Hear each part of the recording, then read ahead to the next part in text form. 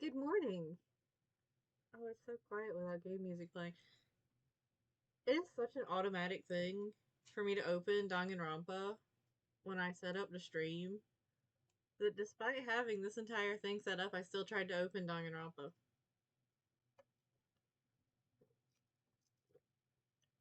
I'm very, very tired, but it's okay because I got a lot of caffeine. And it's a pretty, like, blue color, too.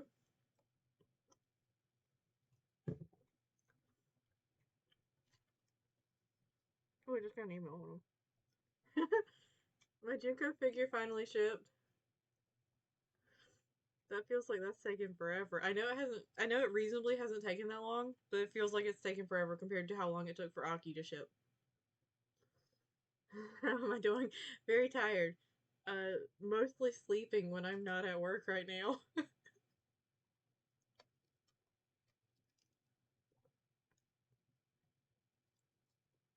Alright.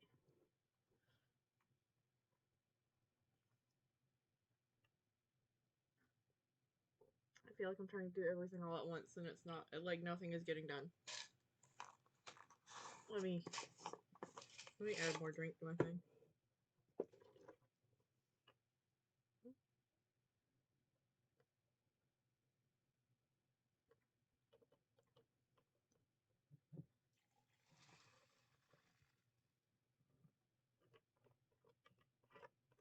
Let's see if I can keep up with this bottle to take it back and get it refilled, because I think I get $1 off if I take a bottle back.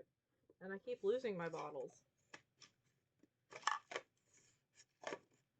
How do I...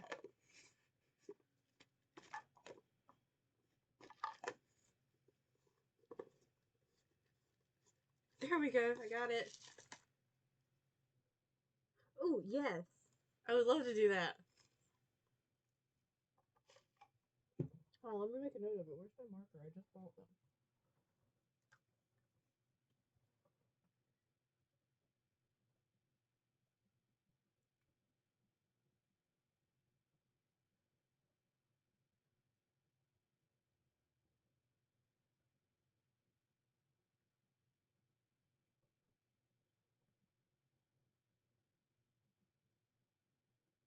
There we go. Hello. I gotta figure out. Do you think we can? Do you think I can use Windex on an expo board, or like? I think it's like just a metal board painted made words painted white. Windex will work fine on that, right? If not, I'll just go to the dollar store and buy a new one. That's where this one came from.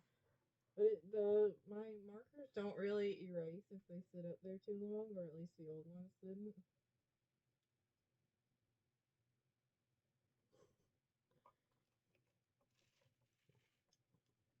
So let's go. Let's get into this.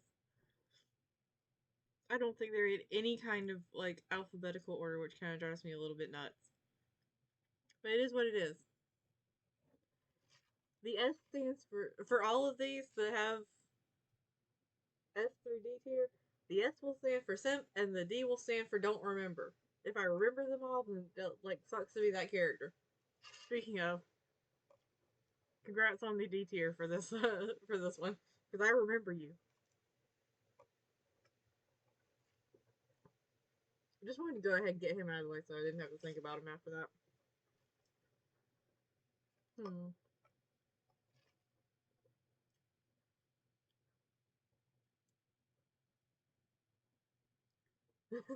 Yeah, I wish I didn't remember him. I'm not gonna lie. Like, I love his ultimate, but the person, and I like his character design. His character design is really fun, but I don't like the personality that goes with it. Mm, let's see. Sonia, adorable, sweetheart. That's literally what I wrote next to her every single time I was trying to figure out who the killer was. I would just write, couldn't do it, sweetheart. mm,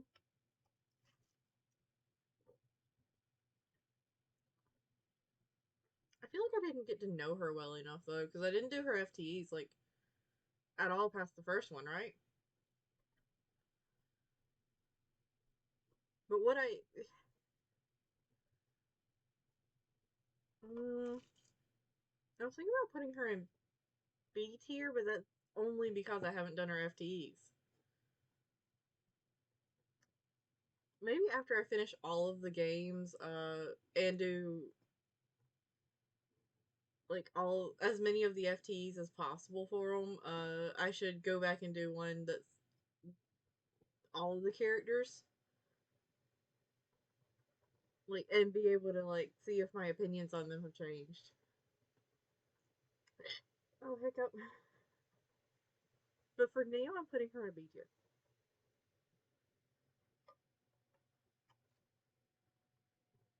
So do I. We already know where one of these fuckers is sitting, but we'll get to him eventually. Monami, I'd actually put in B tier as well because she's trying. She's just very, very restricted. Like she's trying her damn best to keep things. She is the elementary school teacher whose kids have gone completely off the rails at the zoo, and she is trying her best to get them back out of the animal enclosures. And it's not working because she doesn't have the keys anymore.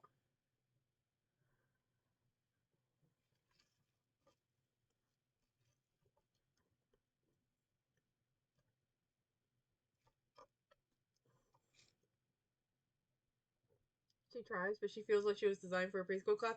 Yes, she does feel like she was designed for a group much, much younger than what she was given.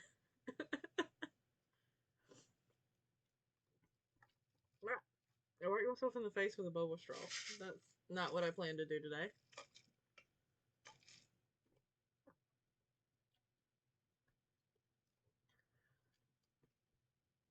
Let's see.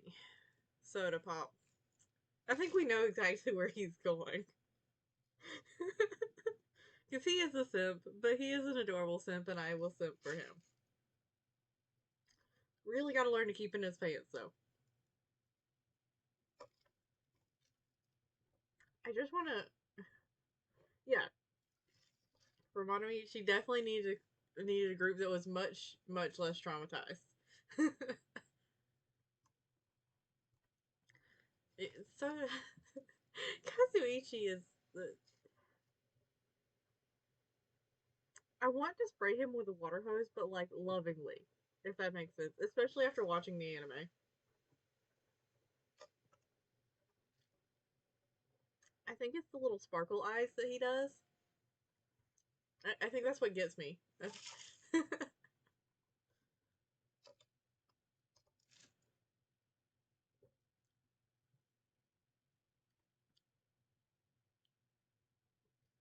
But he really needs to pick up some hobbies that are not simping for Sonya.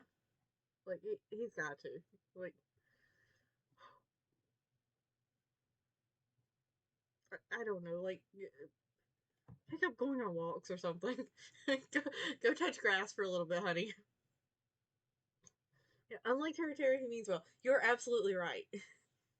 I think that's what makes him endearing rather than annoying to me. Like he's trying. He means well. He means it like out of like actual affection. Meanwhile, Terry Terry is just like you know trying trying to get in some pants.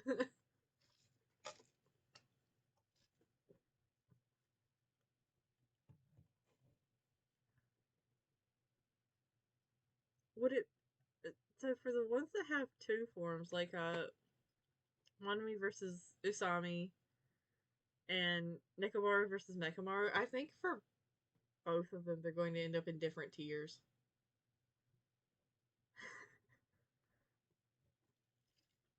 Because for Mekamaru, I like him a lot. Like he's still a B tier, but I like him because it feels like he takes turning into a robot way too well. and we and we need a character that like genuinely handled things way better than they should have without there being something suspicious going on the side there. But for the amount of shit jokes, Nakamura gets a C tier because there's only so many of those you can do before it starts getting annoying.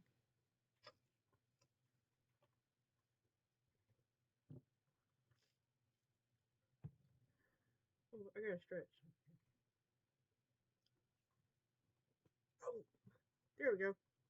That felt good.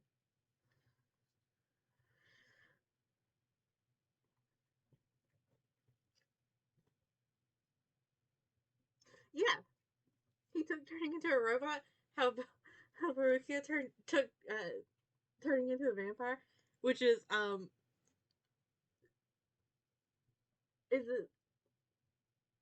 it really so much of an improvement that you are not phased by it, which is slightly concerning.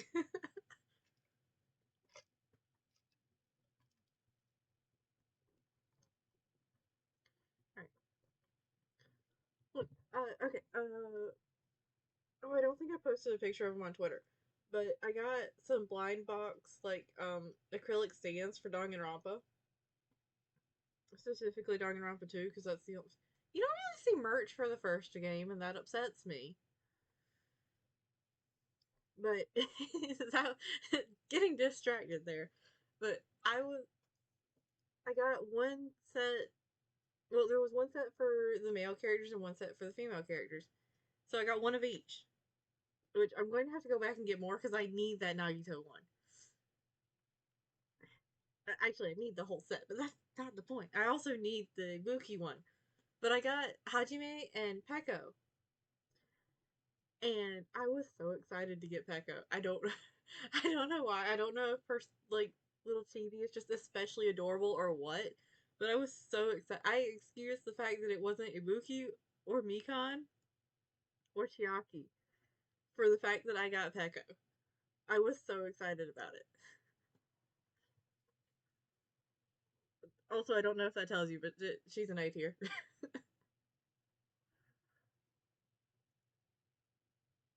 I like, and I really, really like her and Fuyuhiko's dynamic.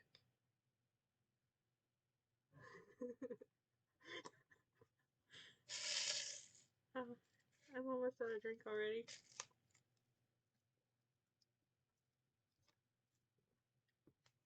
I'm basically living off of caffeine right now.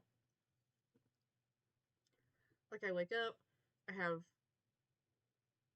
most of the time one of those little, like, energy packet things that you put in water, or I have, like, an insane amount of coffee.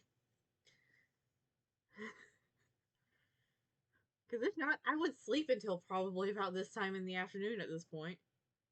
When I get a day off, I know I've got stuff planned, but like I may just like sleep the whole day away.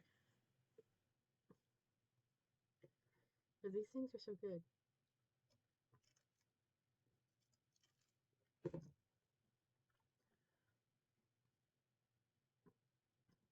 I feel like Usami gets a C tier, but I also have not played the game mode for the like extra game mode. The I forgot what it's called. The basically like magical girl monomy thing.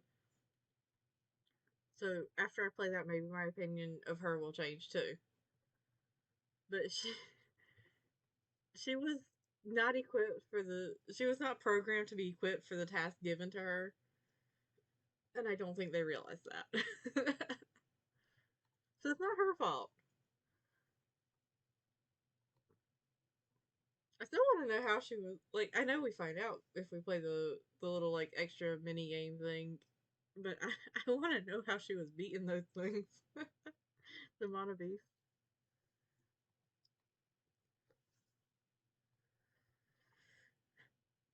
Right. Fuyuhiko, also an A tier. I I like his little tsundere personality at the beginning, but I really really like how much he cared once he opened up. After we got him to stop ending up in the hospital.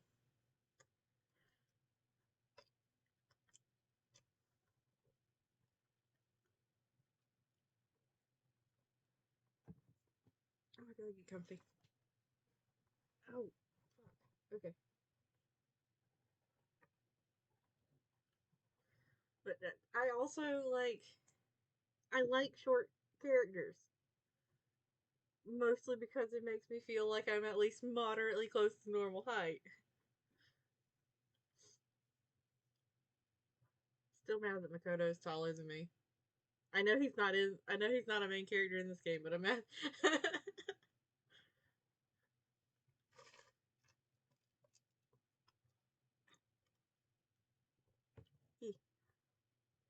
156 centimeters is not a very tall thing. I have to get the taller lab assistants to help me get things off the shelf all the time because on top of being really short, I'm also terrified of heights. Like I don't do step ladders. I'd rather just go find somebody taller and be like, "Hey, can you reach that? I like can't even jump to get it."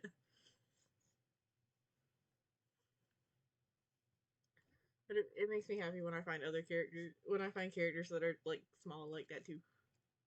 Because you know Pekoyama was the one getting stuff off the shelf for Fuyiko.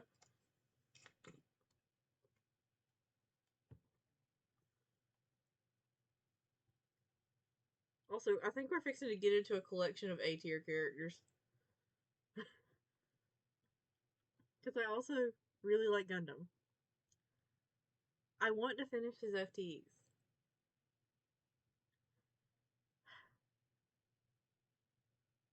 There was more to my thoughts, and I don't know where they went.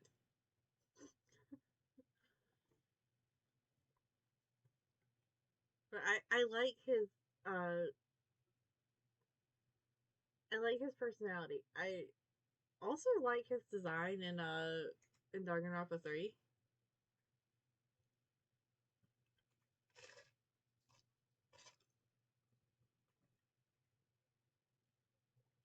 Alright, I think I'm actually out of drink.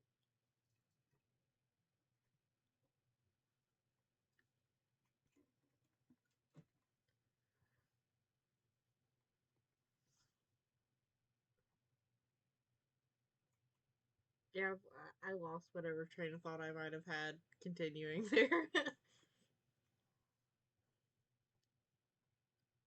How do you imagine his like absolutely massive chest size goes in A tier as well? Because I feel like he was very happy go lucky in the beginning of Danganronpa 2 because like yeah, he was just excited to be in a class with other ultimates and even though he couldn't remember his ultimate ability, he was like, "Fuck yeah, this is like my dream." And then we get to see how he really felt in the despair arc, and it I already liked him because I don't know, I can't describe why I like him. I just did. Maybe it's because he actually asked questions instead of just going with the flow. He didn't always ask them out loud, and he's not the best with people.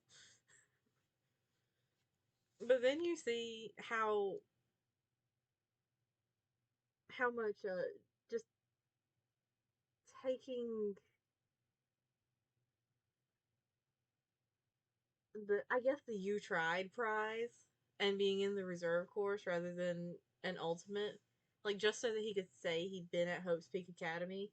You can see how much that really bothers him in the despair arc, and I love it.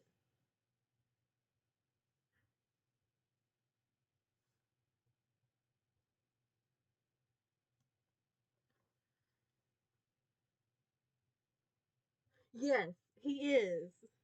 He is absolutely willing to roast everyone. Welcome back.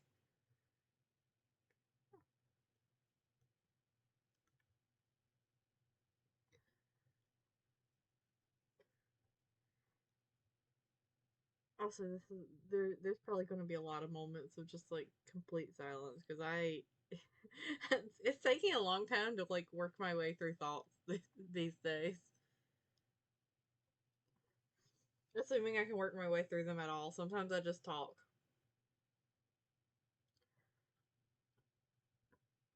Also, I hold on. Let me grab the I'm gonna be right back. I'm gonna grab the book. Ah!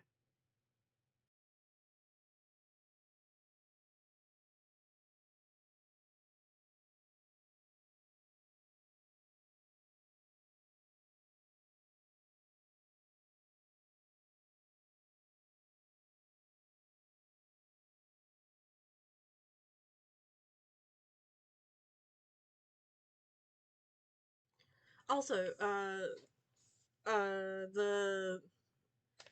the other acrylic sand that I got from the little blind bags that was for the male character set was Hajime. And I was so excited about that, even though I really, really, really, really, really wanted Nagito. But I was happy about that. Oh, I went to go get the book because somewhere in this thing they've got like a chart of chest sizes.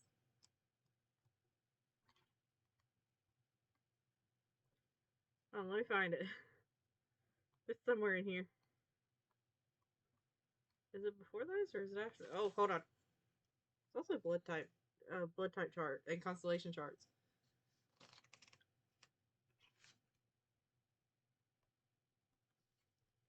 Which blood type wasn't listed for the first game.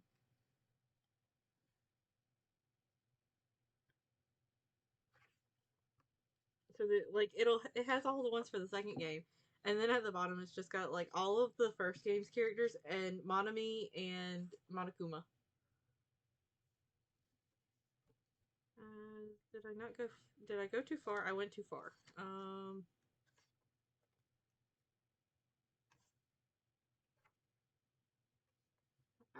where is it? There's chest size. So like up at the top of the chart, you at the very top you've got Hifumi. Then you've got like Sakura and Nekomaru and Byakuya, which are like all fairly normal. And then like towards the like normal side, like the less like extreme like bulky characters,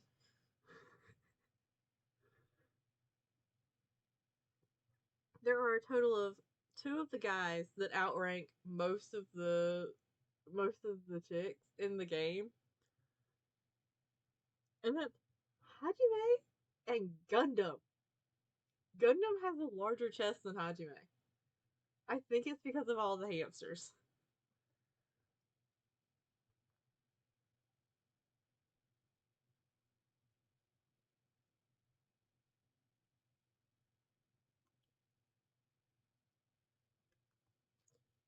Which like Juko's pretty far down on the list, but I called the ultimate root for. You know what? You're right. There we go. Juko's like very far down the list compared to like how she's described. But I don't know if that's because of the whole Mukuro as Junko thing, or if that because for Junko, we don't get measurements at all. At least not for chest size. But Mukuro is described as being much smaller than Junko too. Either way, canonically, they're both bigger than Junko.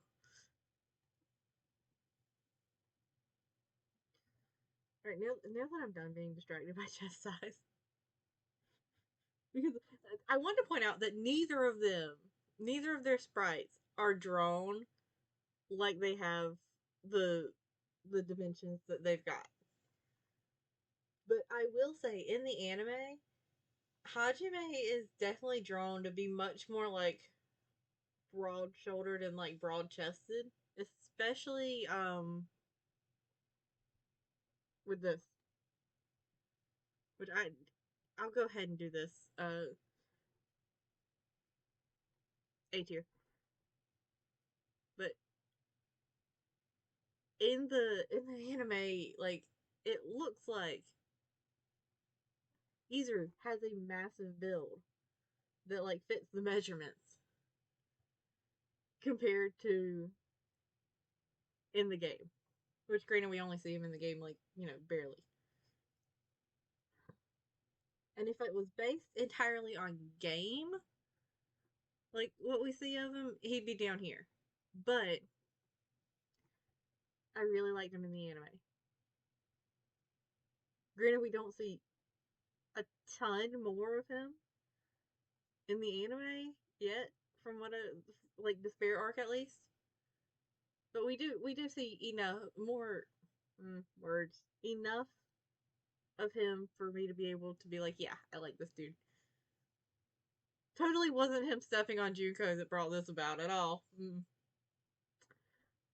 Nope.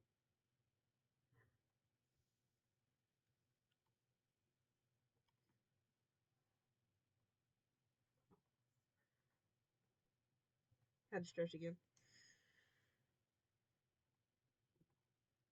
Hiyoko is going to go in B tier. In V3, there's only one female character that has a bigger chest size than Hajime.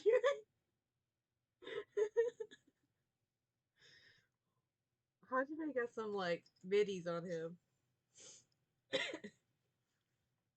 I approve.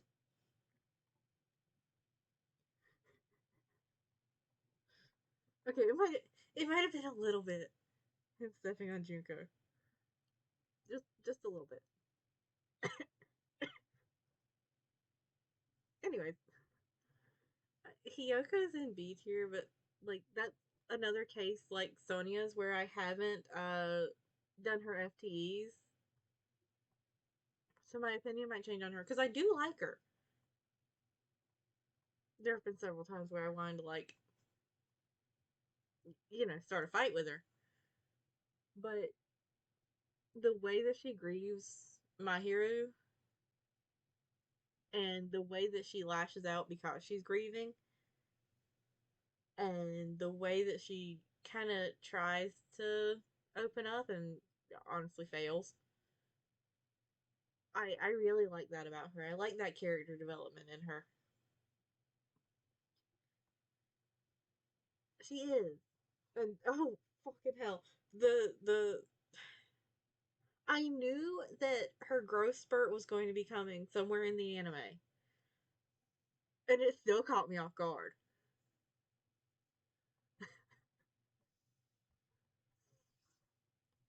Like I knew that there was the at least some of the despair arc we were going to be seeing her as she was like in the picture that we find in game. But it I was yeah, she shot up. She grew like a fucking weed.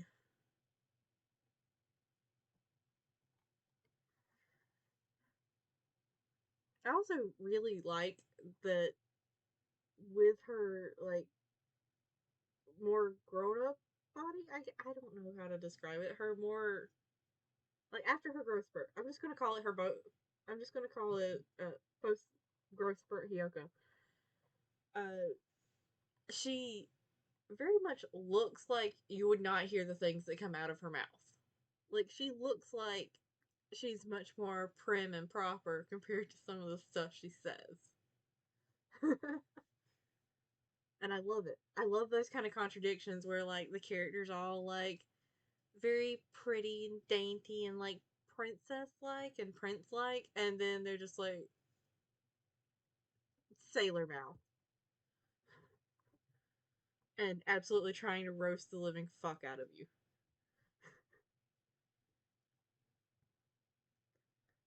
I will say though, originally, if she had not had the character growth after My Hero, she would have been in C tier.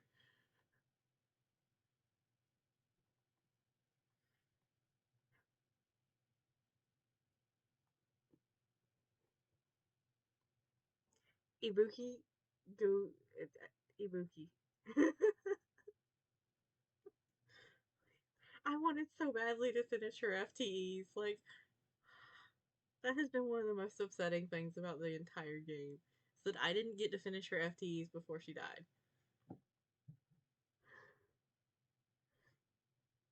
Yes, I also love that. I love when a character looks evil or bad and is a total sweetheart.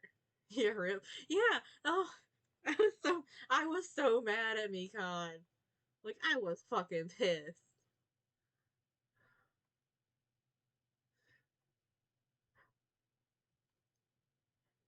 And then I got to see her in the anime, and I was like, oh fuck yeah, this is awesome. This is making me want to rewatch the anime. I don't know when I'll do that because I've got like no time on my hands.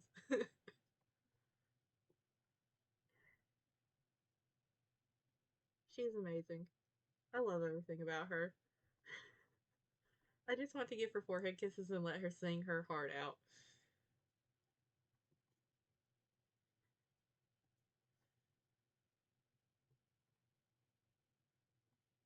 Bastard.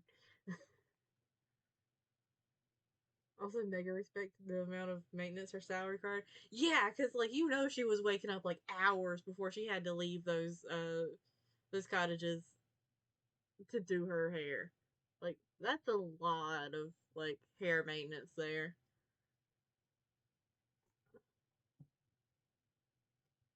I don't do fancy hairstyles because I can't. That's a lot of effort. She had to put so much effort into her hair.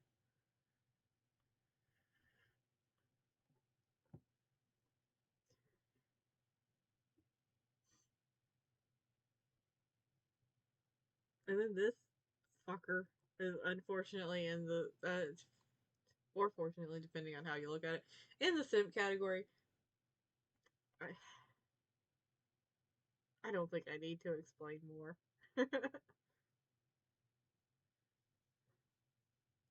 I don't even bother trying. I just like either throw it into a ponytail or I braid it or sometimes both. And then I'm just like, yep, that's as good as it's gonna get. I've got like four hair clips that I shove into my hair if I think it's going to start falling down. And I just go.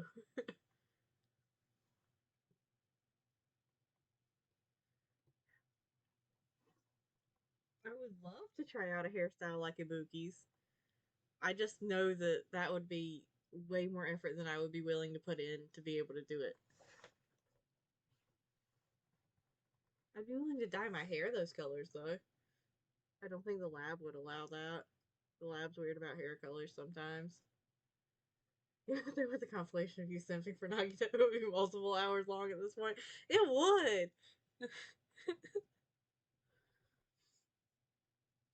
And at least some of it is the fact that he's obviously a bit fucked up, like, and weird, and like off-putting, and terrible with people.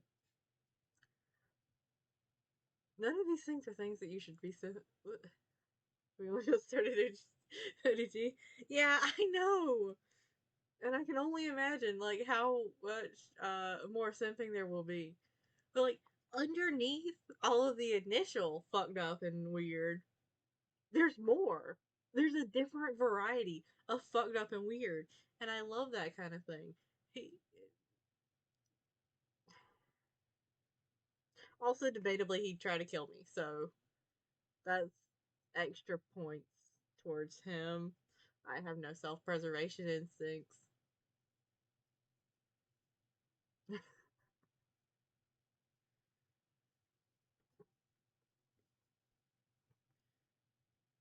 Here you can see him as a remnant of despair. I am so excited for that too.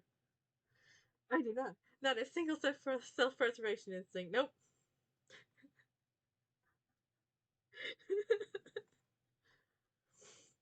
the the best part is for any character that I think would kill me that I really, really like that, I'm also the type to try to provoke them into doing that. Yeah,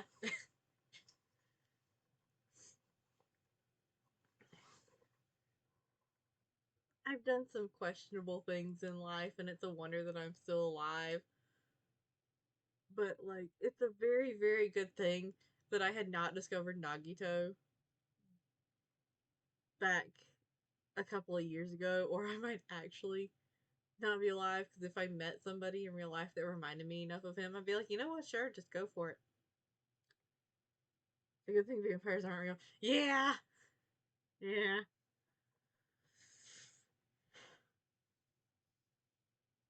that would be a whole nother problem.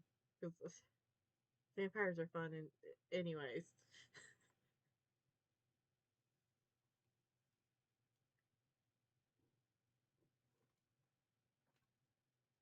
So she, why is there cat hair all over my mouse?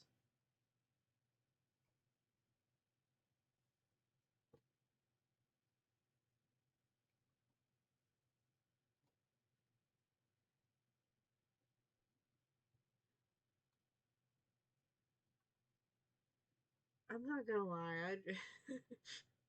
In yet another way that I would end up dead, I would have tried to go for lawless if I was a if I was a subclass in Servamp.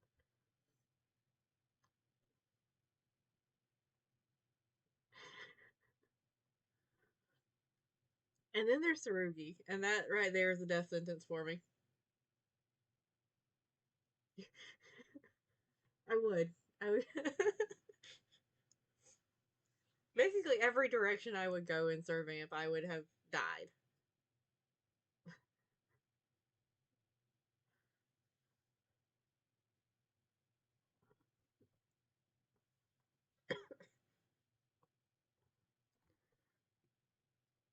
Let's see. My hero is in C tier for the same kind of reasons that Sonia and Hiyoko are in B tier, which is that I haven't done her FTEs past the first one, but I also feel like we didn't get to know her enough before she got killed, because like she was one of the first, like she was one of the first couple of murders, and we didn't, outside of like her FTEs, we don't really see much about her because she's like very. It feels like she does not make an impression in the main story. I tried joining Team M because they seem neat. It turned me into an art project though. He may.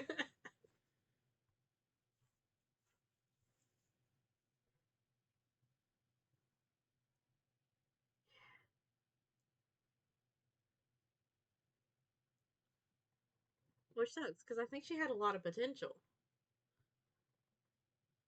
But I did mention several times throughout the game that I thought she was probably going to die early on because she did not make much of an impression. I was fully expecting her to be the first victim, and then was tragically broken when she was not.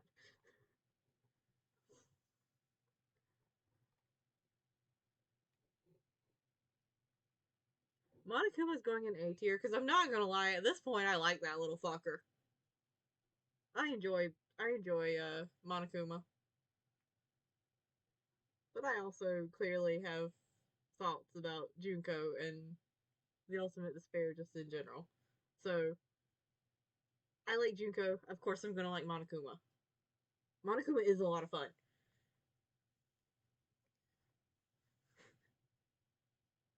Monokuma likes to toy with people, and that's always a great thing.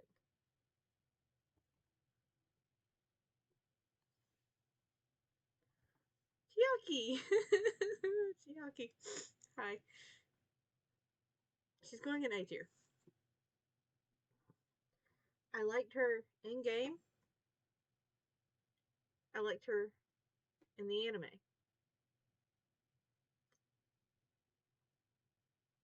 I cried watching the Despair arc because of her. Like, I full on teared up.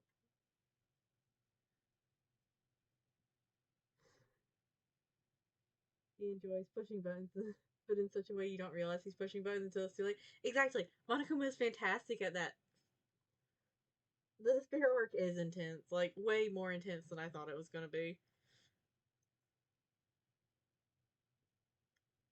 And then, like, I'm not going to lie, it felt like they thought it was going to get too dark and wanted to throw in a little something something to lighten it up a bit with Nagito's adventure, I'll call it.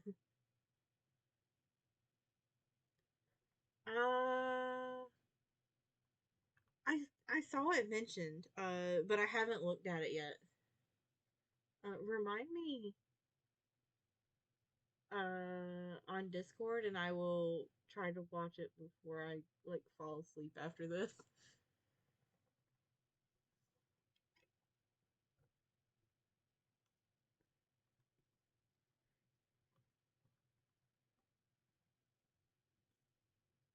They're like, oh, we weren't limited by SRV ratings. Let's go. Yeah, that is exactly what it felt like. Like they started with the fan servicey stuff. Also, Akane, honey, speaking of, you're going in B tier. Actually, no, you've earned A tier over the course of time. You and your munchies. Honey, put a different shirt on if you're going to be scaling the side of a building. Please.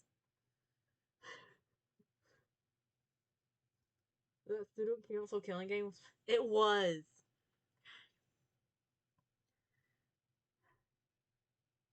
I feel like everything I learn about the student council skilling it student fuck words student council killing game is like whiplash because in the first game we learned that they killed each other. In the second game we learned that Izuru did it. In the anime we learned something different. That yes and no to both of those, but also no and also yes.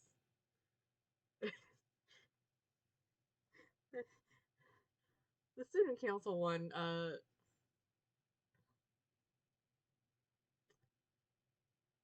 was probably the most intense out of them so far, and that's saying something considering how I reacted to parts of of Danganronpa too. And I think it's because it like moves so quickly. Like they the Despair Sisters really know how to get shit started when they want to get shit started. Which means that the entire first game, like even after Mukuro's death, Junko was really just playing with them. Because if she had wanted them to all be dead, she would have figured out a way to motivate them all to kill each other. Like, without it being a one by one kind of thing. Like, she just wanted to toy with them, and I appreciate that sentiment.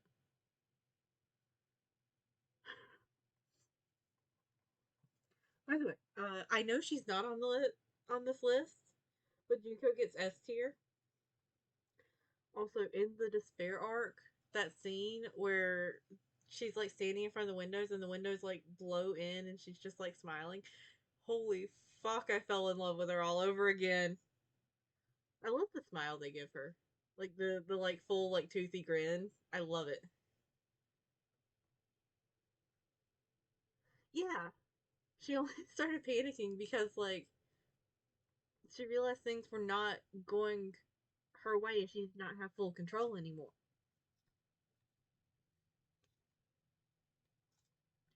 Like I love her so much. She is You're joining the war on despair on the side of despair. I am. Will that get will that go badly for me? Absolutely. Will it also debatably get me hated by a character that I sent for? Oh yeah.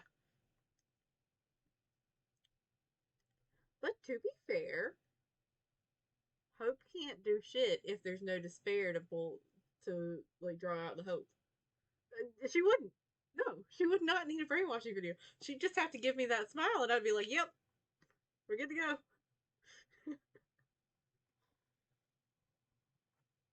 Am I aware that it's a terrible idea? Yeah. Am I doing it anyways? Oh fuck yeah.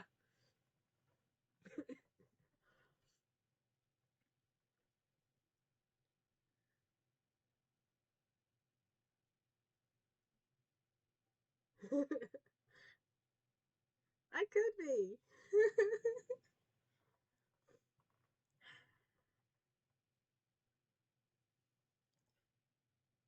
I would not be willing to do the tearing her body apart thing though. No, no, no. I would need to give her a full funeral, complete with the headstone. I don't know where I'd buy one of them, but I would find one.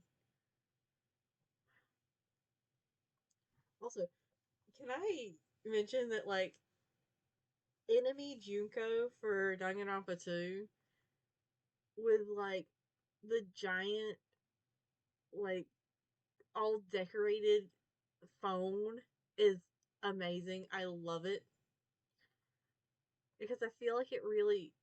I get that the translation is a little different into English, but I feel like it really goes well with her original, like the Japanese title for her.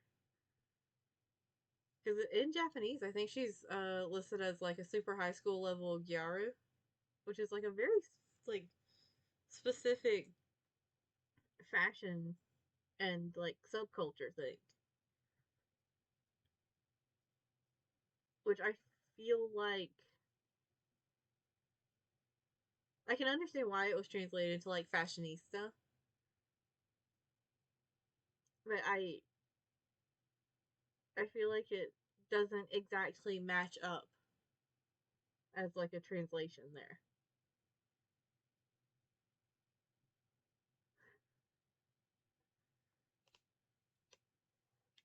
Also, do we ever find out what her original hair color is? Because there ain't no way it was blonde. Not if she's listed as a yo. Because like one of the things for that subculture and fashion is dyeing, like bleaching your hair. We do? Oh fuck yeah! Is it is it in Danganronpa Zero?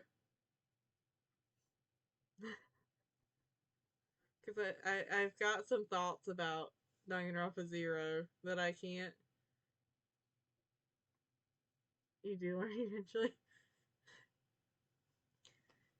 I I have I have my theories, and I'm going to wait until the end. But if I start a Danganronpa stream with "I fucking knew it," uh, you'll know that that I got to the end and that I was right about my theories.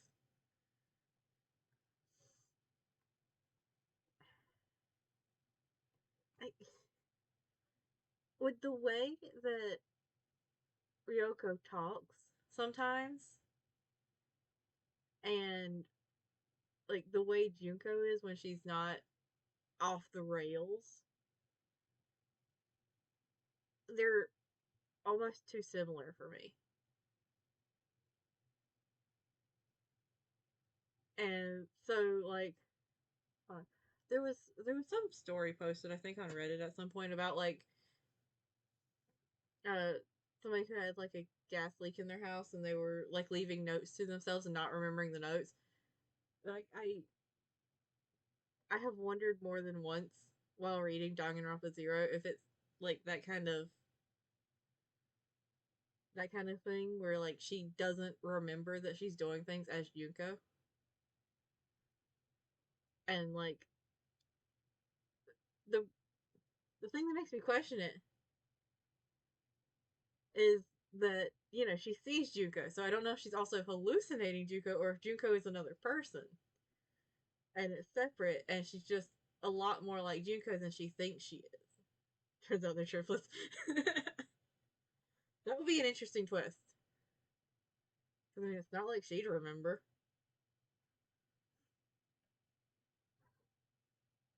But also, like, Junko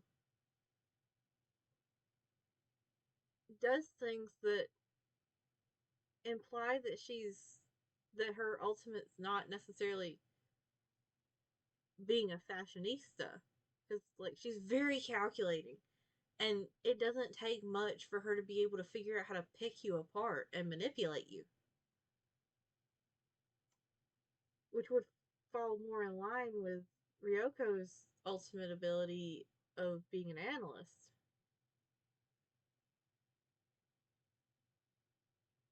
Hence that's we'll find out if I'm right eventually. Eventually, I'll have the energy to finish it because I've only got like 110 more pages.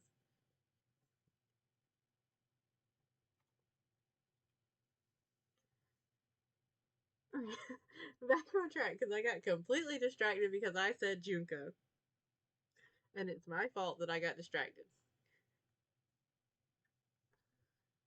Mikan,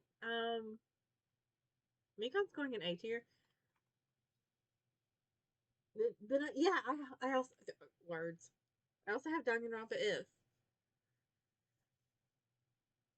which that's probably gonna take a long time for me to read because I will have to like sit at the computer to read it instead of just being able to scroll it on my phone. Oh, I loved it. I love Mikan's song. I forgot to watch CMV. I'm not gonna lie.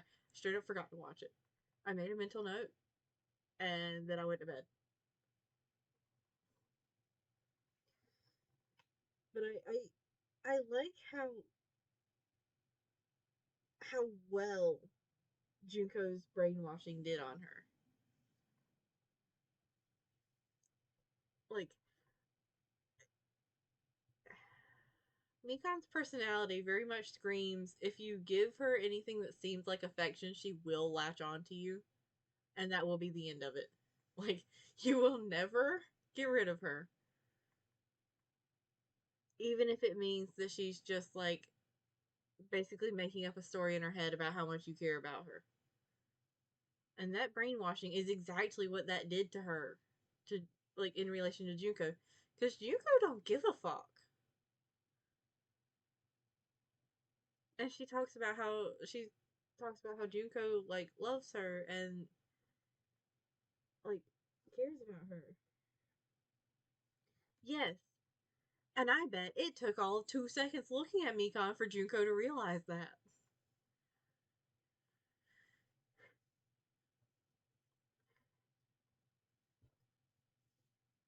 I guess theoretically it's better than the first person to realize it being Nagito. Because if Nagito had realized it, it would have been terrible for other reasons. Because, like, he probably would have been able to manipulate her into helping him do even crazier shit. By the way, can I point out that, like, why does the rich kid have a hobby of building bombs?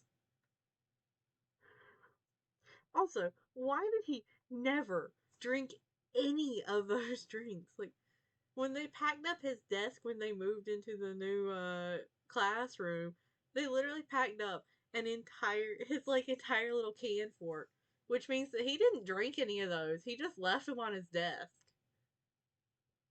like a fucking weirdo, affectionately.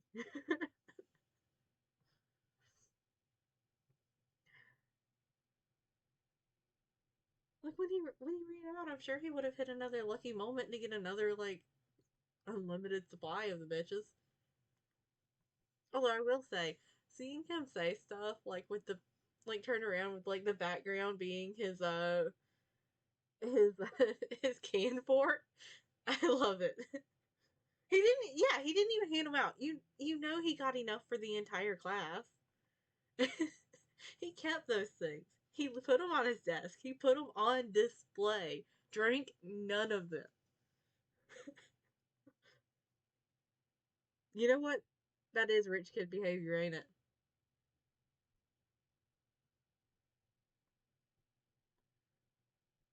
If I had hit like a can lottery trying to get one drink, I would have taken those bitches back to my class and been like, "Do any of you fuckers want these? Because I don't need to drink all of them. I paid for one and got like 40 of these things. Somebody take some of them. It will take me months to go through them."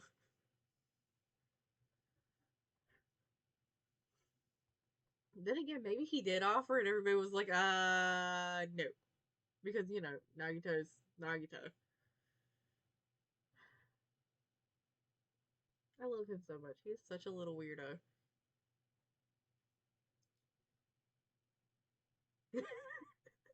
Nagito, I'm prepared for if one of my classmates asks for a drink, but I don't want to bother them by asking myself. Everyone else, what is this weirdo doing? Yeah, maybe that's what it was. Maybe he had them set up so that if anybody was like, "I'm thirsty," he can just be like, "Here."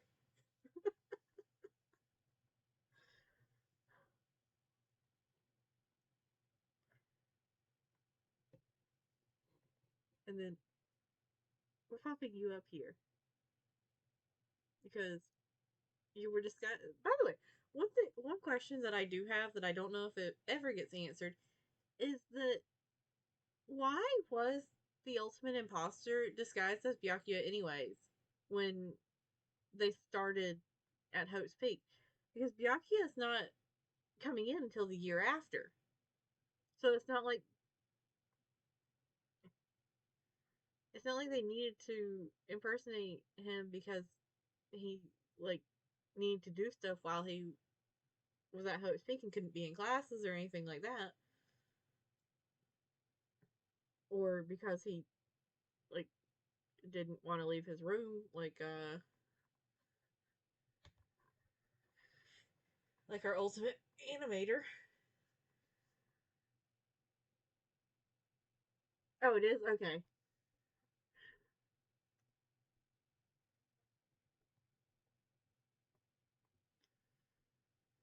But the ultimate imposter definitely gets A tier because you can see a touch at the end of the game that what they want is to be friends with everybody. And then in the anime, you get to see how much they care for the friends they do have. And I love it. I want so much more of them.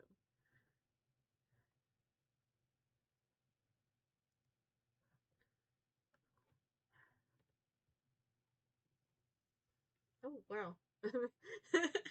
I went to go drag another character and we got to the end.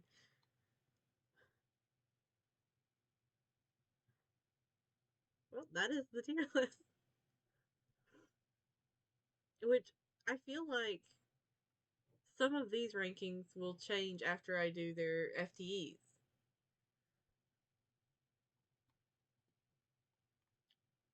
I like the characters in this game because they're more vibrant and more out there. Like you can really tell that the first game was like the hesitant kind of like pushed like like slide the like picture across the table like do you like this? Cuz I can get crazy with it. And then they went crazy with it in the second one. And I hope they only go up from there. Not a spoiler, but basically, as a remnant of despair, he disguised himself as Byakuya and caused problems. So he's probably still pretending to be Byakuya when they capture him. Oh, you know what? That makes sense. But also, like, the very first time, like, when, uh, when Ryota meets the the ultimate imposter, they were dressed as Byakuya then, too. Like, before, they became Ultimate Despair. Like, before they became a remnant of despair. So, they were doing something as Byakuya even before any of that.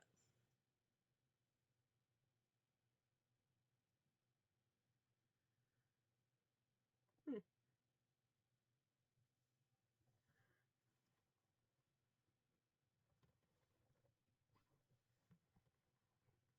Also, I cannot guarantee that Gundam won't move up at some point. Same with Chiaki. Akane, maybe. Uh, I'll eventually read that too. Unfortunately, because Citrus Baby Mikan killed my lovely, beautiful, amazing baby girl Ibuki, she's not going to move up, even after I do her FTs. Mikan is now glued into A tier and is not allowed to move up.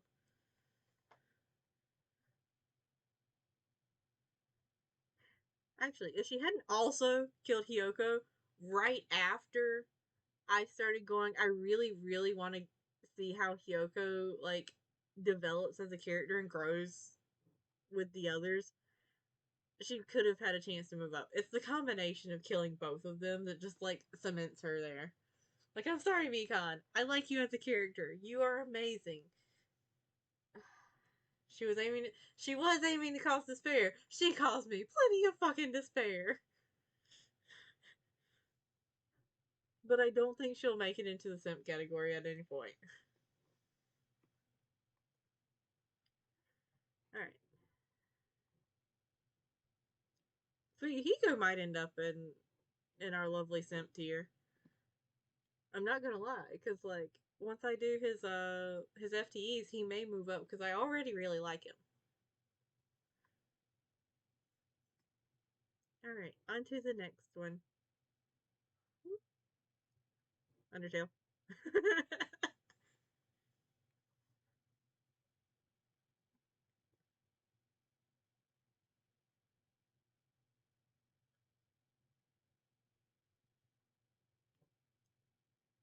It's same thing. S is for simp. D is for don't remember.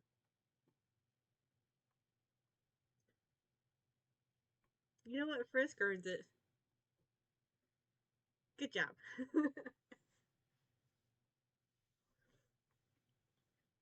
I feel like that needs no more explanation. It's like, kid's been through a fucking lot.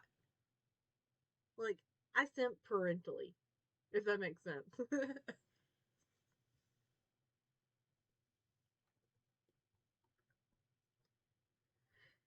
Yeah, I feel like I encountered him once. Like, I feel like I walked into a room and he was there and then disappeared.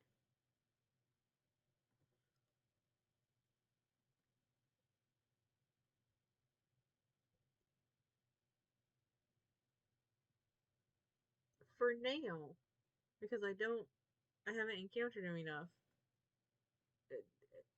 More of a don't remember. Hmm. Of course, why not? Hmm. I can appreciate that because I do like Sans.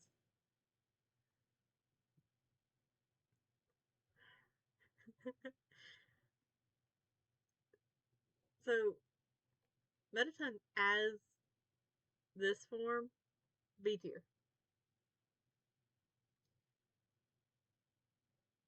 Maybe that's what I'm thinking of.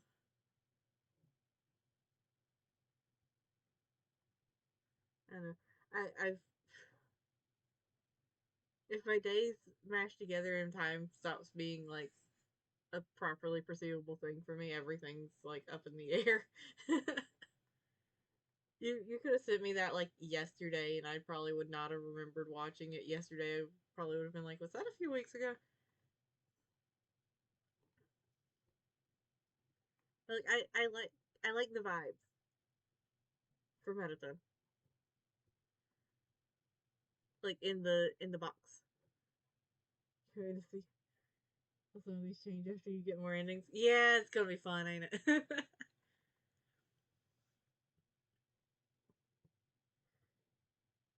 Like I like the like quiz show kind of thing. Oh, hiccup. All right, Alphys, you head pets. I like Alphys. She's awesome, and I just desperately need her and Undyne to just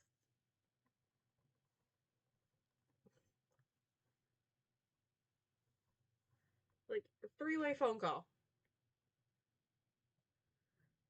where neither of them realize that they can hear the other, and they're just both gushing about how adorable they are. That's all we need. Like a three-way phone call with Alphys, Undyne, and MC. Like lovely little Frisk. Just like put Frisk on mute, let them talk at each other without realizing that they're talking at each other. Yeah, they do. They need to kiss.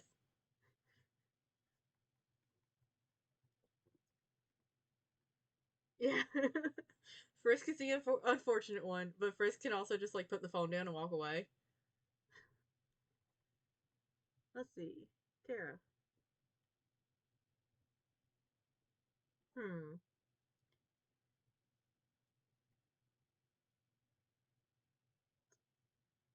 Actually, I guess the better one for this category would be don't know enough about them. Because I feel like I don't know enough about Kara. And I'm assuming that I will learn more in other routes. But I feel like I need to know more before making a judgment. Are you? What? There's so much space.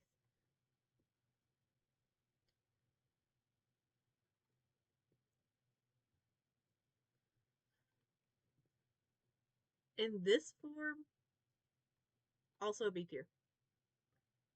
One of the reasons you right? May 30th. I think I asked off for that. I hope I did.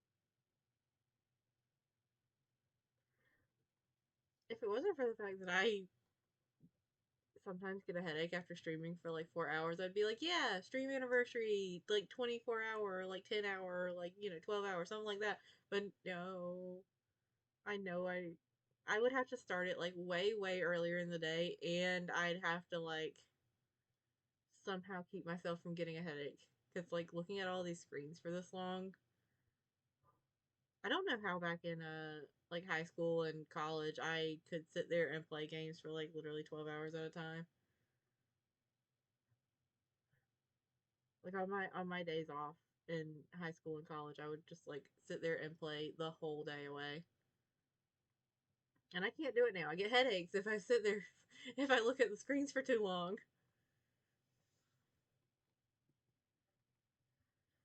All right, you up there. You're also a like child of mine. Congrats. Also the worst end of Undertale would definitely take a couple streams, not as many as your first playthrough. Yeah, yeah.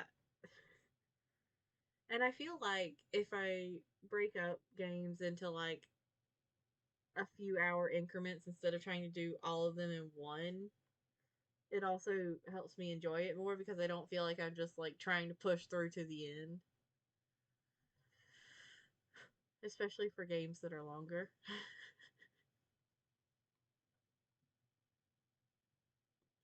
You also, you're my child now. I love this little dude. Like I love how energetic and like how very much like adoring of Undyne at the beginning.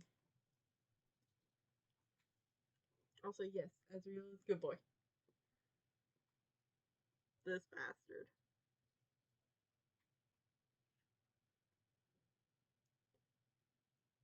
Yes, and first member of the Fire fan club. This bastard.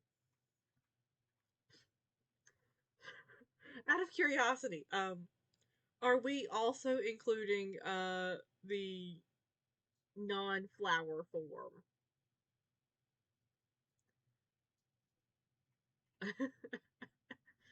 Because because it will dramatically change my rating.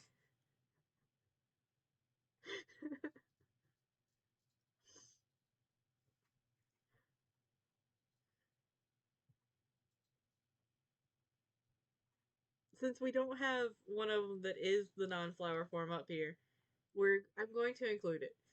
Um, that's all I'm gonna say. If we don't include it, A tier.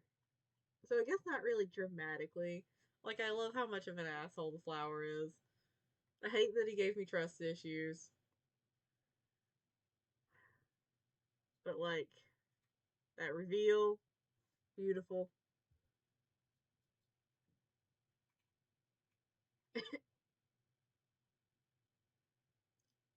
Yeah, it got a hyper death. Yeah, I need water.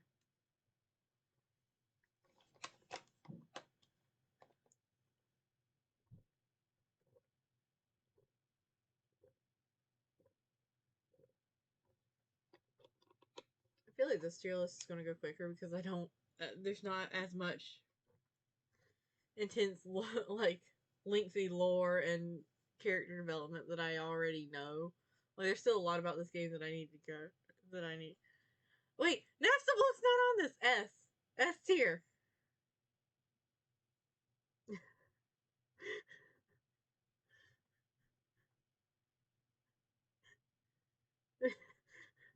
I, there was one of these that I was looking at that had Nastable, and I forgot that this one didn't. Nastable is awesome. I love them. They're so amazing. Alright, Sans. A tier. Because I feel like Sans will eventually be bumped up to an S based on other routes, but I haven't seen those other routes yet, so I can't say for sure.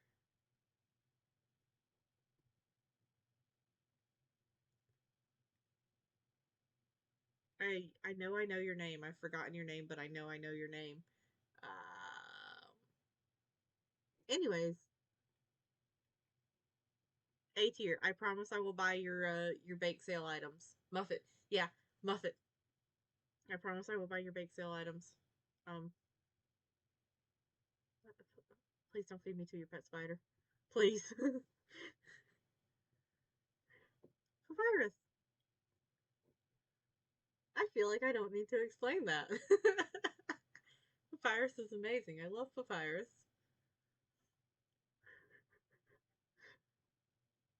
I took one look at Papyrus the first time I encountered him and went, ah, fuck yeah.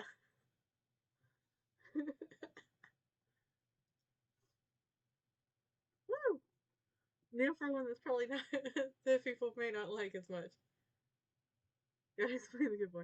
The good boy is amazing.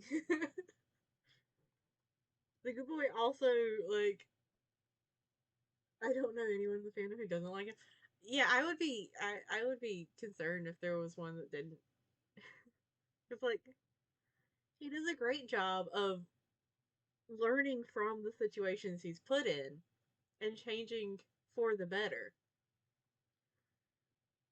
Like with the whole like date thing.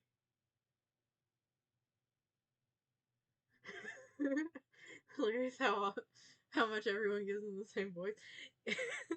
He has that energy.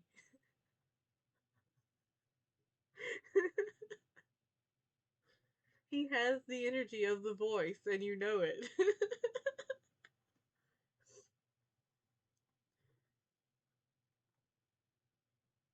Yes.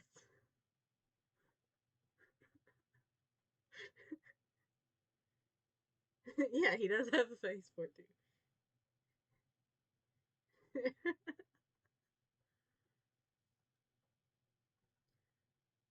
But like he's also got that energy of if Skeletor was like a great guy. If that makes sense. So it just makes it better.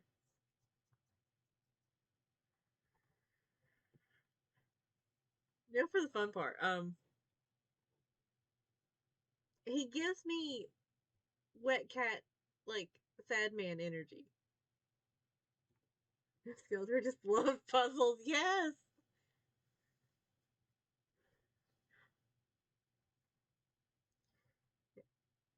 Like for Asgore, as far as like character, I like him. He still gives me like wet cat sad man energy. That's the only way I can describe it.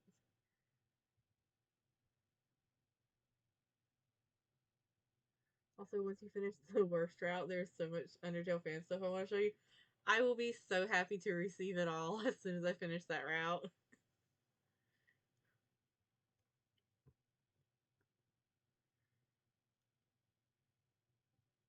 Alright. Toriel slash mom. B tier for the moment. Yeah, Deltarune does not help the vibe that he has. That reminds me, did I ever put Deltarune in my library? I don't know if I did.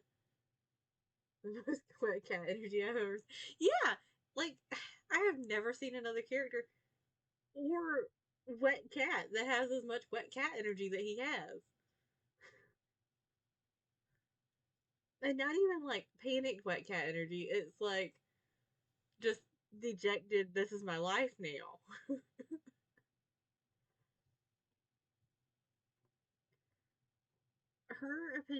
My opinion of her may change over time. But for now, she's in B tier because I feel like I also don't know quite enough about her. But I know enough to know that she ranks above the don't know enough. What did that mean? Did that make any sense? That was just a bunch of string. That was a string of words to me. Okay, good. It made sense. Most well-meaning divorce dad vibe. He does. He very much does have that vibe as well. There's a lot of AUs for Undertale. I saw that while I was trying to pick out like a tier list. I noticed that there were a lot of ones for AUs. I'll have to poke around in those after I play through again. I The Undertale AU rabbit hole goes deep. Is this a like I need to play all routes before I dive into it kind of thing so that I can understand everything I'll be seeing kind of thing? Like do I need to know the deep lore of Undertale before I go into the Undertale AU rabbit hole?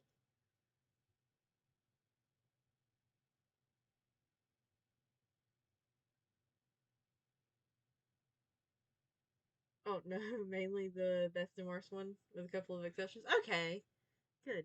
I'll poke around in that after I play the worst route or worst ending. Also, Undyne, S tier. Yeah, I love her. She's awesome. I want her to put a spear in me. I mean, oh look, water.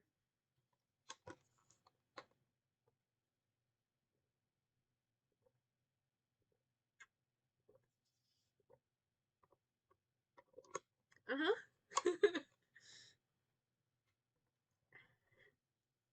Look, I like me a strong lady, especially a strong lady that wants to kill me.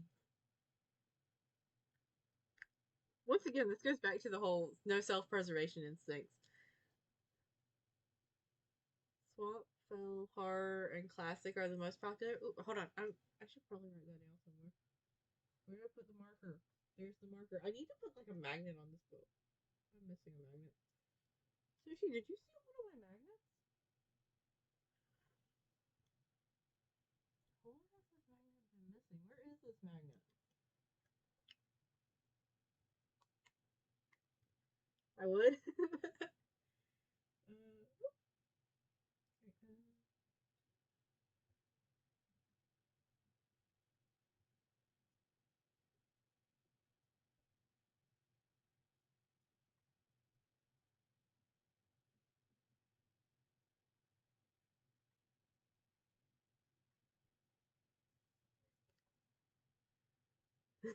And then give me you're so human. Okay. Yeah. Like there would not have been a fight. I would just been like anytime.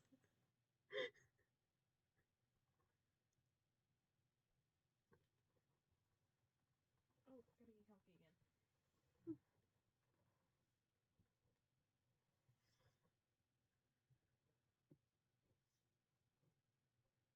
again. Yeah, this one went way quicker. There's a video that does a quick summary of the AUs. Ooh. I keep reaching for the ones that magnetize to the board.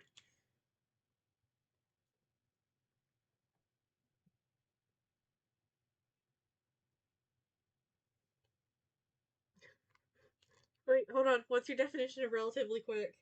Because as far as like videos that summarize things, my definition of relatively quick is like an hour. I watch a lot of like those iceberg videos about cryptids and stuff, and they're not very short. Okay, sweet. I can work with that.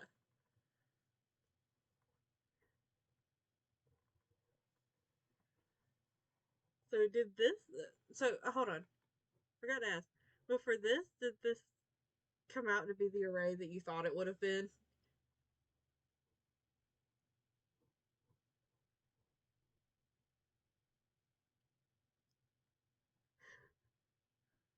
or did were you expecting others to be like swapped around?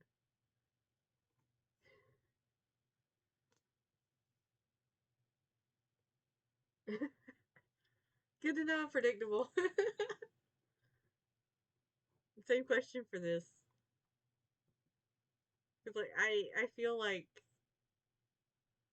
this was probably what everybody was expecting.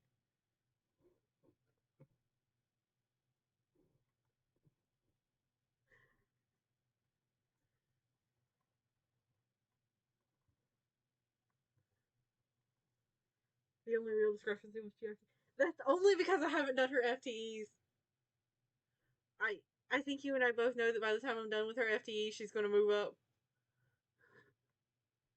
But I couldn't go ahead and move her up because I haven't done them. And what if my opinion doesn't change as much as I think it will? So you're not gonna. Yeah, which I do. I do like the design. I like his. I like everything. Just not like I don't know how to put it into words.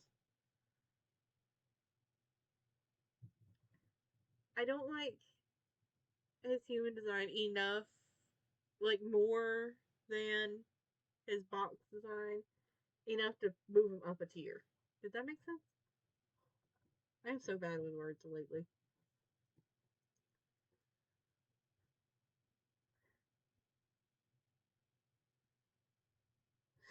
Okay, good. Because I half the time I feel like I'm talking nonsense. All right. So those were like the two big ones that I wanted to do. There's one of the I don't think I didn't set up a survey of one because I was worried that I would get tired before I got through. Like the only ones that I've really got like set in are like these Chainsaw Man and Jujutsu Kaisen. The Tokenoramu one is in case I make it that far. Hi Sushi, do you want to get in the sling? No? Okay. What did you do, Sushi? Okay. One of the cords for one of my monitors has to be slightly off or something because like Sushi will just barely bump it sometimes and it'll turn off my monitor. Ooh, hold on.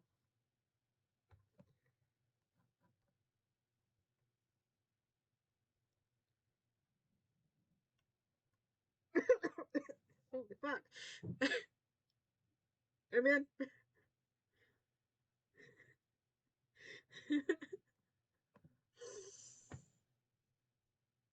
Ooh, I am doomed. Uh-huh, I'm great. I think I'm almost out of water.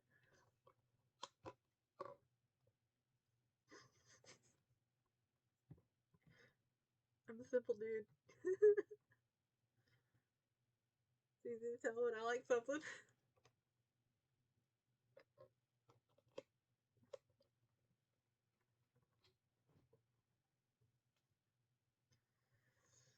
Alright. Chainsaw Man. There are a handful of characters for this that I don't necessarily remember the names of. But that's partially because I've been doing a lot of like catching up on the manga, and this is all uh from the anime.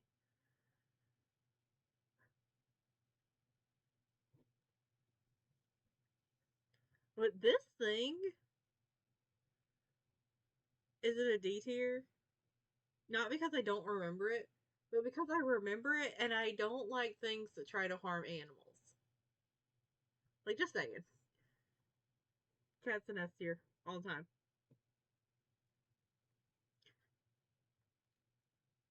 Sushi, that is not a comfortable place to sit. Like there are plenty more comfortable places. There's nothing soft there.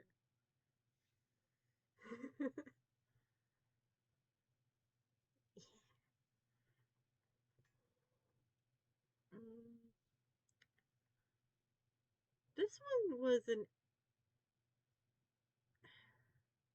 this one was an interesting devil, but not like interesting enough.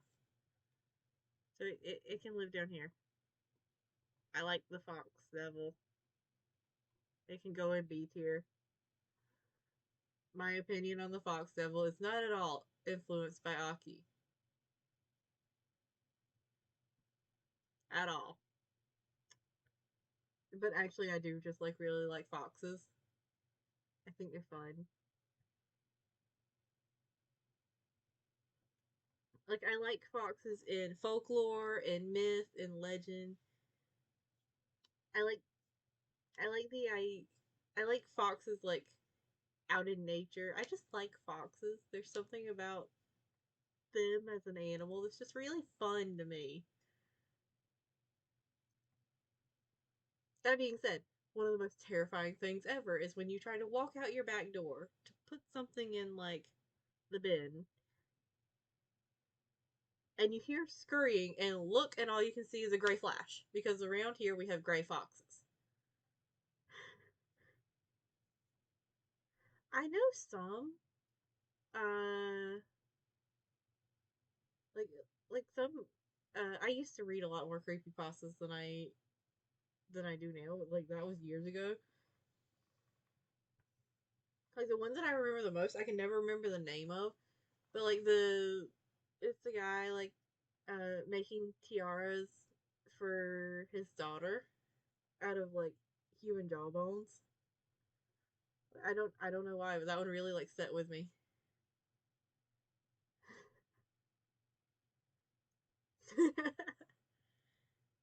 Unfortunately, in my area, if the you don't have a cat, but you have treats. Hey, you can be hopeful.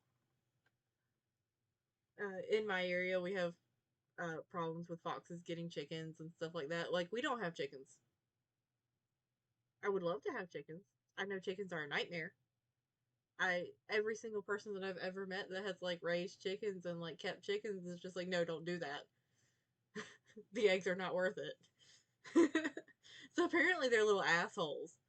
But I do know that foxes have a habit of getting chickens. And I do know that if the fox comes up to you, you need to back away quickly and get out of there. Because if the fox comes up to you, then there's something usually very wrong with the fox, unfortunately. Oh, that reminds me. Sushi, do you want me to get you some cat treats? I think I've still got a couple of tubes of those cat treat ones, but you go a little bit feral for those things.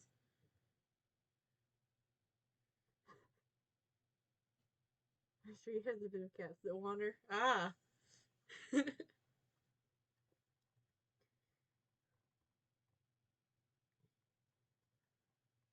You know, I would visit family who had chickens. They are dicks. They are.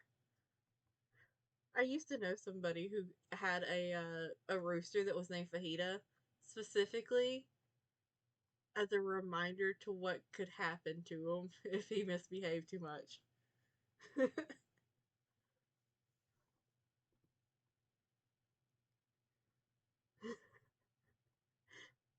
I gave some names.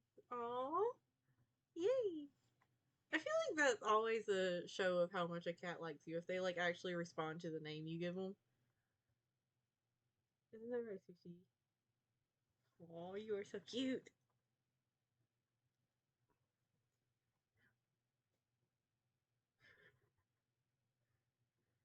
All right, back on track because I got very sidetracked. Kobeni.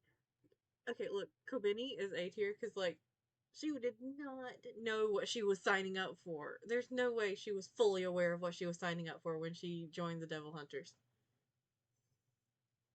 Oh, that's quite a that's quite a long life for a cat.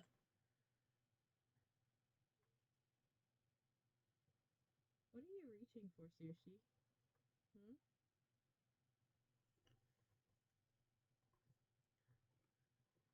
I don't remember your name.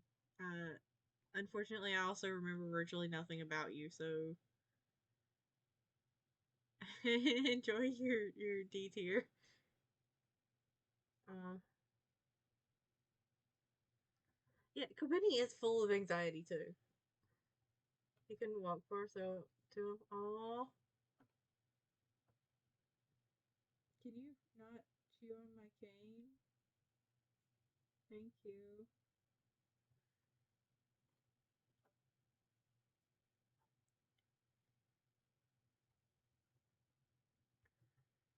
Right, we're fixing to get into some fun opinions that I have about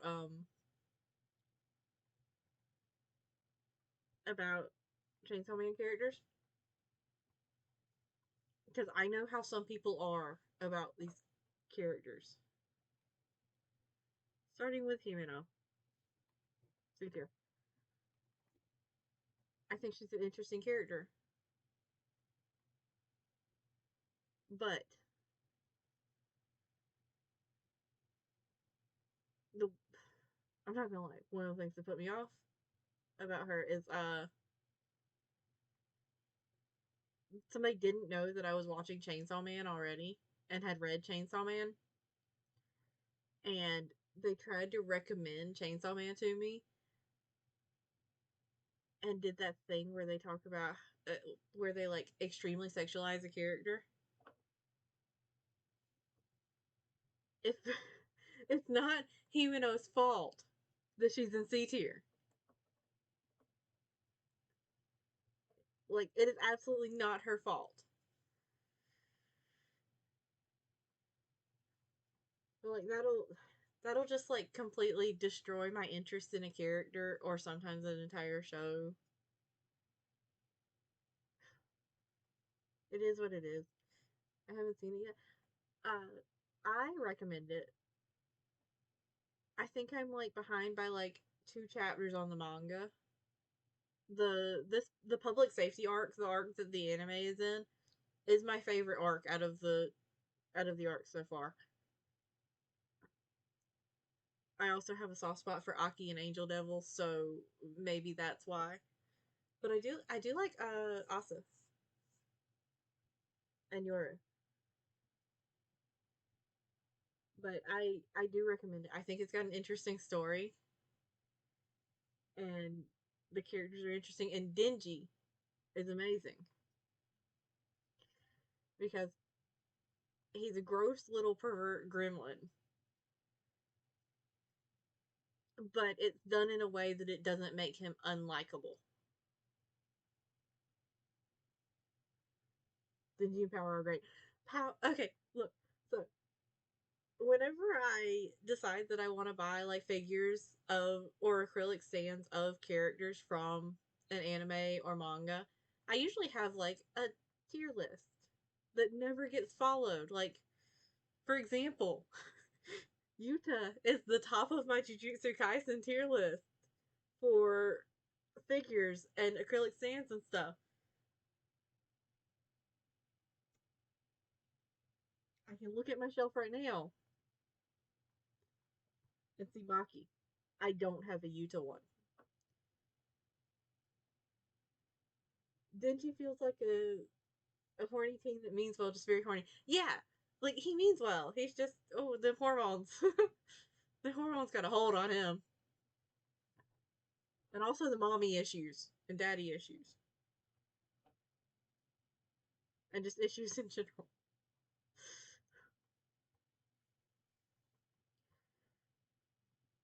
But like for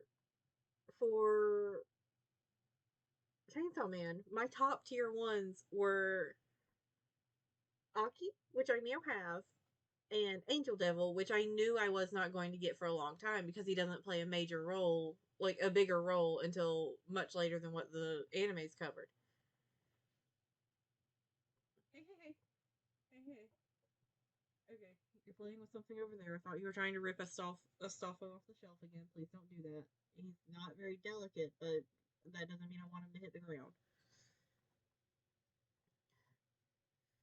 Okay, the first figure I got for Chainsaw Man was Power because I walked into the store. I looked around. I was treating myself after a doctor's appointment because that's the only way that I make it through without having massive anxiety. And I see a figure of power holding up the cat. And I'm like, oh my god, that's got to come home with me right now. Fuck the tears.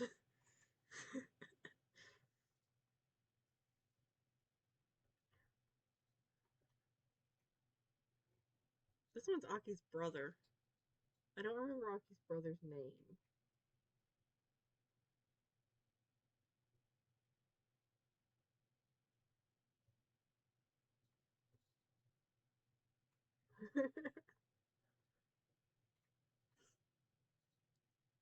I would like to see what you think would be the character that I like after I play the game.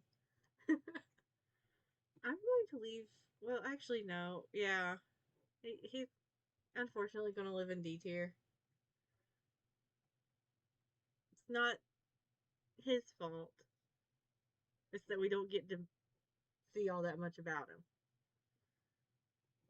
This dude, whose name I have also forgotten.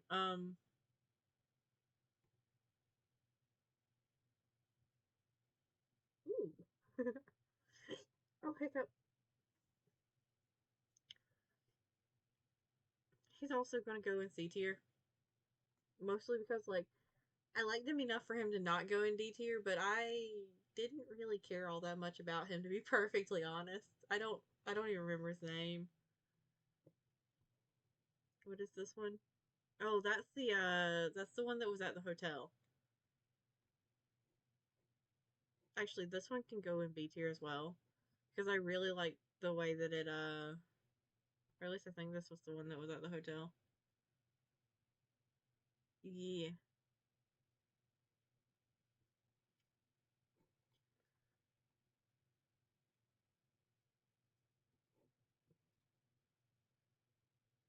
There we go. Because I really like the way that it taunts them, basically. And the effort they have to put into figuring out what the fuck's going on there. Dingy!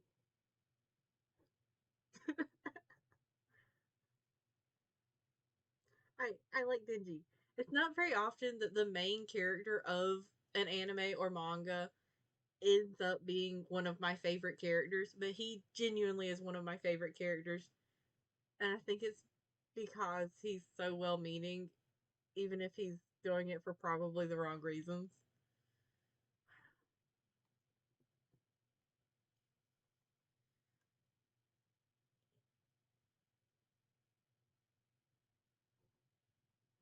Right. Pochita. Honestly, Pochita can go in A tier. Not quite as good as Denji, but close. Also, I have a Pochita keychain, and the story of how I got that was I once did a mystery like blind box thing. Which, by the way, I got the first volume of free. Fuck, how do I say that? I have to be looking at it.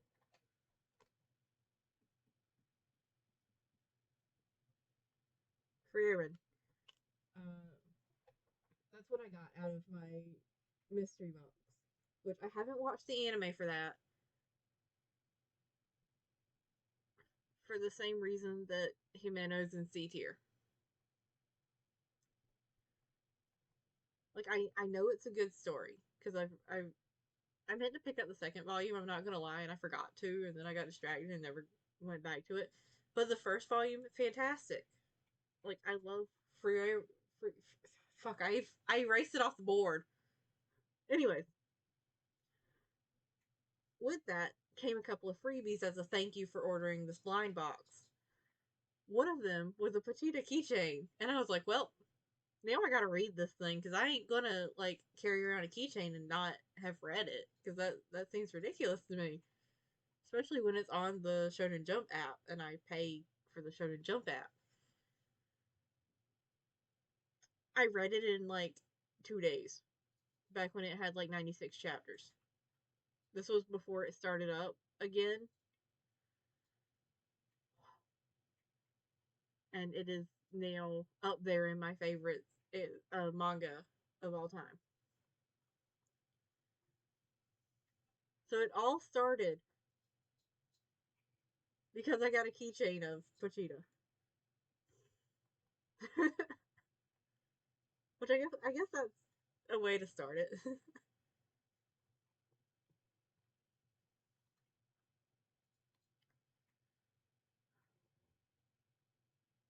So I'm going to put Makima in S tier. Not specifically because I sent for her, because like she is a character that in theory should also go into a lower tier for the same reason that Himeno is in a lower tier. But she is a fantastic villain. Like she does it so well.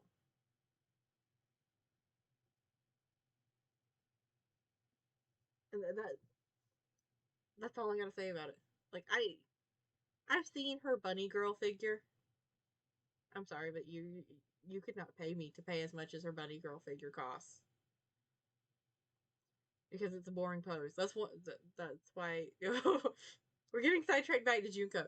But that is why I like the Danganronpa bunny girl figures because they're much more dynamic poses. They're not like just standing there. I say as I look around the corner at the ROM bunny girl figure that's just standing there.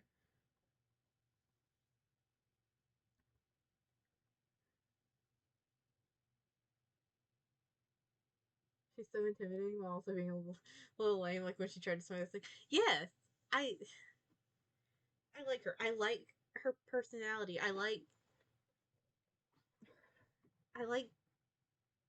that she is that intimidating while also being like a unintentional fixation as a motherly kind of character for Denji because she's not all that motherly, but she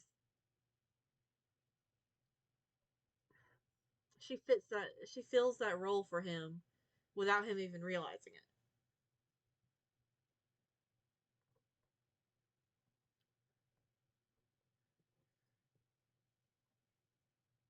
Also, when Chainsaw Man season 1 releases on Blu-ray over here in the States, I need it because it needs to go in my collection. I guess in theory I could buy like a Japanese version that has English subtitles because unfortunately I do not know enough Japanese to be able to just play it without subtitles. Also, I prefer having subtitles on everything.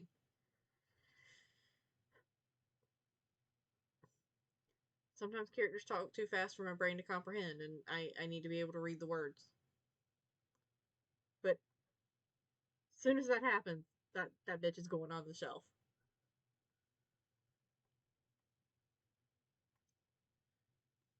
All right, the Tomato Devil can go down here because I didn't really care about it.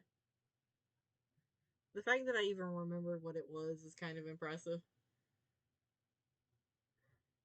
Yeah, so Danganronpa 3 has English dubs, but not subs for the English dub, which drives me nuts. I think everything should have subtitles anyways.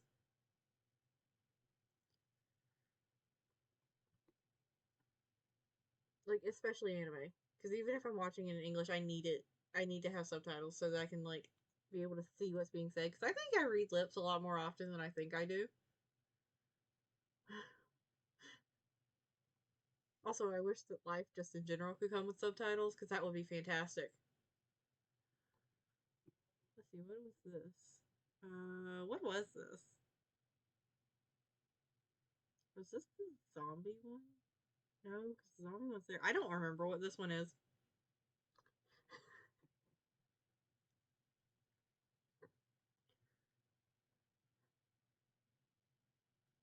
Let's see. Hold on. I maybe even okay. Remember how the other stream I mentioned that one of the animes that I watched recently on Blu-ray didn't have subtitles for the English dub. I wonder if they were done by the same one. Cause hold on, let's go find out.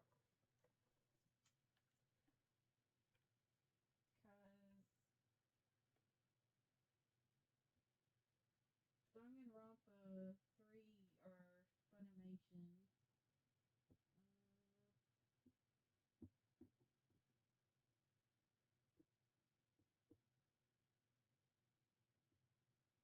I mentioned that I thought it was free, and it may. I think I still think it might have been free because free is also Funimation. Funimation Crunchyroll. Okay, let's see. And the Zombie Devil can also go in D tier just because like I did not care about them. A lot of the ones that happened at the very beginning just did not care about.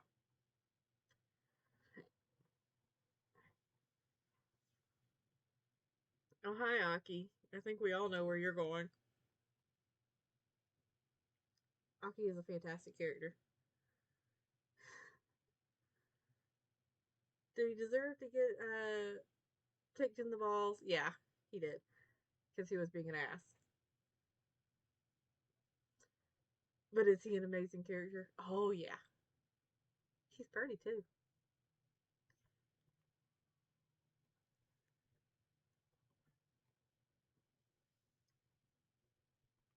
Also, the chemistry that Aki and Angel Devil has is on point.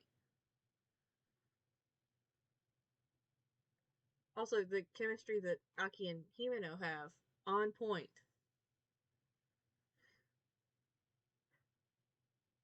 Actually, you know what? Himeno can move up a tier. Like just because I do really like her chemistry with the other characters.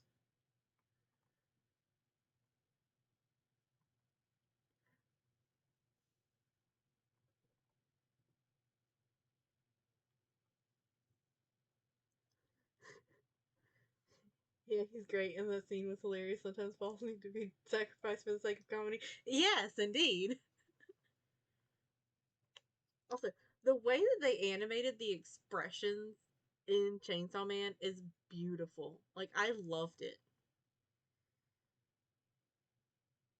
particularly Aki and Denji, because they're both like very expressive in very strange ways. Like Aki's not really like openly expressive a lot, but when he is, it is so worth it to have it animated beautifully. Denji just makes great faces. They did. They put their all into it. And as long as they keep it up when if season 2 comes along, because I want them, even if they end up not doing the anime for after the public safety arc, I want them to finish the public safety arc because I need the rest of that animated because it is so fucking awesome. I really like Chainsaw Man apparently.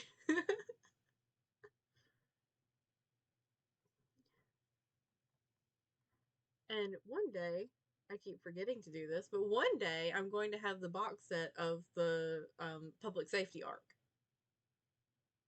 It is like okay, so I read it in like 2 days, and I really should not have. Like I should have taken more time because I legitimately just like did nothing for the next 3 days as I processed all of that.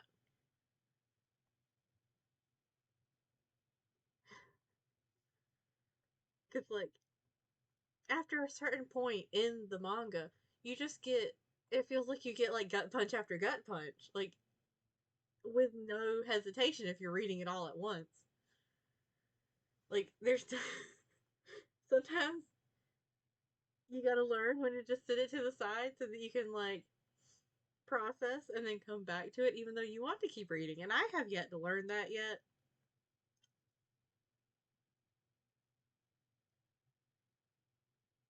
Yeah, like you keep thinking, okay, this is the end, then it keeps happening. Yeah, like something happens and you're like, okay, so this is the bad part. Okay, we're good. So like the rest is going to be like, you know, triumph, like happy, like that kind of thing. And then you get another one, and you're like, oh fuck. Okay, so this one must be the bad thing. So we're set to go after this, and then you get another and another and another, and it doesn't stop. Yeah, it was.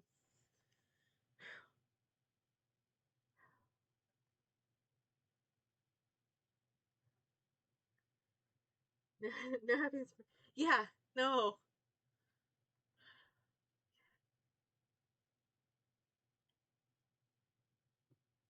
Right, power. Power is also actually no. Yeah, power's in like that weird hesitating place between an S tier and an A tier. And when stuff does calm down, you have a hard time believing it. Yeah, like it's very. If you're reading it all at once, it's very quick rather than like it's very quick paced for a tragedy. And then the like small times in between that you don't have constant that you don't have tragedy, you're like, wow, is this really real? Like, where does it turn? Where's the next like terrible thing?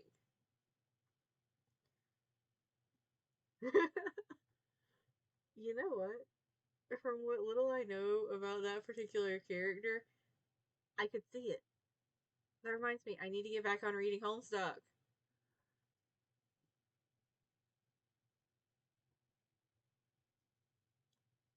You know what? I think Power's high enough up in the like balance between.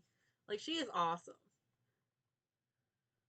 Like, girl just wants to live her life in the most chaotic way possible.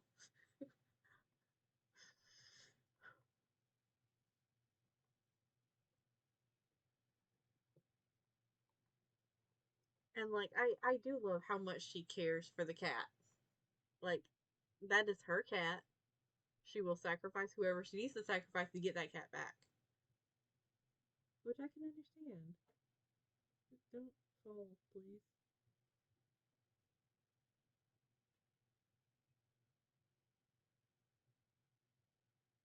Why are you looking at me like that? It's empty over there if you're gonna jump. Good girl.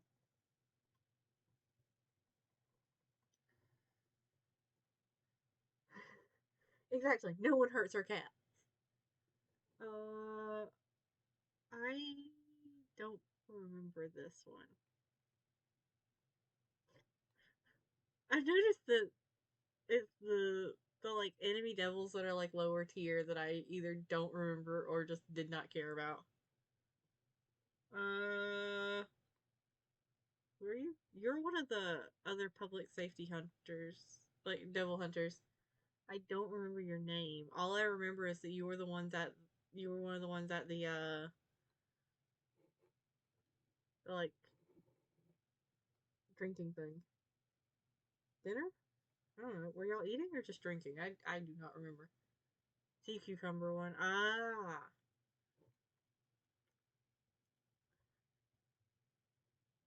Oh yeah, that's the one Power jumped off the building for. That was a beautiful attack. Let's see. You're also in this category because I think you're another one that was at that table. um,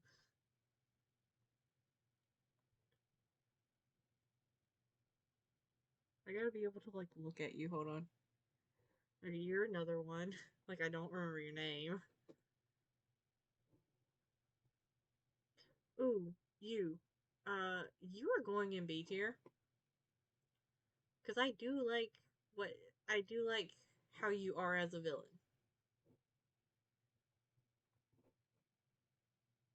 I don't remember your name.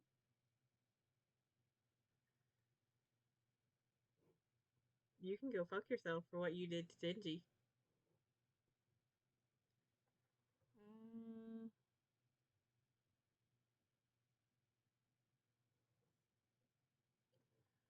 I gotta get a better look at this one.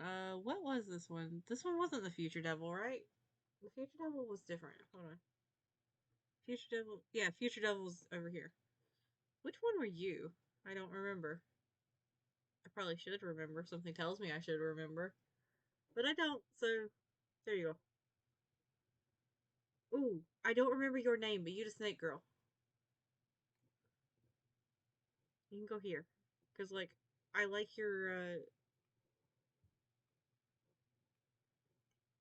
I like your personality. But, like, you're not as impressive as the others.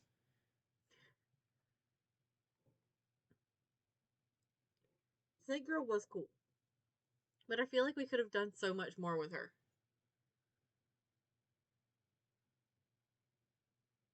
Like she was good at like what she was doing, but I feel like she had a lot more potential as a character, and she was basically just an errand girl.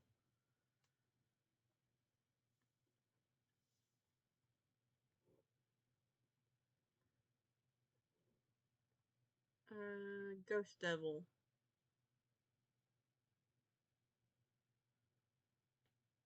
Ghost Devil's actually an interesting one. Hold on, I gotta scroll up a little bit. I'm gonna put Ghost Devil in B.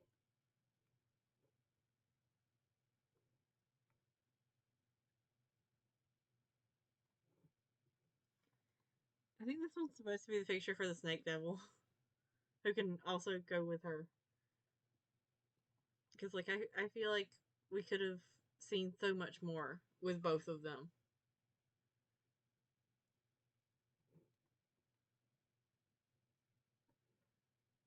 I'm going to move both of them up here because they're going together wherever they go. I think they're both going to go into B tier because I do like both of them. I think they're interesting. I don't remember their names, but I do remember that they were the other devil hunters.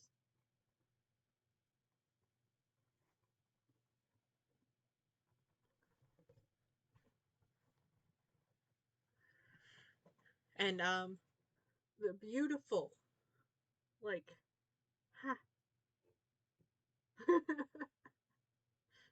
I can't piece together more like better words for that. All right, the Future Devil. I actually really like the Future Devil. I think the Future Devil's premise is interesting.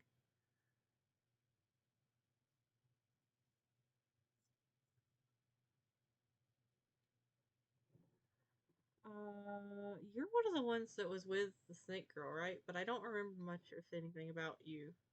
And I think the same thing with you.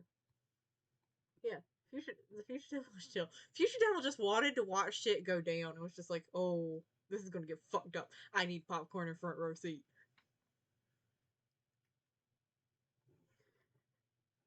Shark Fiend.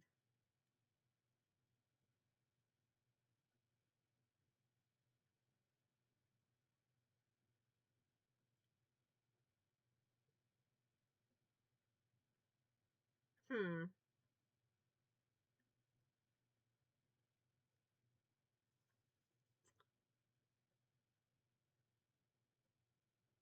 Future Devil, man, y'all are fucked somehow. Yeah. The Future Devil would like legitimately was just like, you know what? I'll just stay in the cell as long as I can get to see this shit go down firsthand. Let's see, the Shark Fiend.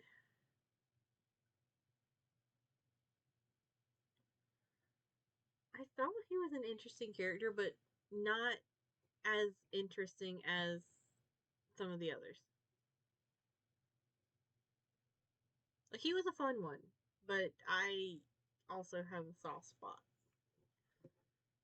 I remember nothing about this one, like not even a name, except for the fact that I went, "Oh, I like that." So going in C tier for the fact that I can't remember anything about that one, but can't go in D tier because like I remember how much I like the design.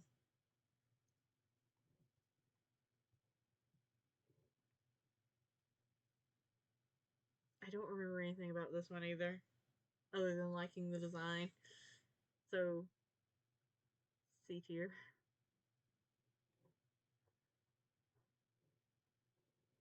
Don't worry, Angel Devil's not staying there. I just gotta move up. Angel Devil.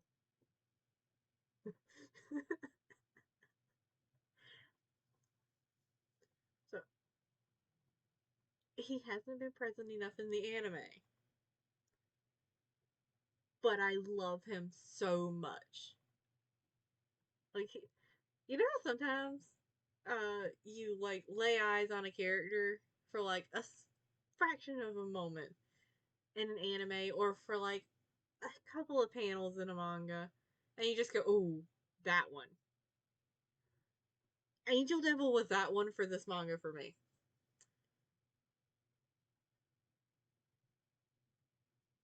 Also, I think there's a fair bit of gender envy in there. Like, I love Angel Devil. I've seen the math.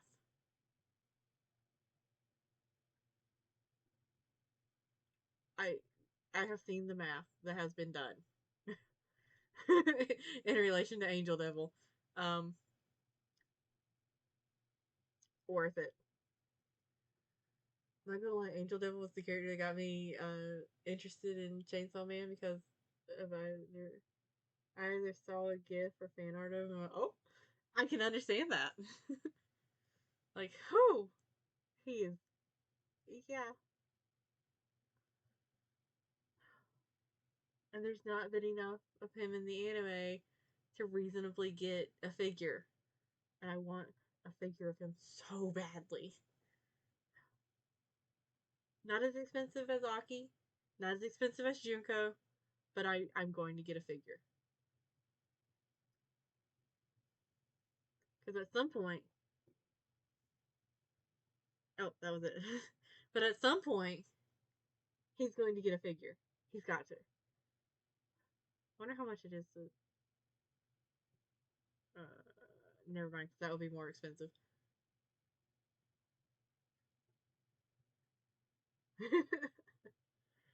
Understandable.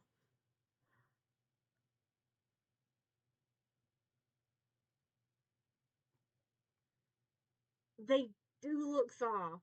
He's another character that I just want to gently kiss on the forehead and be like, it's okay. I'm aware that that would bring me closer to death. I don't care.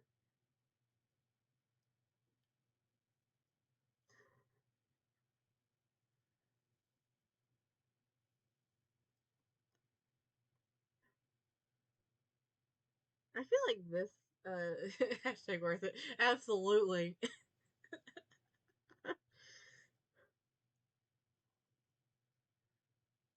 I may thirst over him and Aki, but that is not how I would advertise it to somebody. Like, like I will tell them great characters and let them make their own opinions. But like, aww, this is okay if you can. Exactly. Yeah.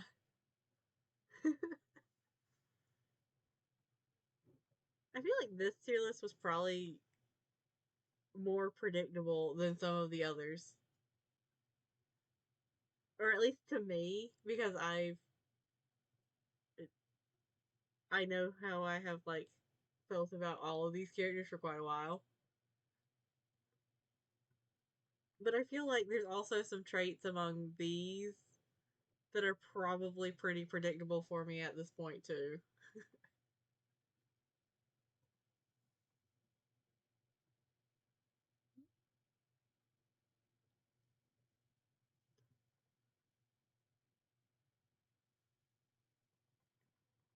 Oh,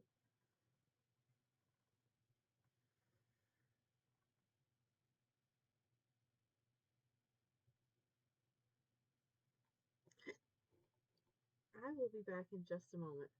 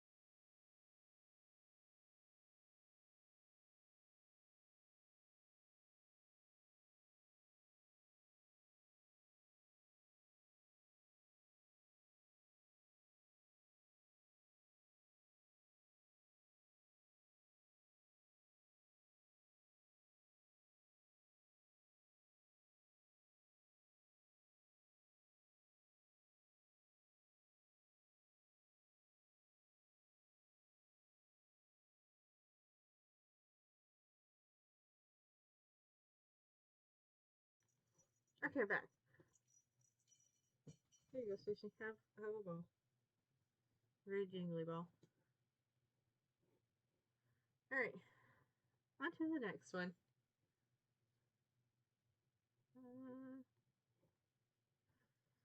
Alright. There are also characters in this one that I do not remember, and I think it's because they were. I think it's because it's been so long since I read the beginning of it. Fun fact: the reason why I read Jujutsu Kaisen was because I watched like the first 2 episodes of the anime, and like as it was airing, and went, "Oh, yeah, no, I need to know the rest of it right now," and could not wait until the next episode aired. By the time the next episode aired, I had read the entire manga.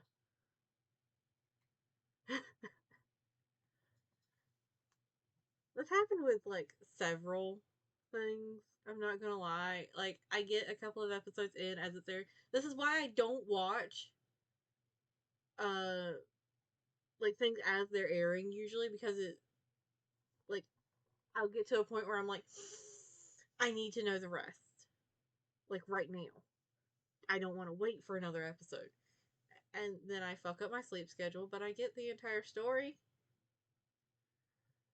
of Kotejuke. I thought it was neat. It wasn't really for me. It, it's one of the ones that's kind of like, it depends on. I feel like it depends on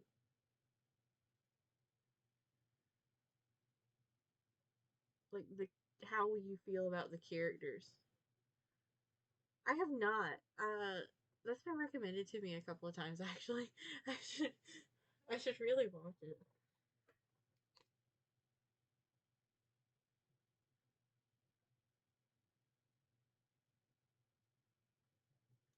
I wrote it down so that I can hopefully remember.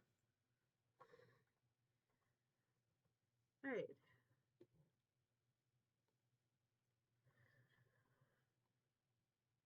So Yuji, Itadori Yuji, top tier. I love him. That is my son. Oh, welcome back. Where'd you go? Sushi? Oh, here you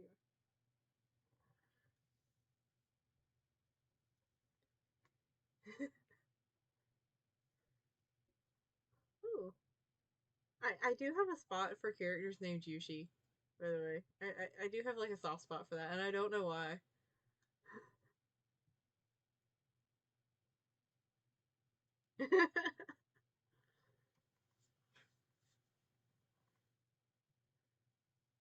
I guess the internet did not like you saying that.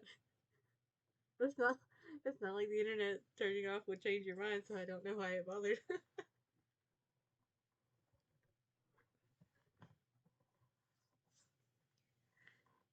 Yushi is a sunshine boy. Aw. There we go. I got my shoulder up.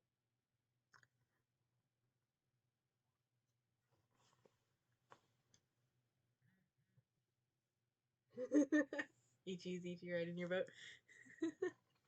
that, that something tells me that I will know exactly who Ichi is before the like proper introductions.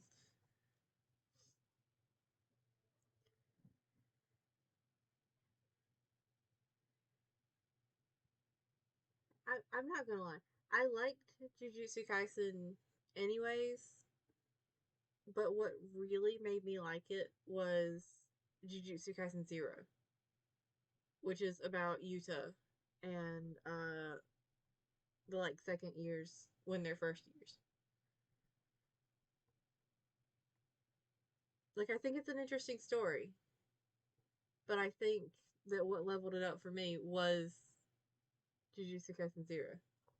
Oh, sweet.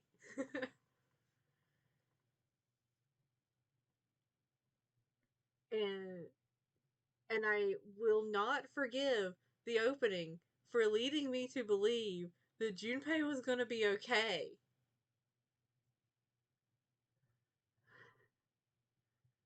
Like,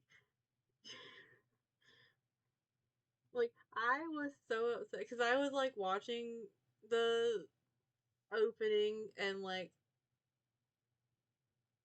I read the manga and like watching that opening and going, oh, there's this scene where like they're all hanging out together. That's great. Does that mean that it's going to divert away from the story of the manga? And if so, how much? And then they still Junpei. The opening makers were like, were really like, you know what would be funny? Yeah, a broken heart. My boy Junpei deserves so much better.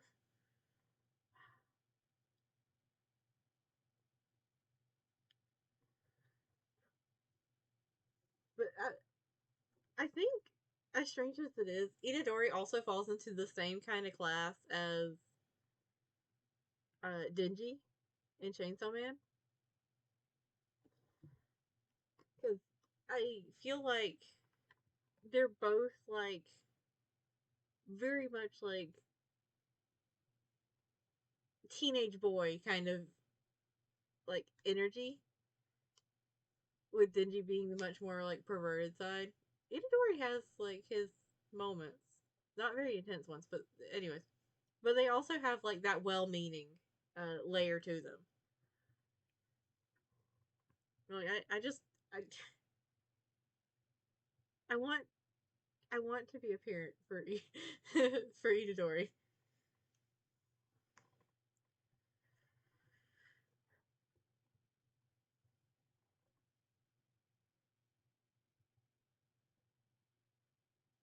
Oh yeah, I can tell from the smile that it's going to be my kind of character. Right, Megami, it's going here. I I like him. I just don't like him as much as I do Itadori. Nobara, however, fuck yeah. He's also a cat lord.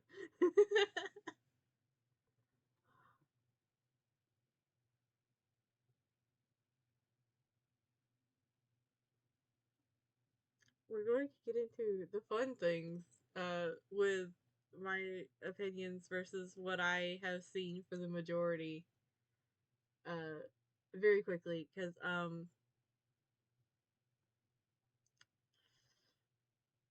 eh, like Gojo's impressive but not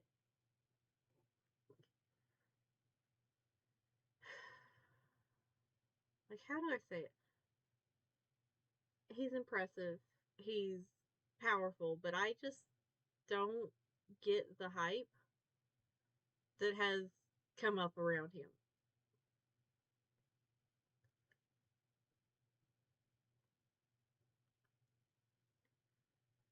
So he's in B tier for the power, and not gonna lie, some of the fan art.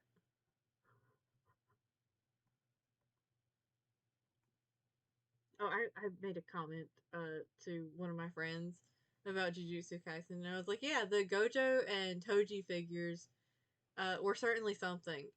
And he was like, you know about those figures? And I was like, of course I know about those figures. Who doesn't at this point? If you have tried to look up anything about the two of them, you will get those figures somewhere on your search history. And like, kudos to the companies making those kinds of figures, because like, they know exactly what kind of market they're trying to advertise to, and they got that shit on point.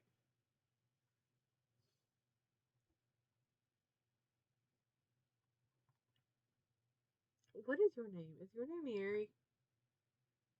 Um, I think I think it was Shoko Yeri. Hold on. Surprisingly, I don't want either one of those figures, but I also can't stand Toji.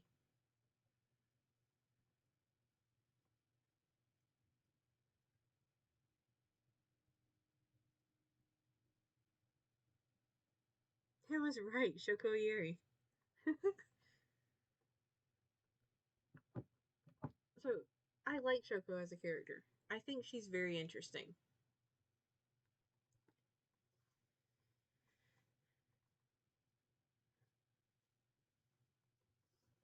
Actually, I'm not gonna lie. For like those kinds of figures, I got no interest in like any of them. Like, please keep the characters in their outfits.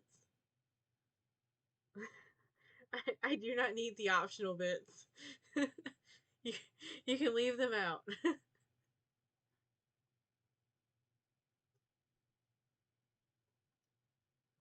I guess that kind of also I guess that makes sense considering my lack of interest in those kinds of things. Also, Nanami is going into A tier. I like Nanami. I don't understand why people are so thirsty for him. Like, were they like that before the hair pull for Haruta? Or was that all birthed out of that one scene?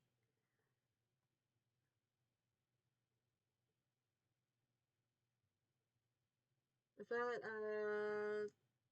Akidiris? Because if so, yes. Nanami, Nanami is cool. Like, Nanami's an awesome character. He's up there in my favorites for a reason. I just, yeah, I've seen, I've seen quite a few of those. Those are very interesting videos. Nanami, I don't understand the thirst, but I also like.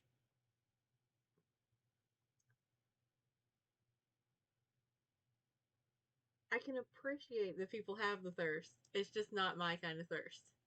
I do not remember who this character is. Like at all. D for do not remember.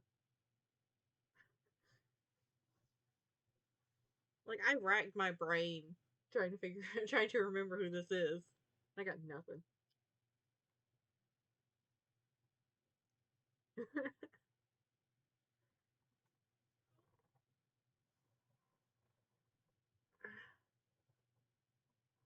I need to stretch. There we go. Alright. I don't remember your name, but I do remember you as a character. You're pretty cool. You can go and see tier though, because in comparison, I just don't have as much interest. I remember you. You can go in D tier just because.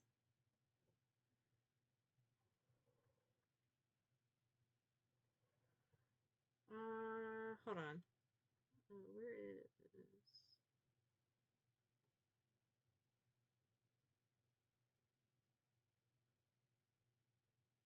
Hold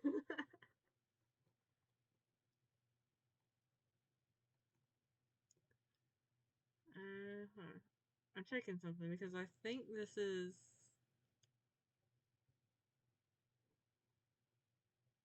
Okay. Because I think this is Kamitoshi. Eh, here.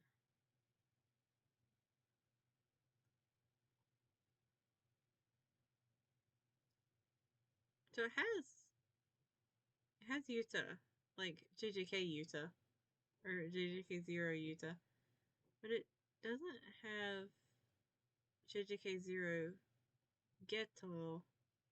So I'm assuming that's what's supposed to be going on here.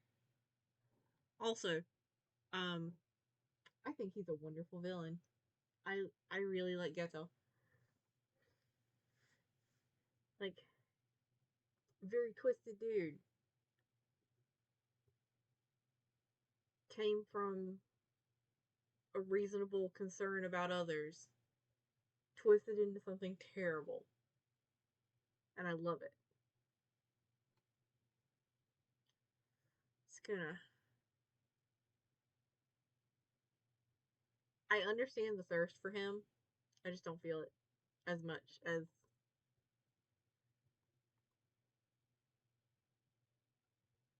I've seen. What anime character would I want to be? Hold on. I do think Sukuna is an interesting villain. He can go in A tier. What anime character would I want to be real? I actually don't know.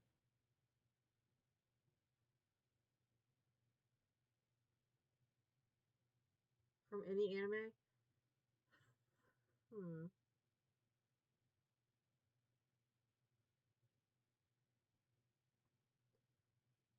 If they keep their powers, what's Tsubaki from Servant? Actually, that's a great answer, being perfectly honest. Tsurugi from Servant. I would have to sign him up for therapy immediately, but him. Pre encounter with Lily.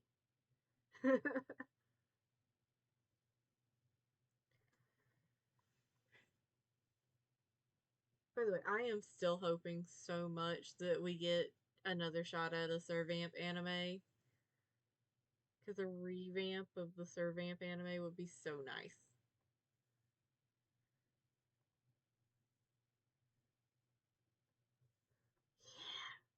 I am perfectly okay with going an entire season of the anime without seeing Tsurugi if I get the entire story as an anime. Because I will see plenty of him further down the line. I will cry. I will freak out. Because I need them to hurry up and make that reveal of whether or not I need to like go into full mourning.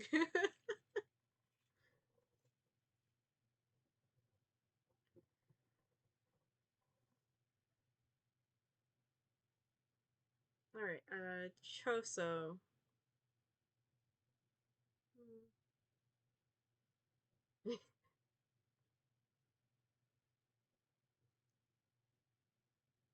I'm not gonna lie, it's so funny seeing people going like, "Y'all remember that one anime survey? It seemed neat. Shame it's only got one season. The story seemed interesting."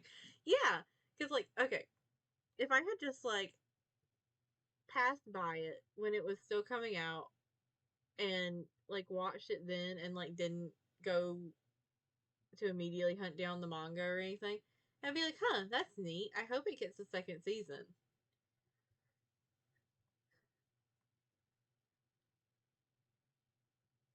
I still think it's funny that like my first introduction to Servamp was actually like some kind of it was either like a little 4 coma or like fan art or like a fan art comic or something. But it made me think that they were all going to be like proper uh well adjusted siblings that just happen to be vampires and like butlers. And boy was I wrong. Like I wish I could find that thing.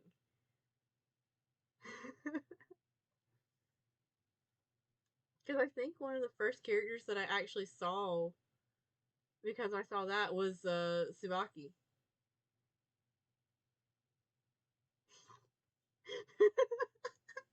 Yeah, that's definitely a thing. Yeah. Oh, it absolutely was a mistake. it's a I like the anime. The manga is so much better. Like the anime is good, and I honestly don't know if I'm saying the anime that I like the anime so much because it was my first like proper introduction to the actual like series, or if it's actually good. Like you know how sometimes you can't tell if you like it because you like the like series anyways, or if you like it because it's like really really good.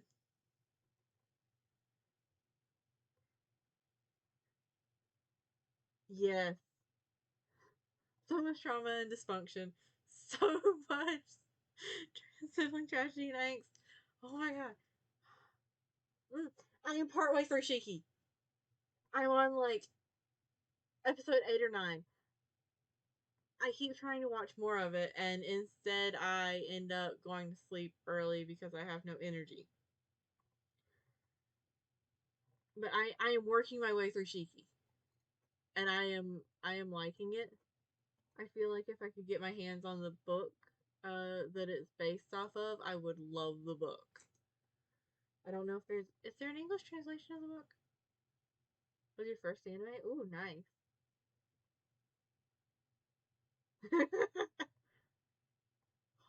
Yeah, the priest is an interesting character.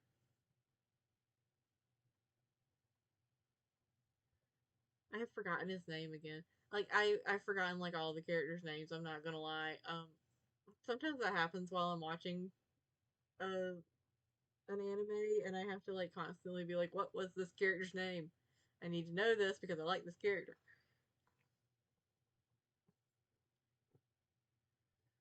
You're in a sibling tragedy and angst competition. Your opponents are Sir Vamp and Danganronpa. Ooh, I'm losing. I was raised an only child. I am losing that immediately.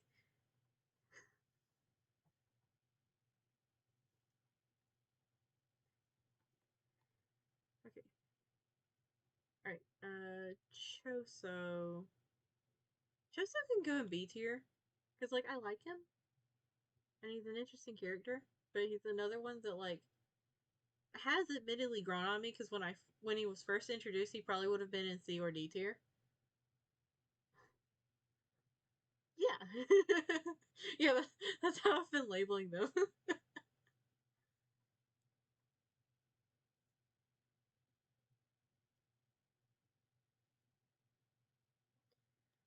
I do not remember either of their names, but they were interesting.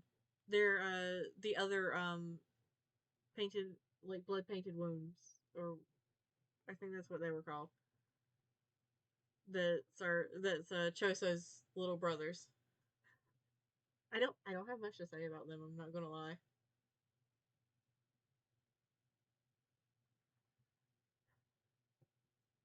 Oh, oh, let's see. Jogo was an interesting one, but like I feel like there were so many better ones. Like even just among the like elemental type ones.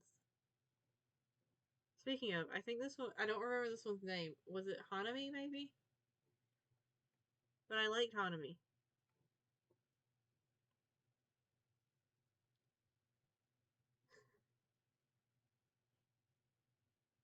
Yeah, like, he's neat, but I feel like the others, like, in design and power wise, are more interesting to me.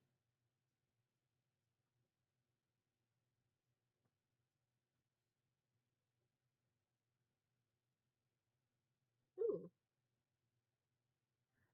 Yeah. Yeah, this one's the, like, forest, like, tree themed one.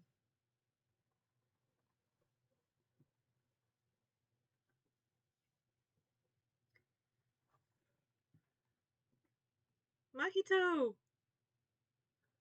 Oh, I've missed you, Mahito. You go up here. Mahito is a little fucked up, but who wouldn't be? I, I love me some Mahito. Mahito has done terrible things, but I love him.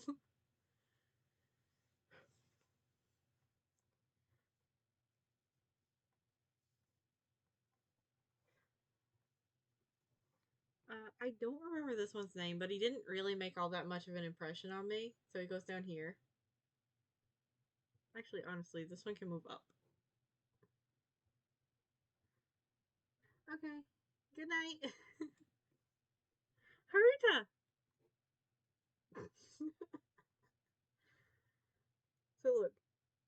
took one look at Haruta. Yeah, yeah, I can understand that. You don't know what reaction you might get out of Mahito if you give him a pat.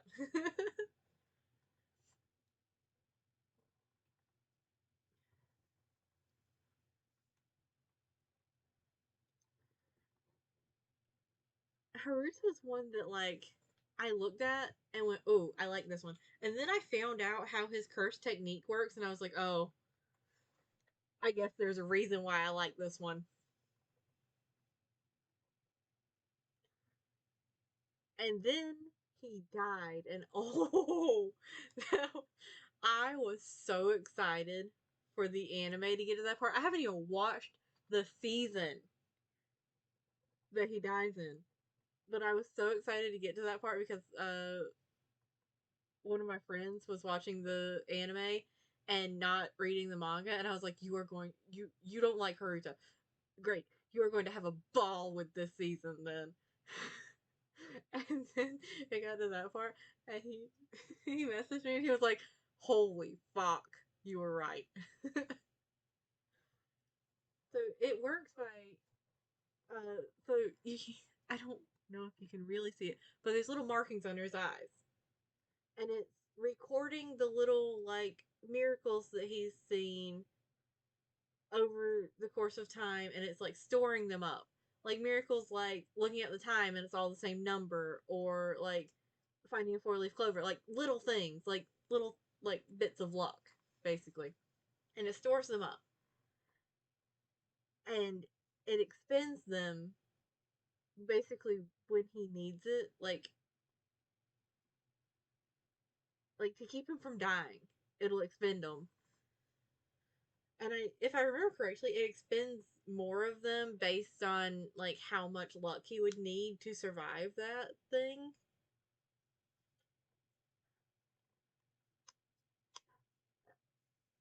Um, when I found out how his curse technique works, the reason why I went, "Oh, I guess that's why I like him," is because that's also how I think of the way that I store up luck.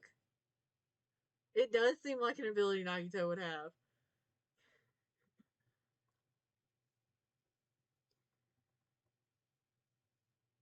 So, like, if you needed to know how my thoughts on luck work and my philosophy on luck, just smash together Nagito and Haruta.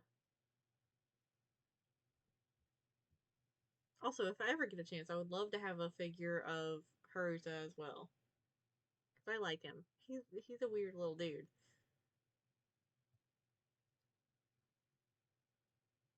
Oh god, is he? Oh no, you may be right.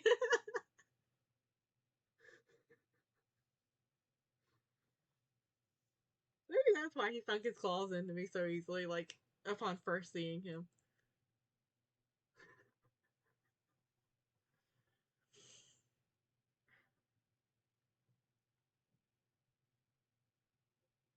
I accidentally gave all of my luck away, like, right before I wanted to get Junko, too. Because,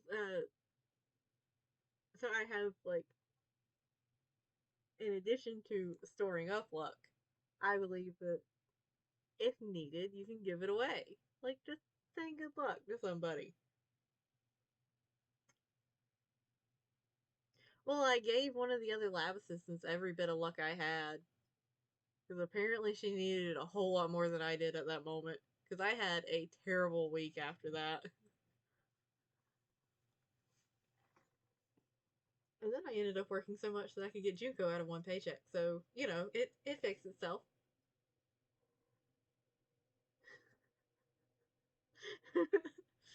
If it works, it works. I don't mind having the bad turns of luck if it gives me the great turns later. I did over the course of my spell of bad luck see a whole lot of like strings of same numbers, including at one point like $8.88, which is like very lucky for money.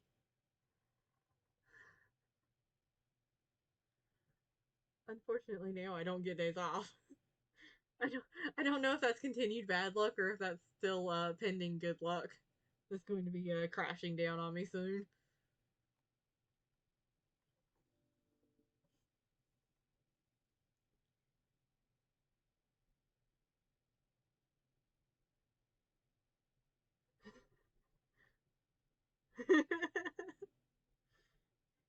Yeah.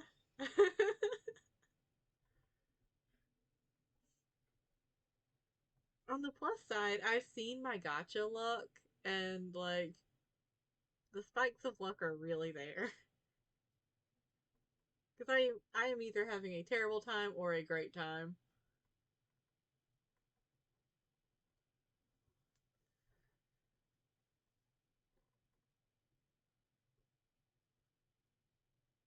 Wait, for this character,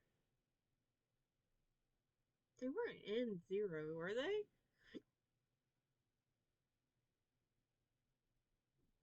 Because I don't remember ever seeing their hair color before.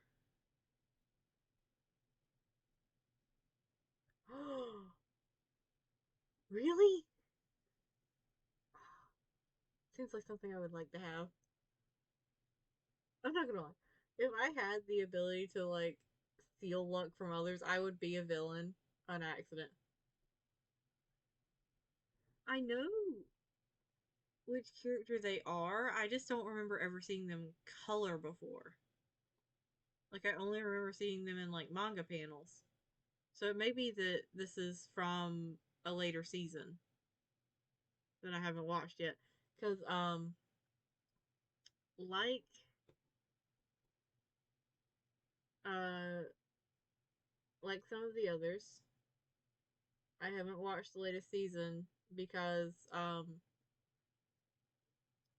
friend, this is usually all the same friend, by the way. Uh,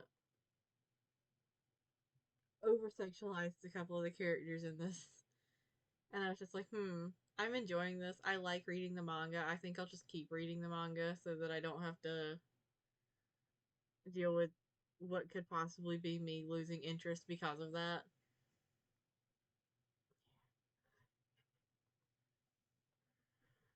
There's also a character that is canonically the luckiest being in the universe slash has infinite luck. Ooh, I like characters like related to luck. I've noticed that. Anyways, this one I don't remember much about, so can go down here. 2K, honey.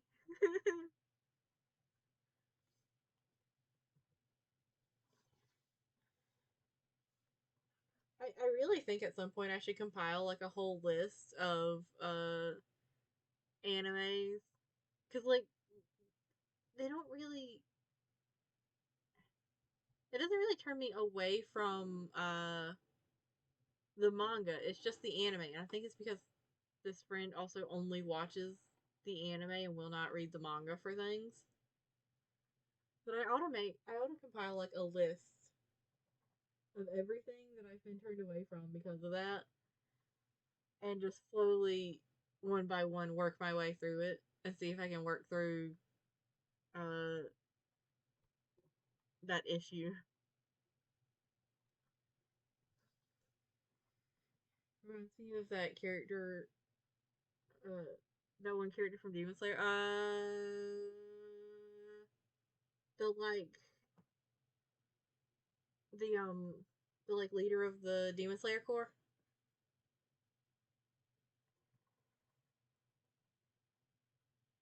But the one you're talking about,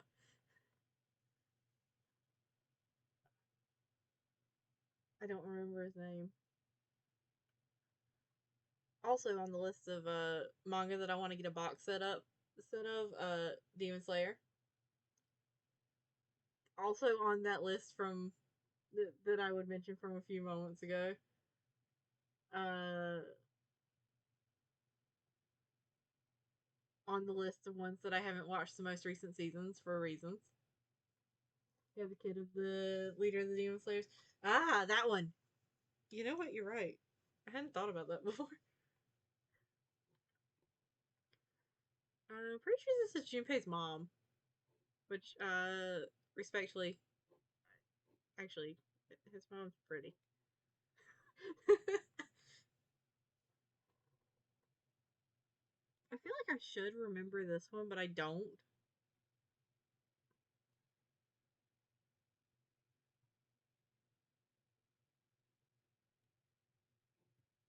Wait. I think that's Megumi's sister.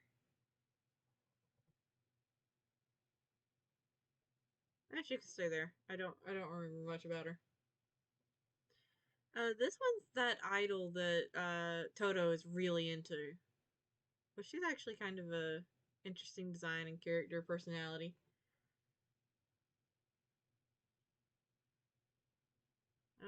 This is the curse from the prison. Uh, Actually, that was an interesting design and like abilities and stuff.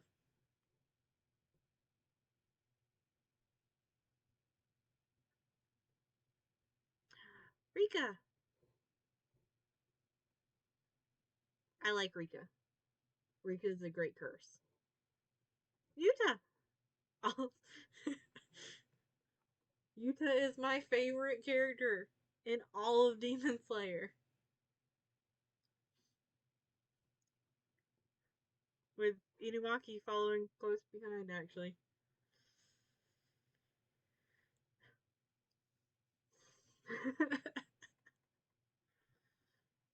let's see, Panda. You know what? I like Panda, but I don't like Panda as much as I like some of the others. Panda's an interesting one though. Maki.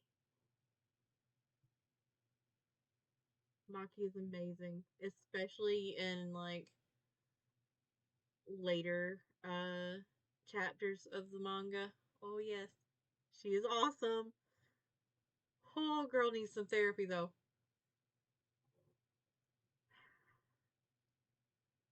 She's also in like my top 5. Just saying. She is amazing. Okay, this was the dude that was like driving them around and like setting up the veil for them.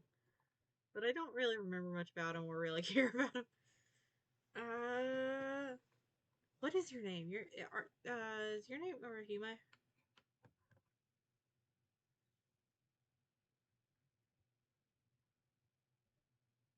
Or Utahime? Utahime, yeah. You're an interesting one too. You can go here.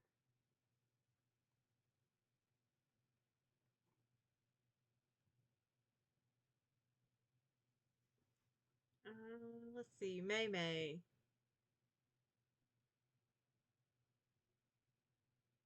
I like Mei Mei.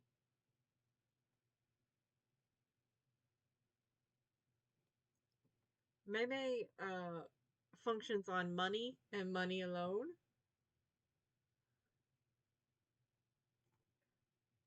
Like honestly, I don't even think she gives a fuck about anybody other than her brother. But as long as she's getting that paycheck, she's gonna be there, and I can respect that. I do. Maki could beat me into the ground, and I would say thank you. By the way,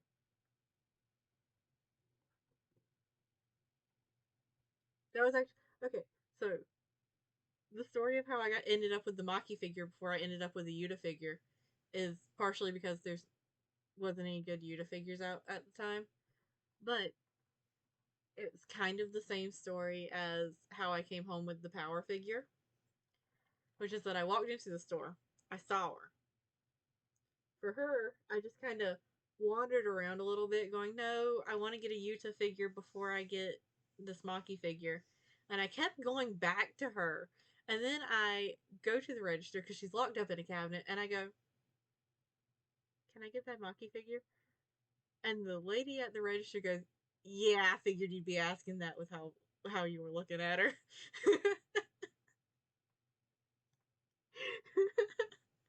I need to dust her.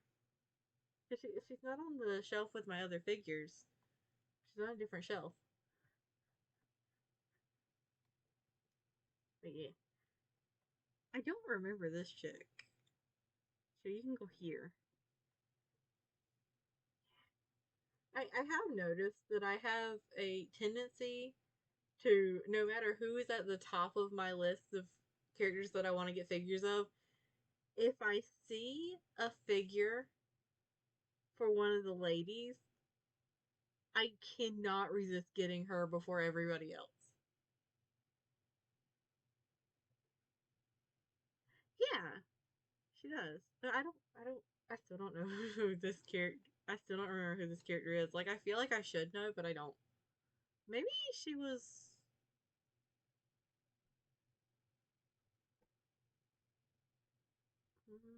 maybe she's one of the ones who puts up the veils.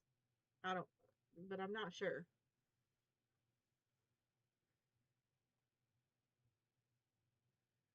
Also, I have my Rengoku and Obanai figures for Demon Slayer, but my first figure for Demon Slayer was Mitsuri.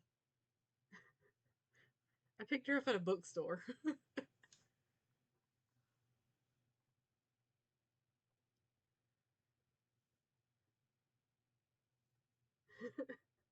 like, like it's a trend. Like I'll just be like, yeah, I have this list of characters that I want to get a figure of, and then I walk by and I go, ooh, one of my favorite characters. It's not the one on the list, but I can't just walk away because what if the next time that I come to this place, she's not there anymore, and then I come home with her. Right, the principal whose name I have forgotten. He's an interesting character, but not interesting enough for me.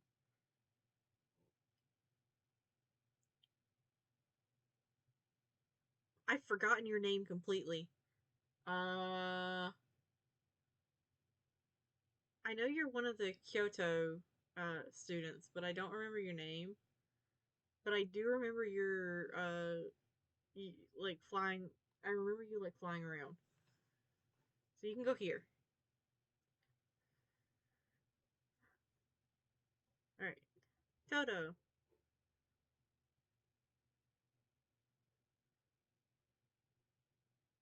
Yes, I. Survamp is a very unique one for me because if they got figures, I'm not entirely sure if I would want to buy them because I feel like they would look better as acrylic stands. Like I feel like there would be too many angles where like for it to be a like dynamic pose like it would need to be for the Servamp characters. I feel like there would be too many angles where it would look really weird, and I would just rather them do an acrylic stand. Also, acrylic stands are cheaper, and you can put more of them on a shelf. You know what? Toto can also go in B tier because I like him, but like,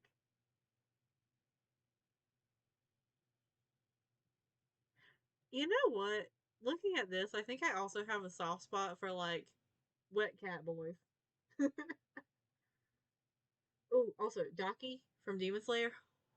I would love to get a figure of her. She's amazing. She's beautiful. She's dangerous.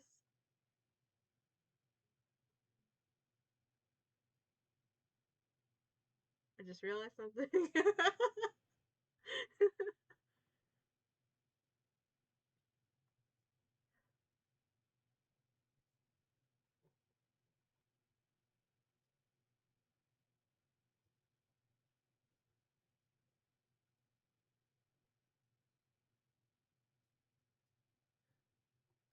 So, fun fact: Sushi used to tear one of the acrylic stands off of my shelf.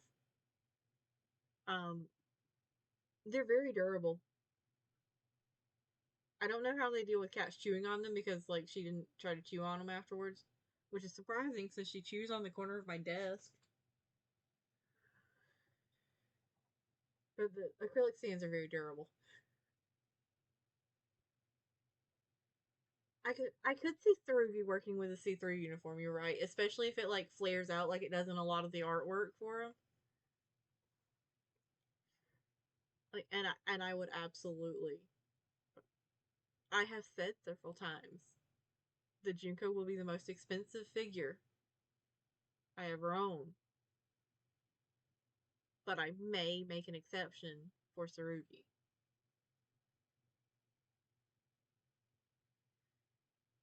I'm hoping that they'd be able to do that in a quality like Aki is a huge figure to me and like highly detailed.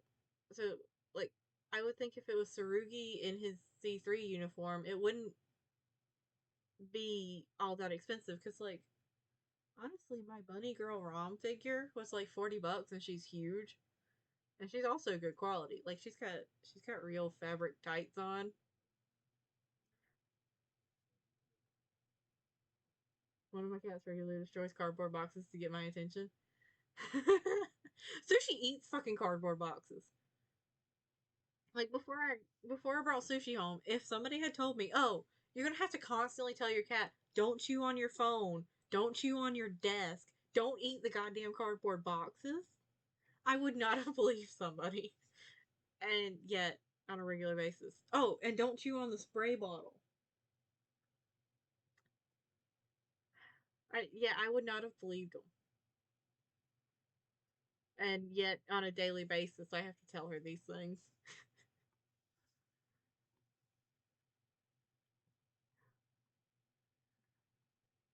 All right, Miwa. Miwa's adorable. I like Miwa. I feel like Miwa's a bundle of anxiety too. Miwa can go in A tier. Mai can also Mai can go in Mai can go in S tier. Mai can go with Maki. Mai and Maki are not going to get separated in my heart. Oh, I when I eventually do get around to watching the rest of like the season season of Jujutsu Kaisen that I have not seen, and like later on further down the seasons, I am probably going to actually cry over Maki and Mai.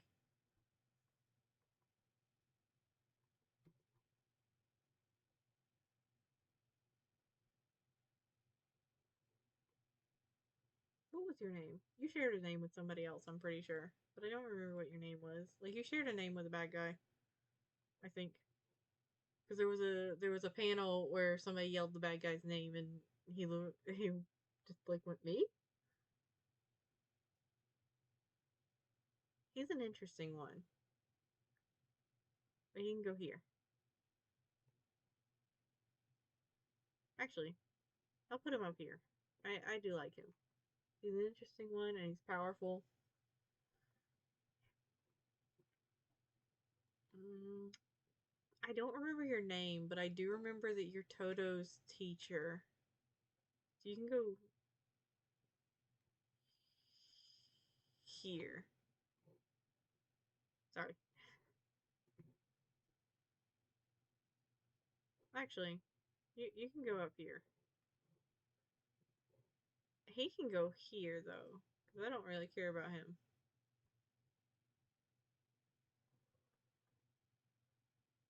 And now to these ones. Toji. I can appreciate and see where people are coming from when they are very thirsty about Toji. I just can't fucking stand the dude. Uh, like, he's. I guess technically he does have Dilf energy, and he's powerful. And he is, I guess, an attractive design. I think it's the sweatpants to get people. uh,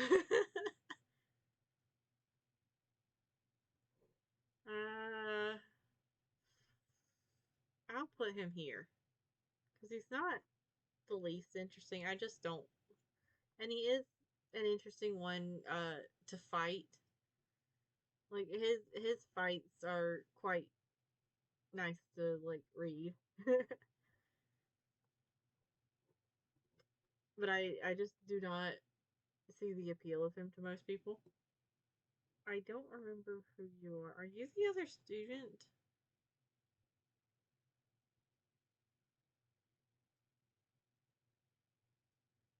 Yeah, I you're one of you're one of the third years. Uh you can go here. You're the third year that goes with him, but I do like your design better than I like his design. I don't remember either of their names. I don't remember you at all.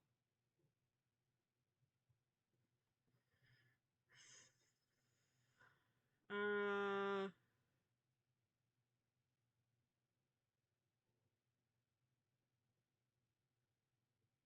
I know your name. I don't remember your name at the moment, but I know your name. You can go down here because I also didn't really care about you. Now, yeah,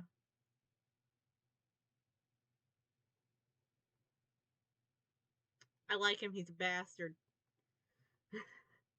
He's an asshole. I like him as a bad guy.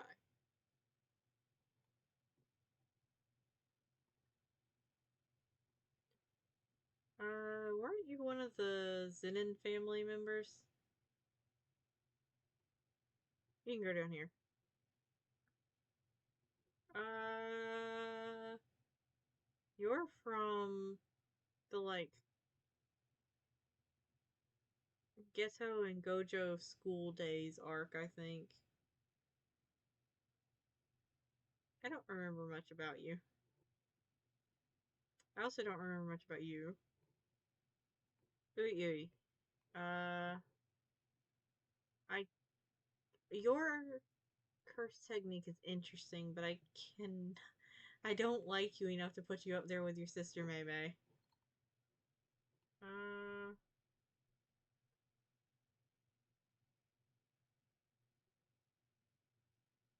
mm, I don't remember you. You can tell how long it's been since I read like from the beginning of Jujutsu Kaisen. These two were both actually pretty interesting. I don't remember their names. This he was interesting too. He can go actually he can go in A tier.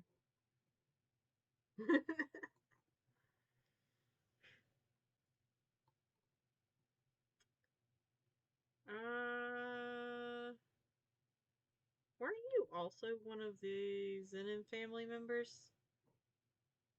I think that's what several of these are, and they can all just go here because Maki and Mai are my baby girls. I feel like I should remember who this one is, but I don't. I don't. Some of this might also be the fact that I will probably go to bed immediately after ending the stream. I remember this one. This one was one of the curses, I think, but pretty interesting. I can't tell you anything about them. I just remember that I thought they were interesting. This thing, uh, that one can. This one can also go here.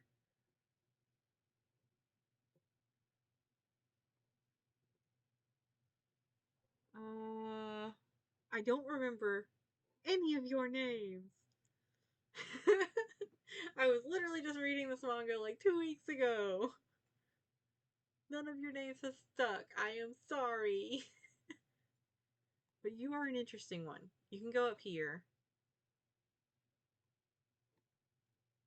Because I think if I recall correctly, you use electricity or something. Ooh, I remember you. You are Angel. You can also go up there because you are another interesting one. You got a mouth on your cheek.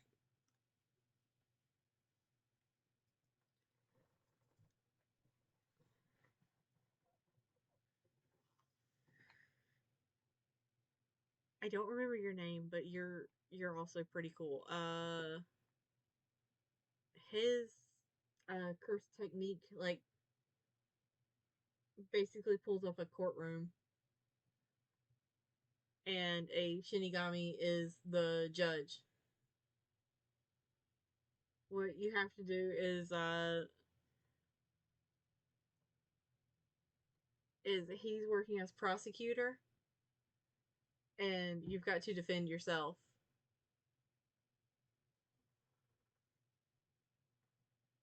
And like it pulls up evidence and like everything. It's awesome.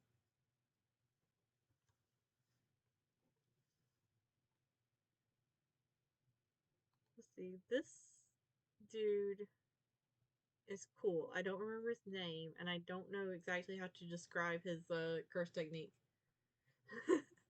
Yeah, it pulls up evidence. Uh, this is curse technique will pull up evidence, and like you can see it as well as him. So like if there's stuff in there that you need to refute, you can like see it. It won't like blindside you.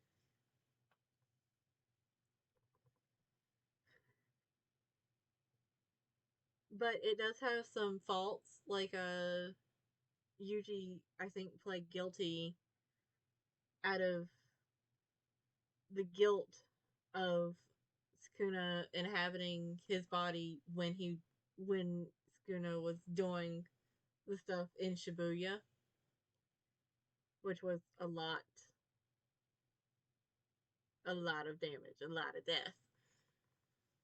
And it did accept his guilty plea, even though it wasn't actually Yuji who did it.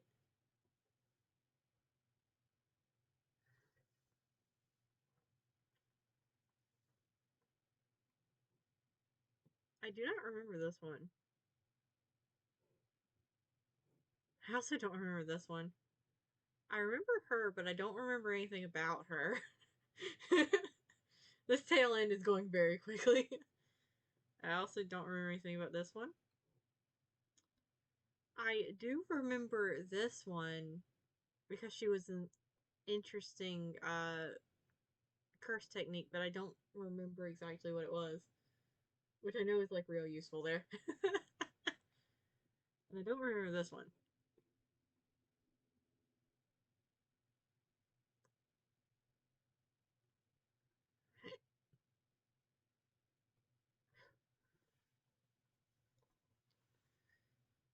Alright.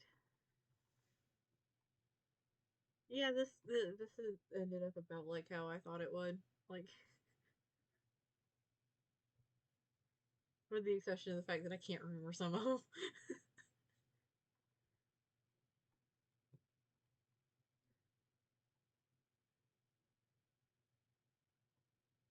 Yeah, I'm gonna do this one, but this will like since this is the last one that I've got set up, it will probably go pretty quickly.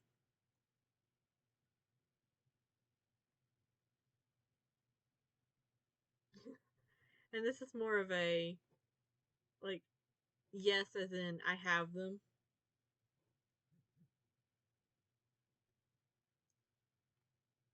This section is going to get very full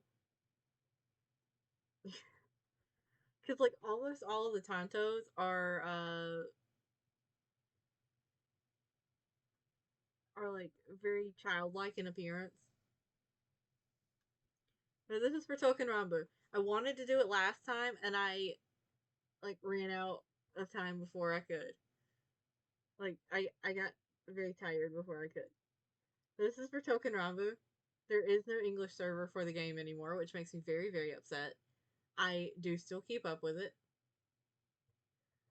I know that the event that's going on the Japanese servers right now is releasing another one of the Go swords, which is awesome because I can always appreciate a bunch of brothers. Yes.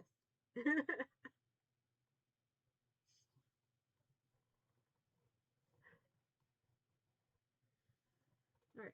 So we're going to let's see how many of them's names I remember right off the bat. Let's see. Aizen Kunitoshi, you are one of my kids. Akashi Kuniyuki, please. I begged for him to come home. He's he is wonderful. He's very lazy. I like him. He's got some power. He just doesn't like to do anything.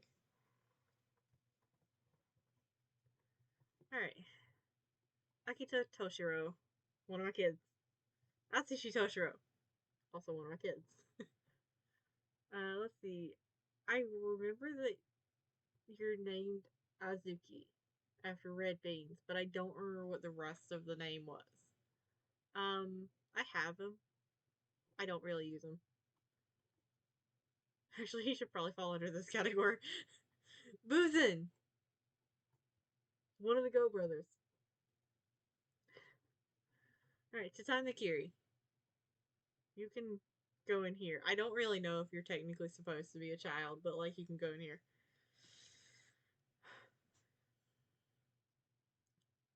I will actually, since I've got this one, I'll put him up here. I'm doing this based on what I had in the English server. So then, well, both of your names are very similar. I had you. I don't remember. Are you Chioganemaru? I'll have to look. I'll have to look this up because one of them's.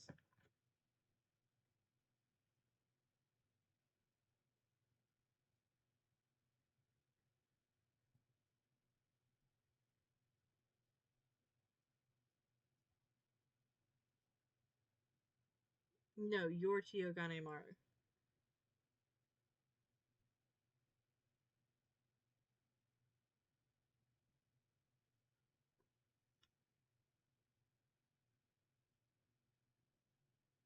You're Chiganemaru. See what I mean? They have very similar names.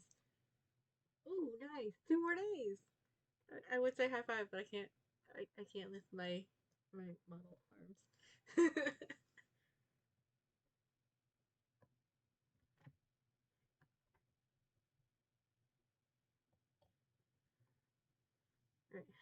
I never did get Chiyogane Maru. I wanted him so bad because he is so pretty.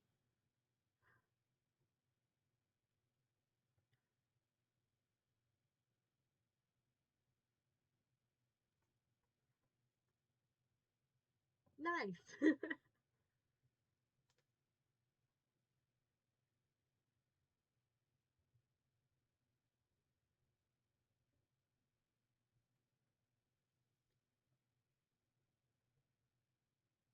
Alrighty.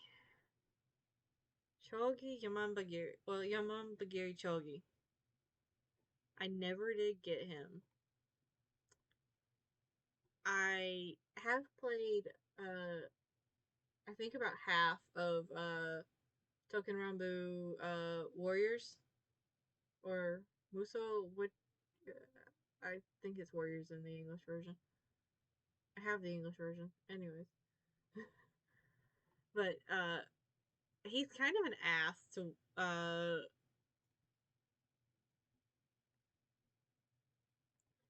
one of the others. He's an ass to Yaman Bagiri.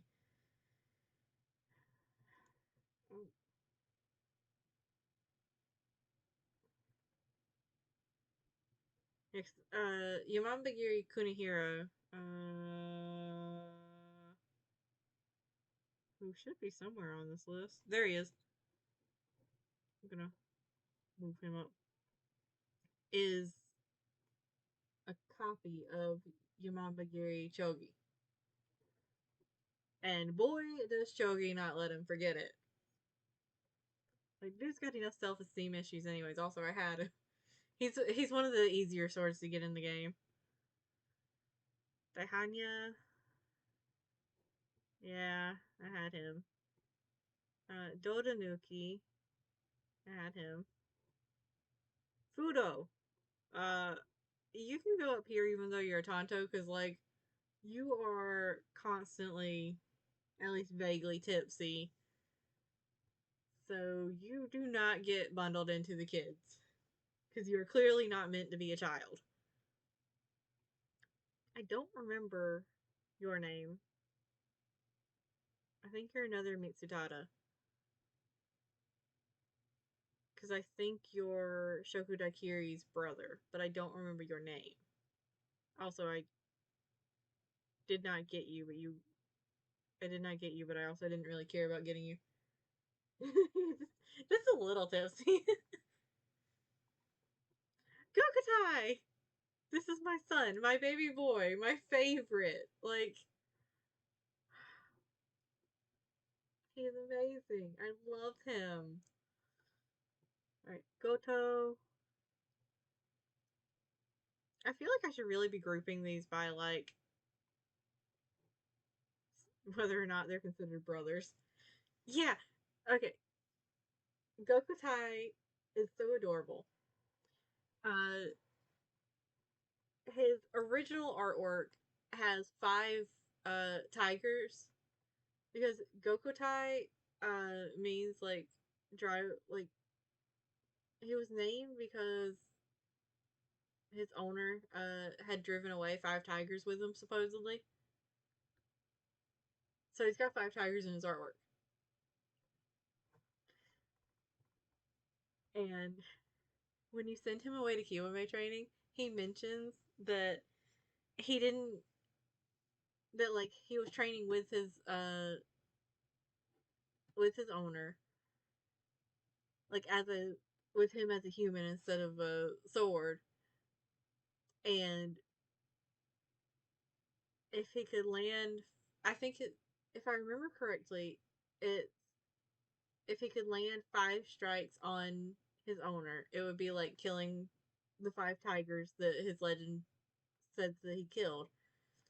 And then he ends it with uh something like, I only got to kill three tigers, but that's okay because I still spent time with my owner. Like, so I'm happy about that because I also feel like I've gotten stronger. And then he comes back and he's only got one tiger and it's a big ass tiger. Like, it's like all the little tigers morphed into one. But he is so adorable. All right, Hacho. I wanted him so badly. He was the like 8th anniversary sword for Token Rambu in general, and he was amazing. I I love his design so much. He goes with a couple of others. I'll see if I can real quick dig them up. Ugui Samaru and Akanahira.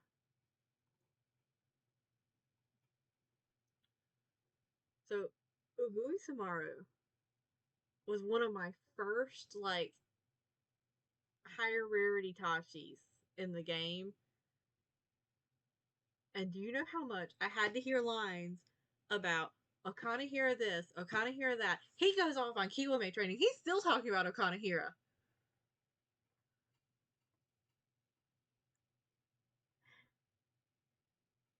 Right before the last event that happened in the Token Rambu English servers ended, Okanahira dropped for me. It was after it had already been announced that the servers were going to be terminated. So I didn't even get to properly enjoy having a Kanahira. Like, yeah, the server shut down like a month or two after. But, like, I won't even get into how I feel about how they handled shutting down the English servers. Because it, like, the servers went down for maintenance. The servers came back up with a tweet that said, oh, hey, we have an important announcement for you. Go check the game. And that important announcement was the server shut down. That was the only way we found out.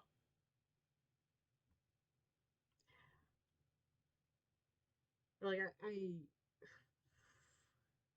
I have some feelings about that still to this day, and like I think it's end of June will be a year since that happened. Well, since the server shut down. I think they announced it end of May. Or maybe they announced it end of June and they shut it down. Anyways, but yeah. Anyways,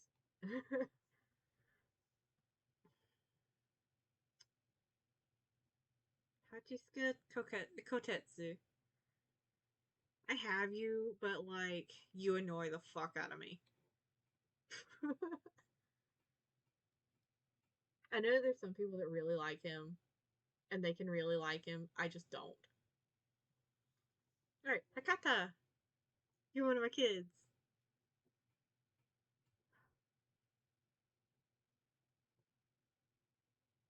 I never did get Hakusan on the English server.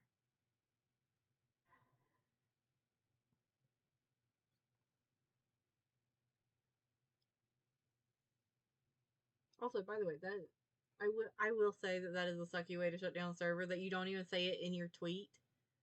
That it's a server termination announcement. That you just say, "Hey, we got a surprise. We got like this big announcement for you. Go check the game."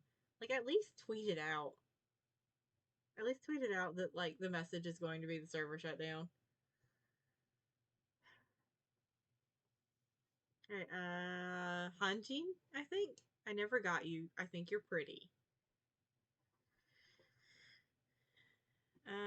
Heshikiri Hasube. I have you. I had you. You moderately disappointed me several times because I thought I was going to get some. He is the only Utachi or Uchigatana that has an Otachi time frame. Where's the other one?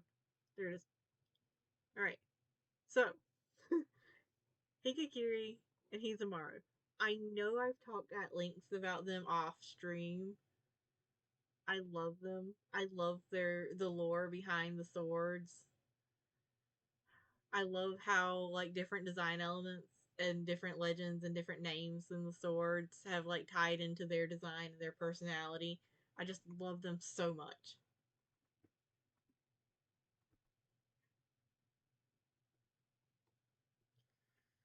All right, my lovely little crane princess Himesuru. Yeah, you up here because I got you.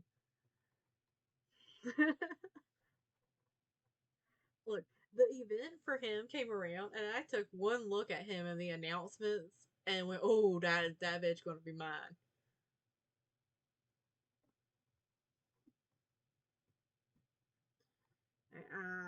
What is your name? I don't remember your name. Is it Hirano? Because I know you're not Maida. Maida has lighter hair.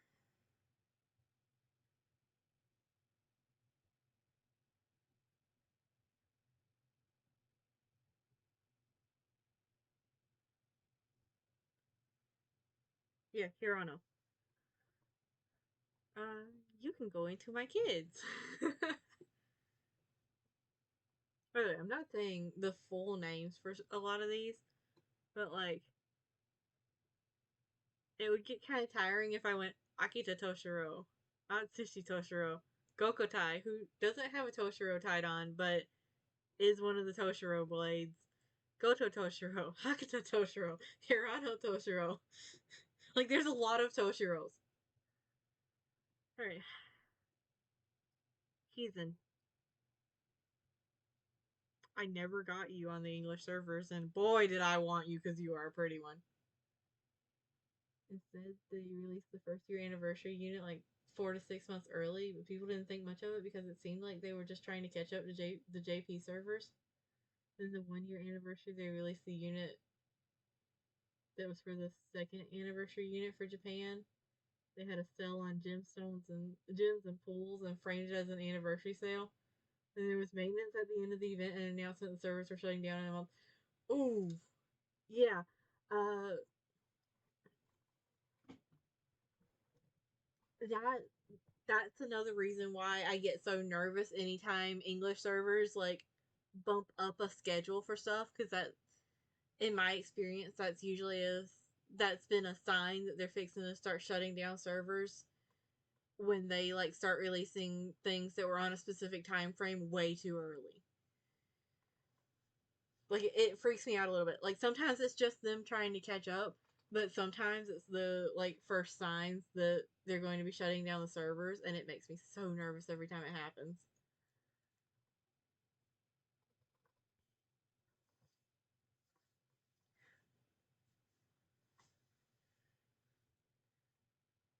All right, Honabami, Toshiro, you are one of my kids. You're a Wakizashi instead of a Tonto like the others, but you are one of my kids.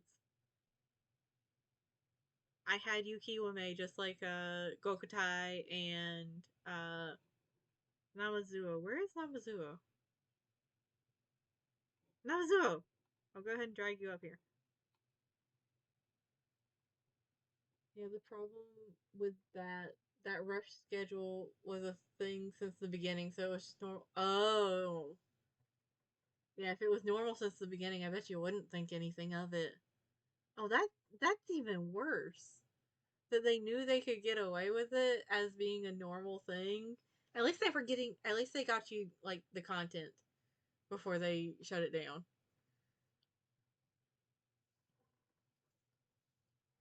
For one of the games that I played and really liked, but didn't get to read much of the story for it, uh, Afterlife, they like hit the 1 year anniversary and then immediately put out the announcement, hey, we know we just celebrated the 1 year anniversary, but we're going to be shutting down the servers in a month.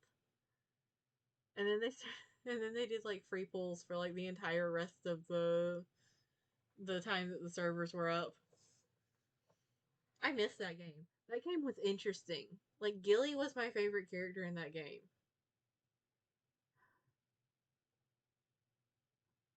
It is what it is. Game servers get shut down all the time, whether we like it or not.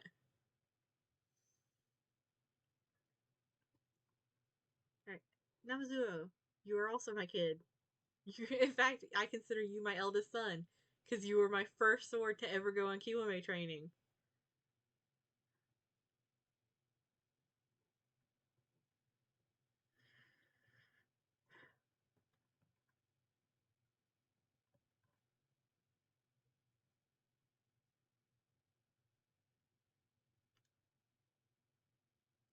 Alright.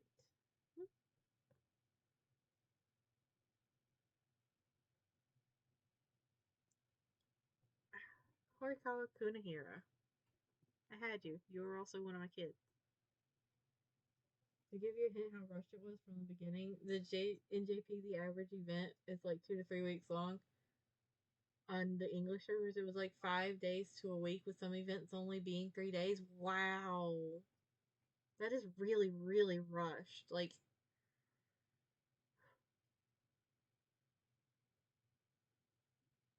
they, it sounds like they didn't really expect the English servers to last long, anyways, and wanted to try to jam as much as they could in before it got shut down.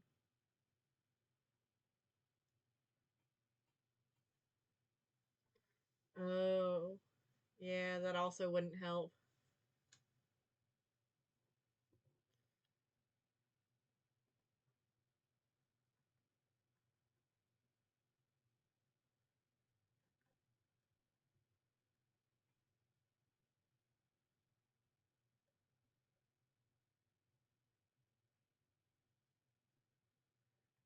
Um, Alright, Hotaru Maru, named after fireflies. You are also one of my children.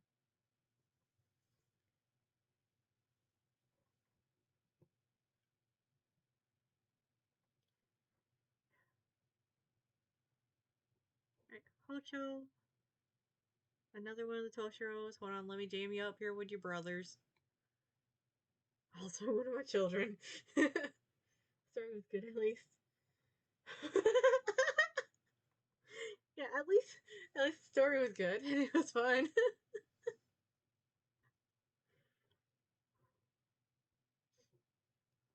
Alright, Hyuga Masamune. I begged and pleaded every single event for you to come home. And then like New Year's happened and it gave us trading stamps and I stole you from the trading stamp store to be home. Archived on YouTube thanks to Fan Project. Ooh, nice. At some point I'll have to remember to go and check it out. I love. Okay, so do you like Twisted Wonderland character designs? And do you like Black Butler character designs? Because Hyuga Masamune, the art for him was done by Toboso Yana.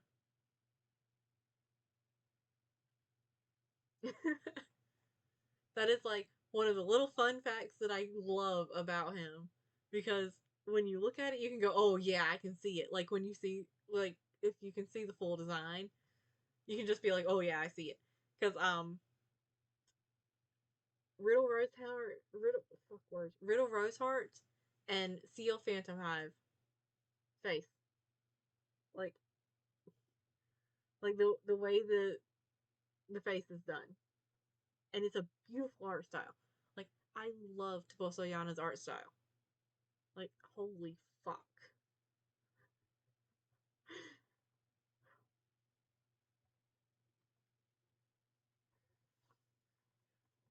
I don't know if I know that one of the other Masamunes didn't make it into this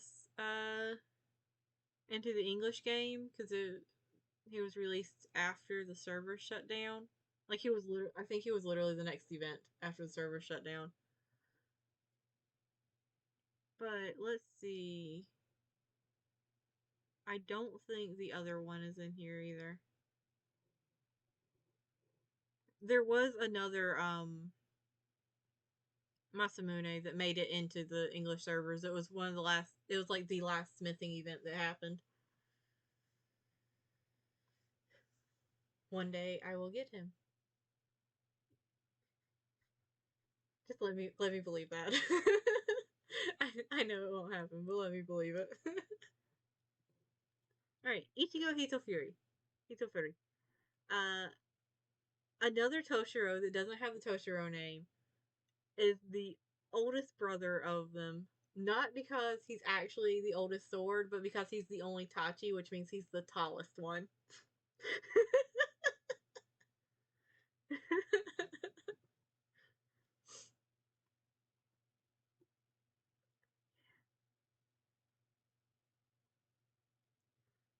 I love that logic. Like, could you imagine in a group of siblings, like the oldest one being the one that's tallest? Like, birth order does not matter.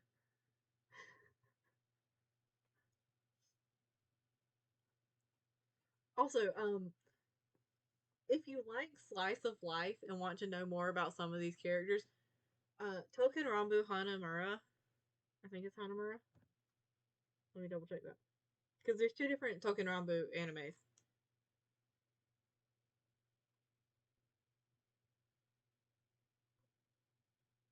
Hanamaru, Token Rambu Hanamaru. Give it a watch because it's cute, fun slice of life. Uh, Token Rambu Katsugeki is more focused on, let's see, Honobami. Uh,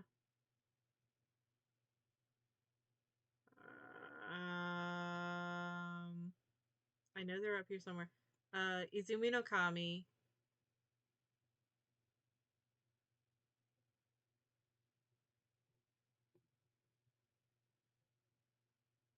Mutsu no Kami.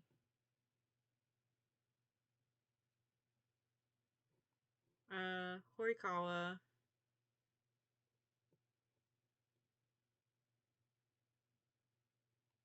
I know,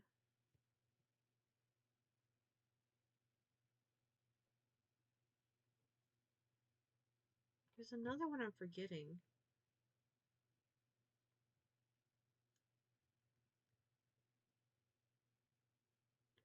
Because I know Mikazuki is in it, but I don't. But he's not like main part.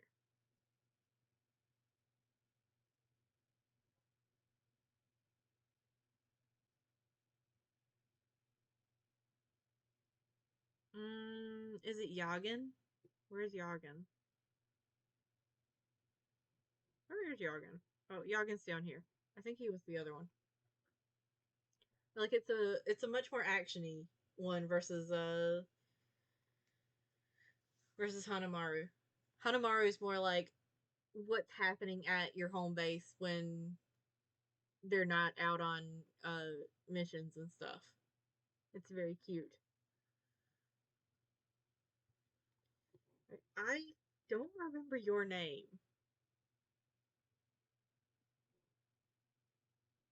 but I know Kashu calls you an old man. But I didn't really care much about trying to get you. Imano Sarugi, you are one of my children.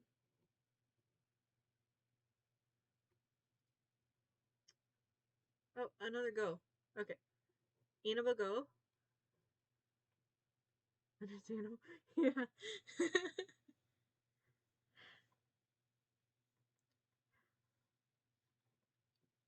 mm, Ishikiri Maru, I have you. I had you. I did not do anything with you. Like, I don't even think you got leveled up enough for, the little, like, Toku thing. Iwatoshi!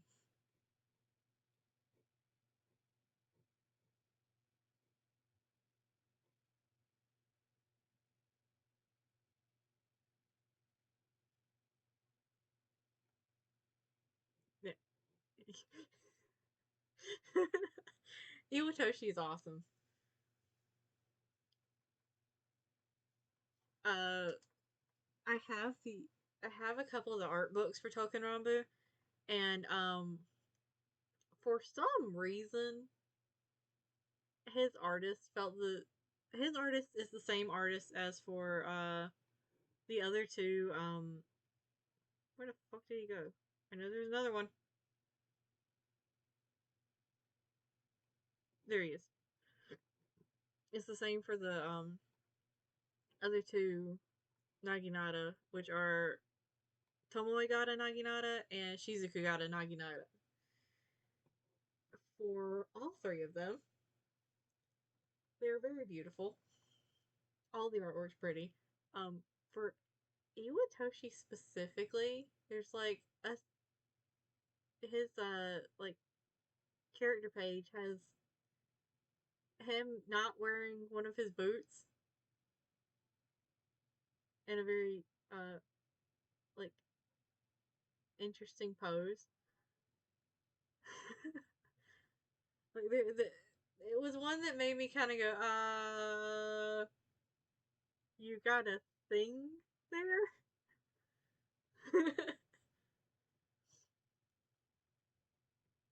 Like they're all very interesting swords in the game too. Because Naginatas can. Hold on. I'm gonna. Sushi's asleep behind me. I gotta take a picture of this. This is cute.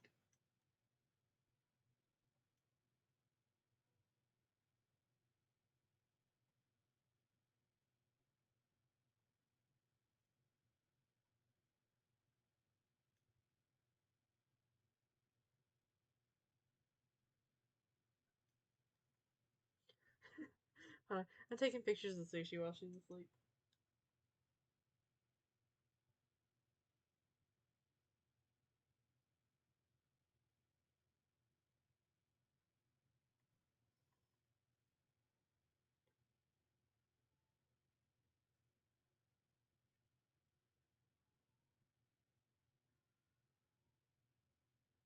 Alright. Oh, but given the right circumstances in a battle, like generally as long as you're like not inside of a building, or in like close quarters town, the Naginatas will hit all 6 enemies at once.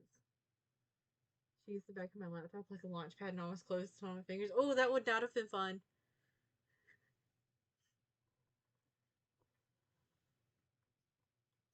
Yeah. And after they've gone off on Kiwame, they have a chance of stunning an enemy when they attack. I really like them.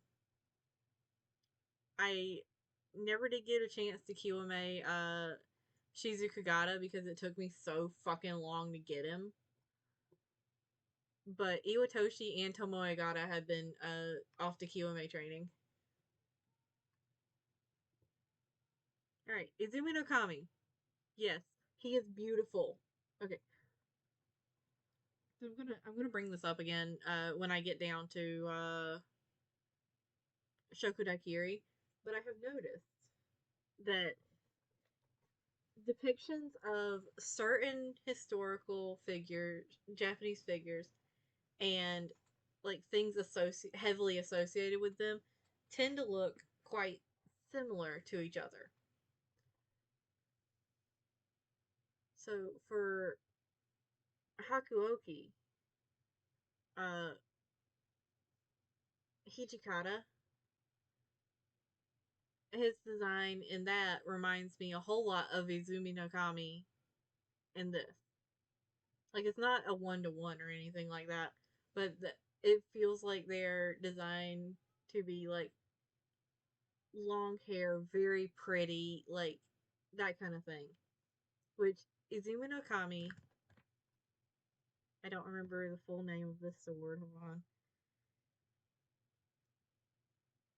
on. Izumi no Kami Kanesada was one of Hijikata's swords.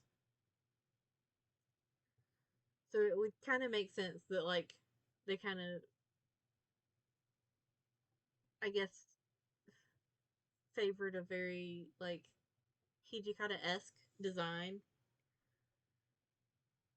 I don't know if it was intentional or not, but I have noticed that there's another one in here that also reminds me quite a bit. Alright, so Jirotaro. Jirotaro is another one that I love to bits. He is an Otachi, one of my two favorite Otachi. Actually, where is his brother? Where is Jirotachi's brother? Where is Tarotachi? Okay, there we go. Tarotachi. Both of them were Kiwame on the English server for me. Jirotachi was my first sword in the game to hit level 99, I think.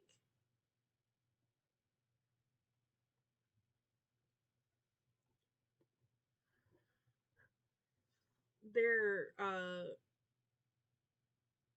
both tall, but like Tarotachi is oh my god tall.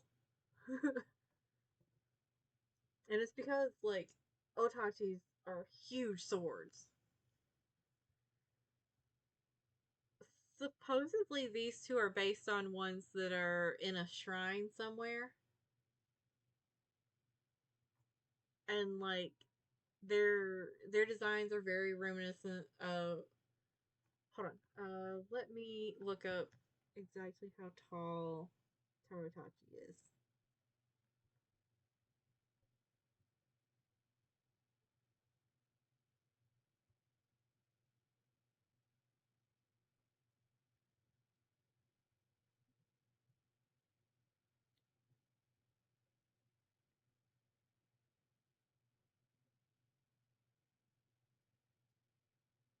Alright then, Tarotachi is 196 centimeters.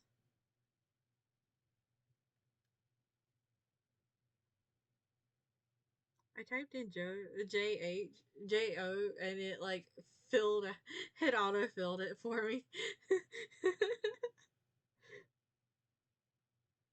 Let's see. He's too My boy Johannes Mimir Faustus is 211 centimeters tall. So, so not too terribly far off. Like not even a full 20 centimeters.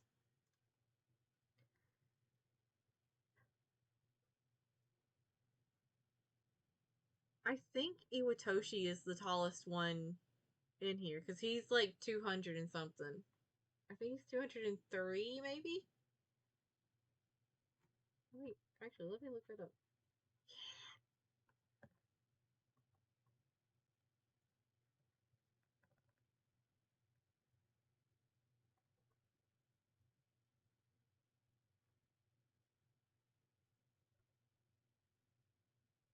Yeah, 203. Why did I remember that? That is such a specific number.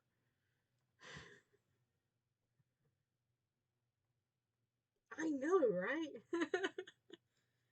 By the way, uh, the art books have like a chart of like a height chart for the characters, but it does not order them by height, and it drives me nuts. Like I'm not even sure what it orders them by, to be perfectly honest.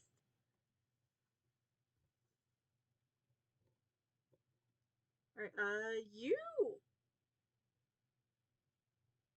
I don't even know your name, but I did not know you existed until after I started poking around and looking at like the Japanese Twitter and stuff for it. So I didn't really care then. Juzumaru, I had him. He was my first Tenkagoken.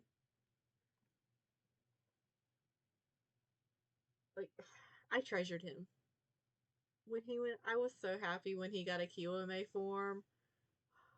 And he was all set to go like he was like 3 levels away from level 99 when it was time for him to when his release, and I didn't have the materials to send him off at the time. So I finished leveling him up with the event that was going at the time. And the moment I got enough supplies, he shot off. He's beautiful. He's beautiful. Like I love his design. He's very spindly. Like he looks like he should be very frail. Alright, Kassen Kanesada. Yep, I had him. He was my first sword in the game. Like he was one of the starting six. And like a flair for beautiful is certainly a way to describe him. I love it. Yeah, absolutely. That's what you would think with Jismaru. You would think a slight breeze would knock him down.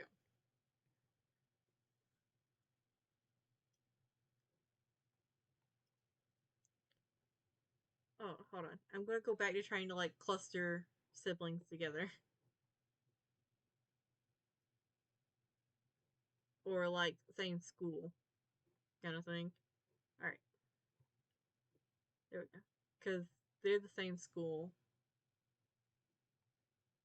In fact, if I remember correctly, Izumi no Kami refers to him as Nosada, but I don't remember the exact reasoning. Alright, Kashu. Kashu Kiyomitsu. One of Okita Soji's swords. I don't even remember your name, but I never did get you. I didn't really care either. I think you're one of the Wakizashi. Kiko. Kiko Sadamune. Or at least I think that's the rest of your name.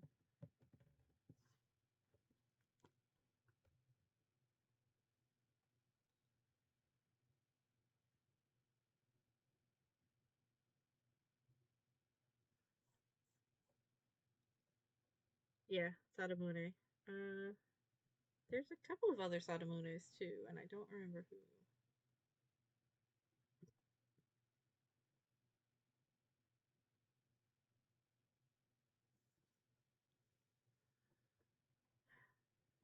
Alright. This dude wears shibari under his clothes. And basically, the only way you can see it, unless you're looking at the art book or watching the anime, is to have him damaged.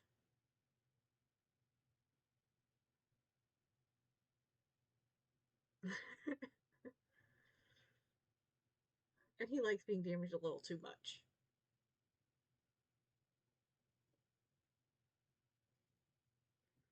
Like I like him. I like his character design. I actually do like his character quite a bit. I had him Kiwame on the English server.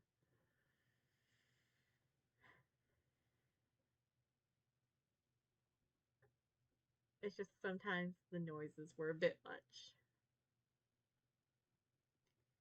Right. Kogoro Sumaru, the little crow sword.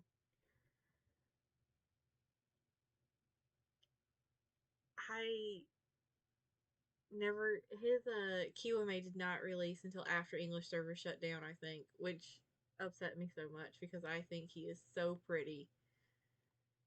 He was one of my he was my very first high rarity Tachi, but he's not one of the Tenkagoken, so he doesn't get counted in the same category as Juzumaru.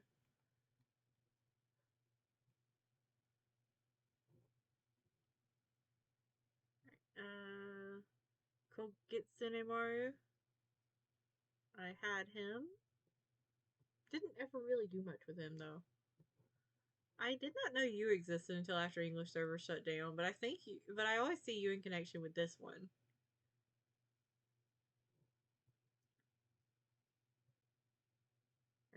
Koryu.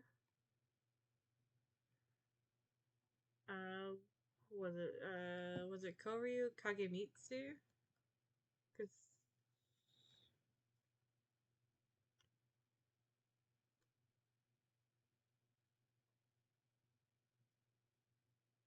yeah,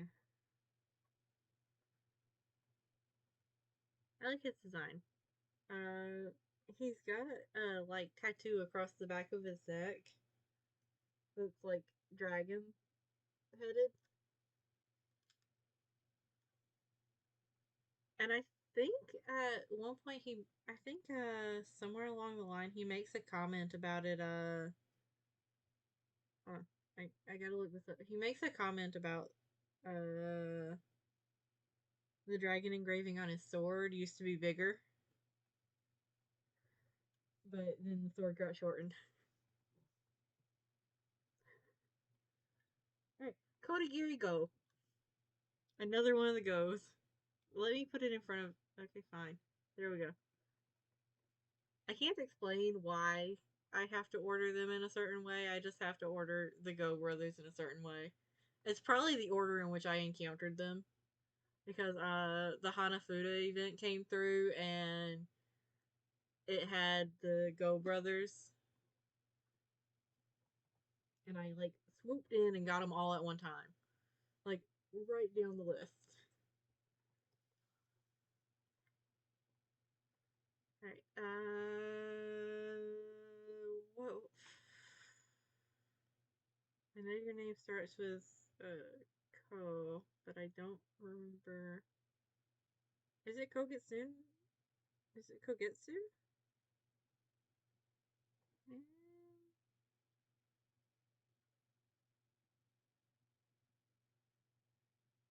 no, Kosetsu.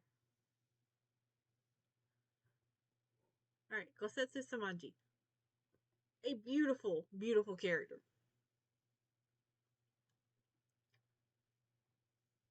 Let me go find his brothers real quick and put them up here. All right, Souza Samanji. Another beautiful, beautiful character. And then Sayo Samanji, who is the favorite out of the three. Like the other two, like let it be like he is definitely their favorite brother. And he is a little rage filled feral gremlin. I love his battle art so much.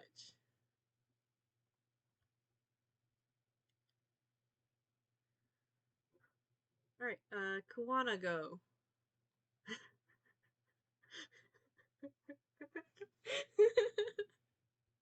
Sorry. Um, so in Kuwana's uh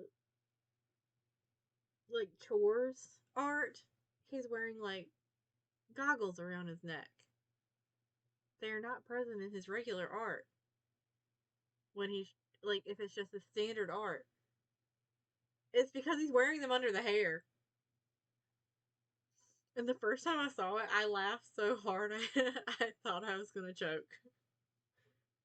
I was not expecting it at all.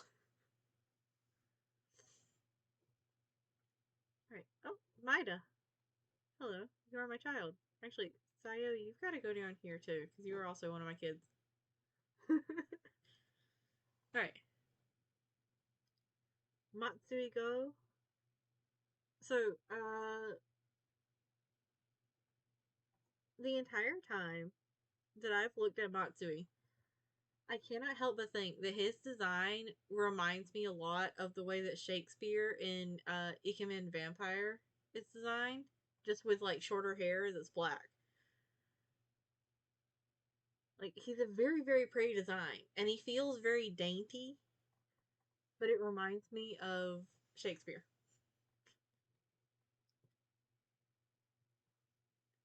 All right, Midore, uh, another one of my children. Hold on, gotta pop y'all up here with with the rest of the Toshiros. All right, Mikazuki Munechika. The reason I started playing the game.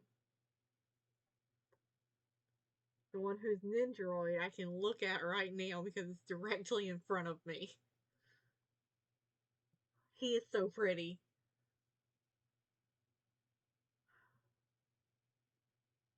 He is he is Gigi. In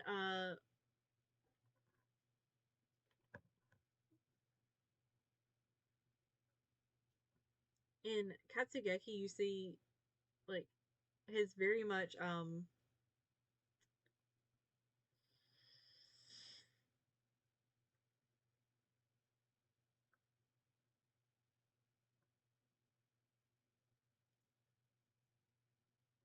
lost my entire train of thought. Let's try that again. In Hanamaru, like he just basically likes to sit there and drink tea with Ugui Samaru and, you know, do old man things. But in Katsugeki, you get to see that he is as powerful as he is, as like he's supposed, like legends tell, that kind of thing. It is wonderful. I love how different he feels in Katsugeki versus Hanamaru. That being said, I would love to sit around and drink green tea with that motherfucker. Yeah. Ah, fuck. What is your name?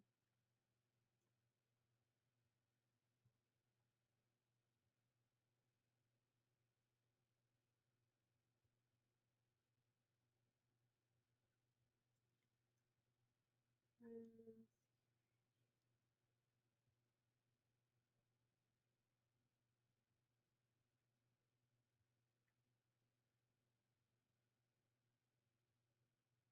Give me a minute, because I know this name. Because I think he's really, really pretty. Minamoto Kiyomaru. I never did get him on the English server, and it made me so sad. Because, like, I only ever encountered one, like, trading post thing, and that was, like, the only way I think I would have gotten him. But I had to go for Hugo back then. He needed to come home first before anybody else. He was a priority. Alright, are you another Satomune? Maneyoshi? I think you are. Yeah, Maneyoshi Satomune. He's one of my kids. He's supposed to be a very lucky sword. Like, I think his name means something about being lucky. Right? Mori Toshiro. Another Toshiro. Murakuma Murakuma Go.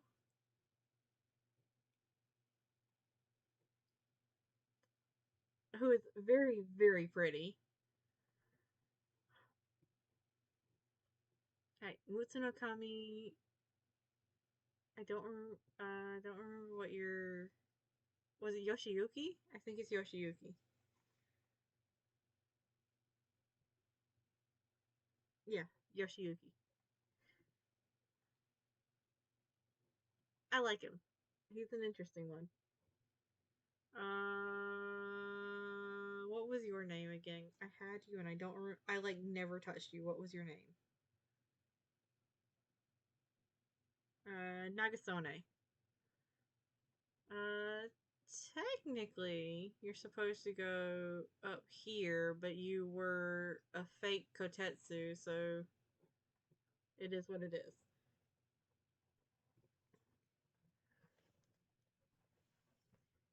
Nakigitsune. My very last sword that went off on Kiwame before the server shut down.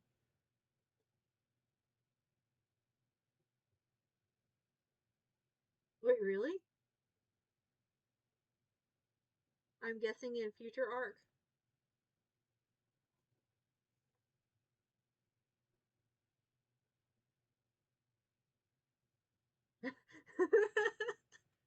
Ah.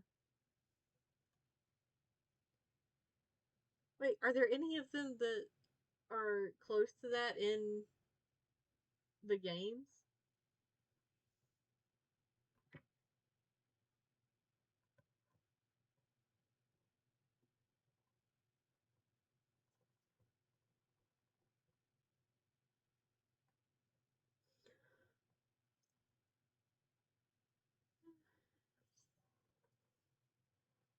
Oh, I think I'm getting sleepy.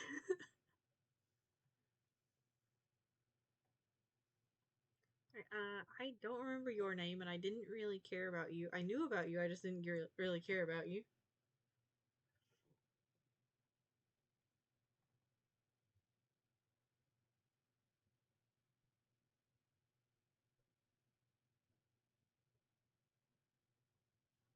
Alright. Nansen Ichimanji. My favorite little cat boy. he meows. Like, I think he said that he's cursed to be a cat or something, or there's something about a cat curse with him, and I don't remember exactly what it was.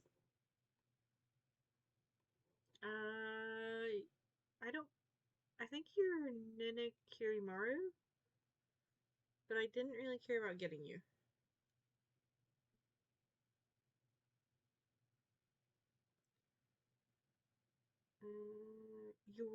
You were like the only Otachi that I didn't have though, so I probably should have cared about it.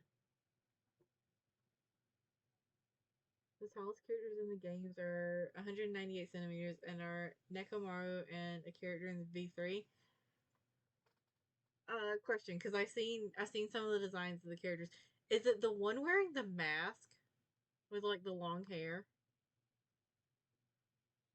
Because that one looks like they'd be a tall one.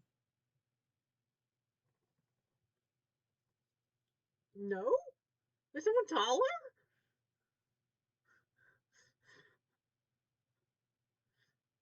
Well then,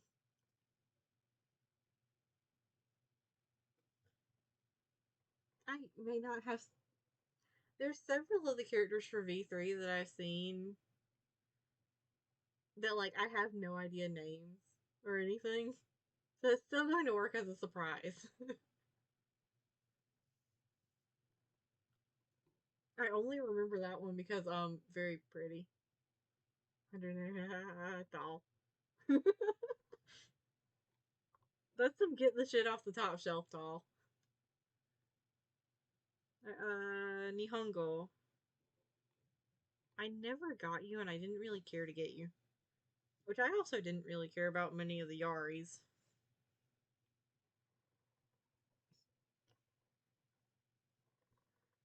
Alright, Nikari Aoi, I had you. Ah, another Ichimonji. What was your name?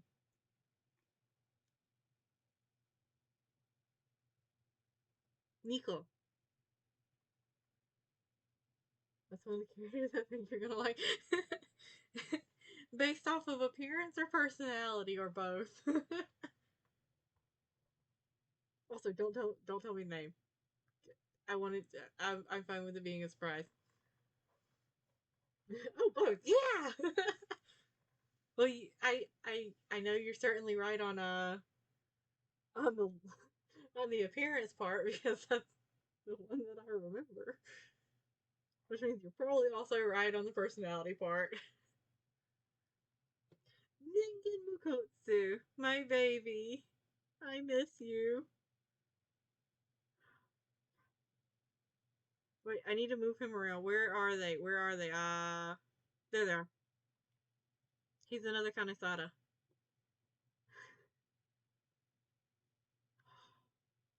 Yukamaru, you little weirdo. I also miss you. His, like, Toku message, uh, was something about, being able to, like, having more power, so now he's able to sneak away. And I was greatly concerned with that. Because he mentions, when you get him, the something about, I think it, I think it's when you get him, that he mentions, something about killing a tree. And in his chore studies line, he talks about eliminating infiltrating butterflies. So he's a very interesting one. This one, however, has apparently never seen gardening tools in his life. He's very pretty. I miss him so much. He was the only Yari I cared about in the entire game. I'm so excited to start V3. Like, if it wasn't for the fact, oh no, you thought 2 destroyed you. Oh, yeah. I'm not ready for the emotional damage. I'm ready for the story, though.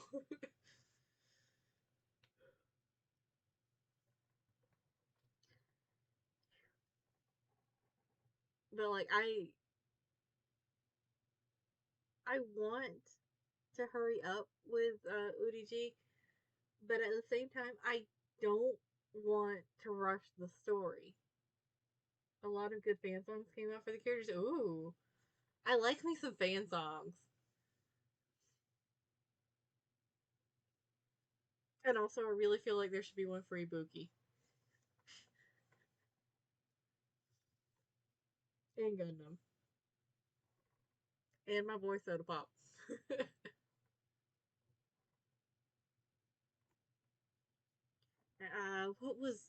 What was your name? Is it Onikirimaru or is it Onimaru?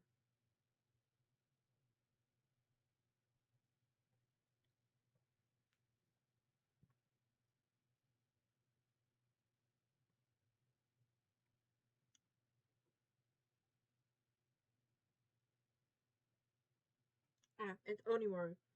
I think one of the other names for Higekiri was Onikirimaru, and now it's like stuck with me forever to try to call him Onikirimaru. His name is Onimaru.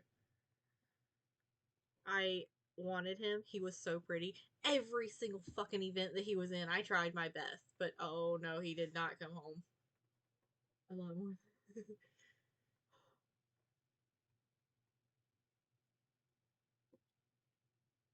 I Oshidori Jumanji Yari, I think. Yeah.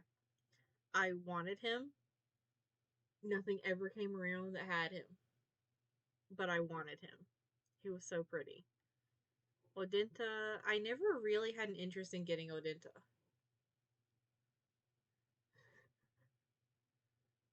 Which, like, okay. Oshidori is very much my type in, like, character design. Like, he looks like if you got snappy with him, he would put you in your place. I don't know if he actually would. I don't know what his personality is like.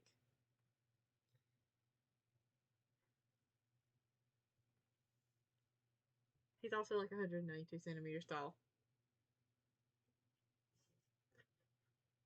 Alright, Okurikara. I had you. I like your personality in Tokenrambu Warriors. But that's about all I got to say to you about you.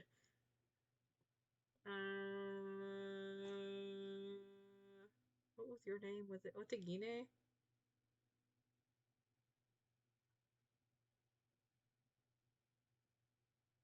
You're one of the Yari. Yeah, you're Otagine. You're like the only. Let's see, I had you, but you were like the only one I ever got to drop. I may have gotten Tombokiri at like the very last like couple of weeks of the servers being up, but I know I never used Tombokiri if I did. I need a tag. I didn't realize I was going to need one for Don't Remember, but I'm going to put him under Don't Care because I don't remember if I got him or not, but I didn't really care if I did. Alright, Samidare. Where are the rest of the goes?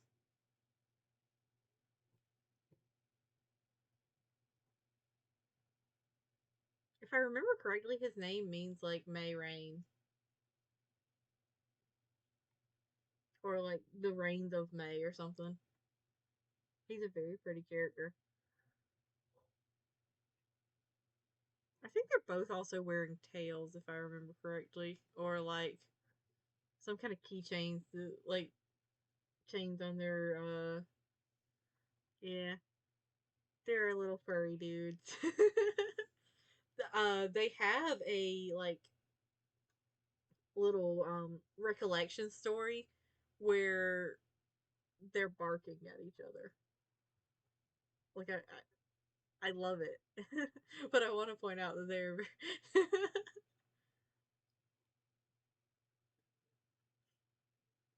uh, I don't remember your name. You're one of the Ichimanjis, but I don't remember.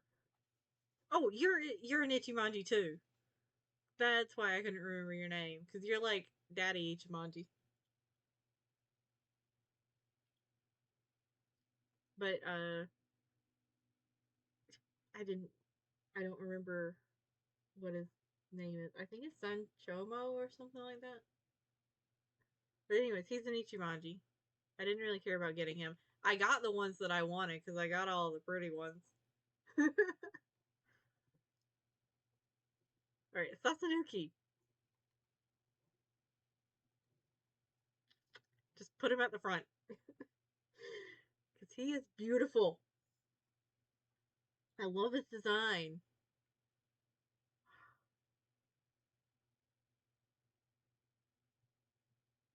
He was one of the swords of the last event for the English servers.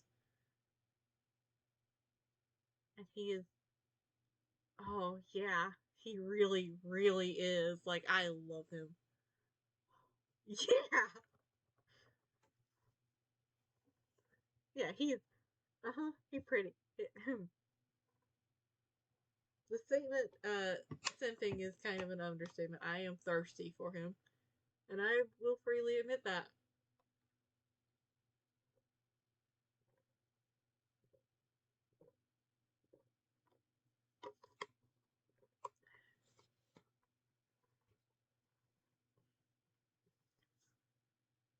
Um, oh, the one that was in the last event that was like the sword that was released in it is not on this list, but that's a. I don't remember the. Hold on.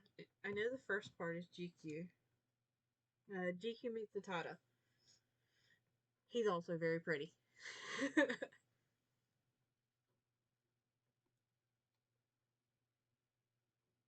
Alright, Singo Muramasa.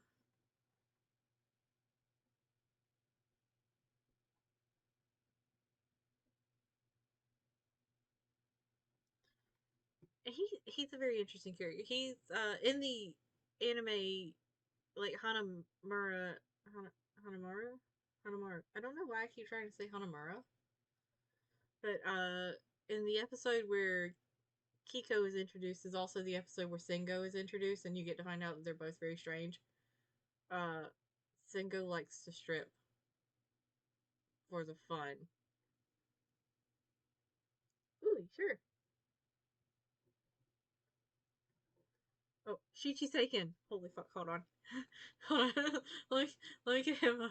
Let me get him up here, because Shichi Seiken is also fucking gorgeous. Yeah, but Singo also does it in a very thirsty way that Lily does not. Like he's an explode out of his clothes kind of stripping. But Shichi Seiken is beautiful.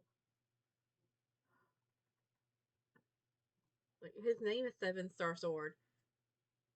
He's a Tsurugi, and oh, he is so so pretty. He's also a Victorian lady. Like he he is the one that I complain about every single time I was putting him on my team. That he's so pretty, but he can only go through like one battle and then he's tired. And it's because he's got. I think it's because he gains extra fatigue since he has. Since Tsurugis have like extra abilities. Shichiseiken gives an experience buff. Hakusan Yoshimitsu, who is over here, does healing. And Hakusan also gets very, very, very tired. Okay, so Underfell is one of the big AUs. Basically, it's what if Asgore was serious about going to war with humanity? So everyone in the underground adopts a kill or be killed approach to stuff. The exception is Flowey, who is. Ooh, that's interesting. Alright,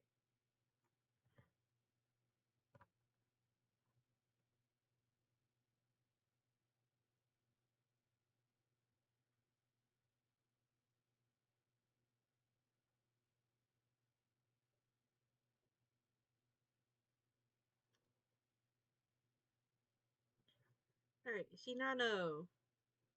You're also one of my kids. Get over here with the rest of the Toshiros. Alright, Shishio. I like you. You a funky dude.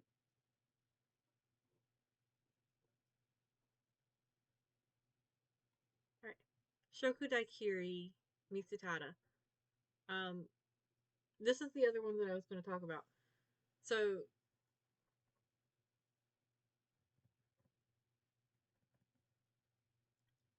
in Ikemen Sengoku, there is uh, a representation of the samurai Date Masamune.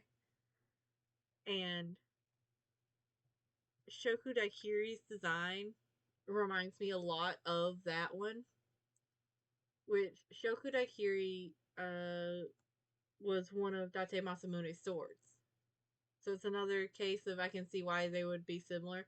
But the thing with like the resemblances between characters is that I can't figure out if that's just how these particular people were represented in like the media and anime, or if it's like a very strange overlap I've encountered. Underswap is Undertale, but character roles slash personalities are swapped, like Sans and Papyrus are swapped, Asgore, Toriel. Flowey, Timmy, etc. Swamp Sands is sometimes called Blueberry. That's adorable. I don't remember your name, but I didn't care about getting you either, so. You I thought was pretty. I don't remember your name either. Alright, Taikogane Sadamune. You are one of my kids. You are also paired up with Shokudaikiri. So one of the fun things, is that hold on, let me drag him around. Okay. So Shokudaikiri, Akurikara, and Taikogane are all like kind of grouped together. There's also Outer Tail, which is Undertale, but in space. Ooh, interesting. Stretch. So Taikogane calls Shokudakiri Michan, and Shokudakiri calls Taikogane Sadatan. And then in the midst of all this, wait, where is he? Okay. In the midst of all this, there is also another character that also gets like put together with them a lot. And like I think collectively the fandom calls them like the Dategumi. I think that's the term that I've seen for them. But the here, I did not really care about getting you. I also don't know your name. But let me go ahead and drag him up here. Surumaru is the other one. I love Surumaru. he is the prankster one, but he is voiced by my all-time favorite Japanese VA, which is Saito Soma, who also voices Gintaro in Hypnosis Mike and both of the Owie twins, or both parts of Two Wink in Ensemble Stars. Uh, Also, he voices Namazuo.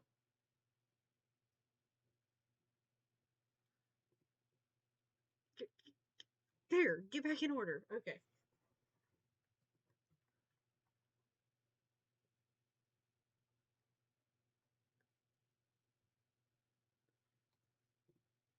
Like he's up there as one of my first QMA swords too, because like by the time I finally got around to accessing QMA training, I had several swords like just sitting at level 99 waiting to go. So, so I was literally for like several weeks after I unlocked it, because each QMA training takes 96 hours. I would be like just basically a revolving door of swords going out to training until I ran out of supplies. Okay, Urashima, you're on my list of kids, but you are also. Where are they? These one's brother.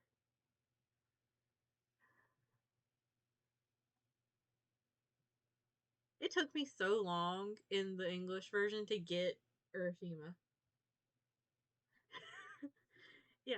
The good thing was since I had so many swords already sitting at level 99, I didn't really notice if one of them was gone for a while. Where go? Wait, why a gold tooth?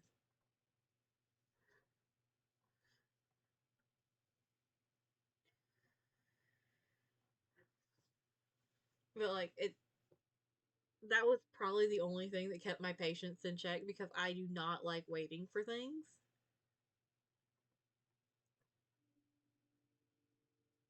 Ooh, okay. I can work with that. Alright, Yagen Toshiro. You do not fall into my category of these are my children, despite being a Tanto. So you can go up here with your brother. He's like the doctor. Like he has an interest. Like his chores outfit is a lab coat. All right. Yamabushi. I had you. I did not really do much with you. Get out of my children.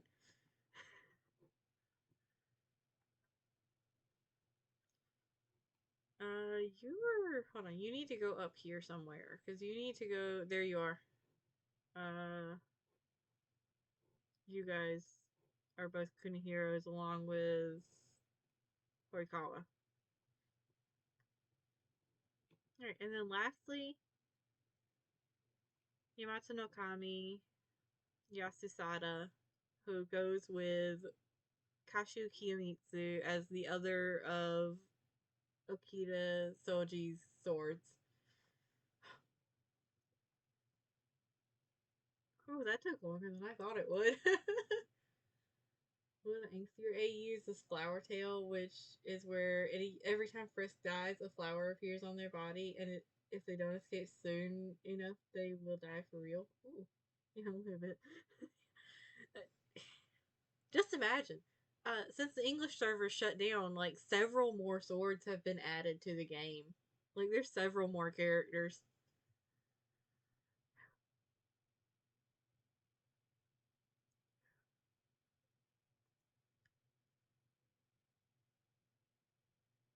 Yeah. Alright. Well, that was fun. I've been wanting to do this one since like the first time I did tier lists, and I kept pushing it back. Now I can say that I finally got it done.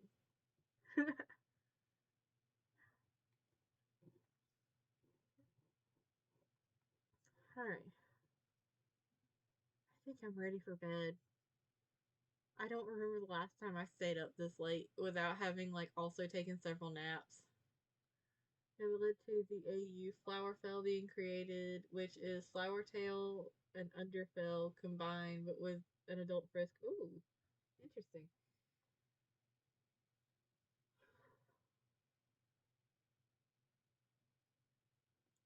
Alright. Thank you for watching. I had fun. I hope you did too. Good night.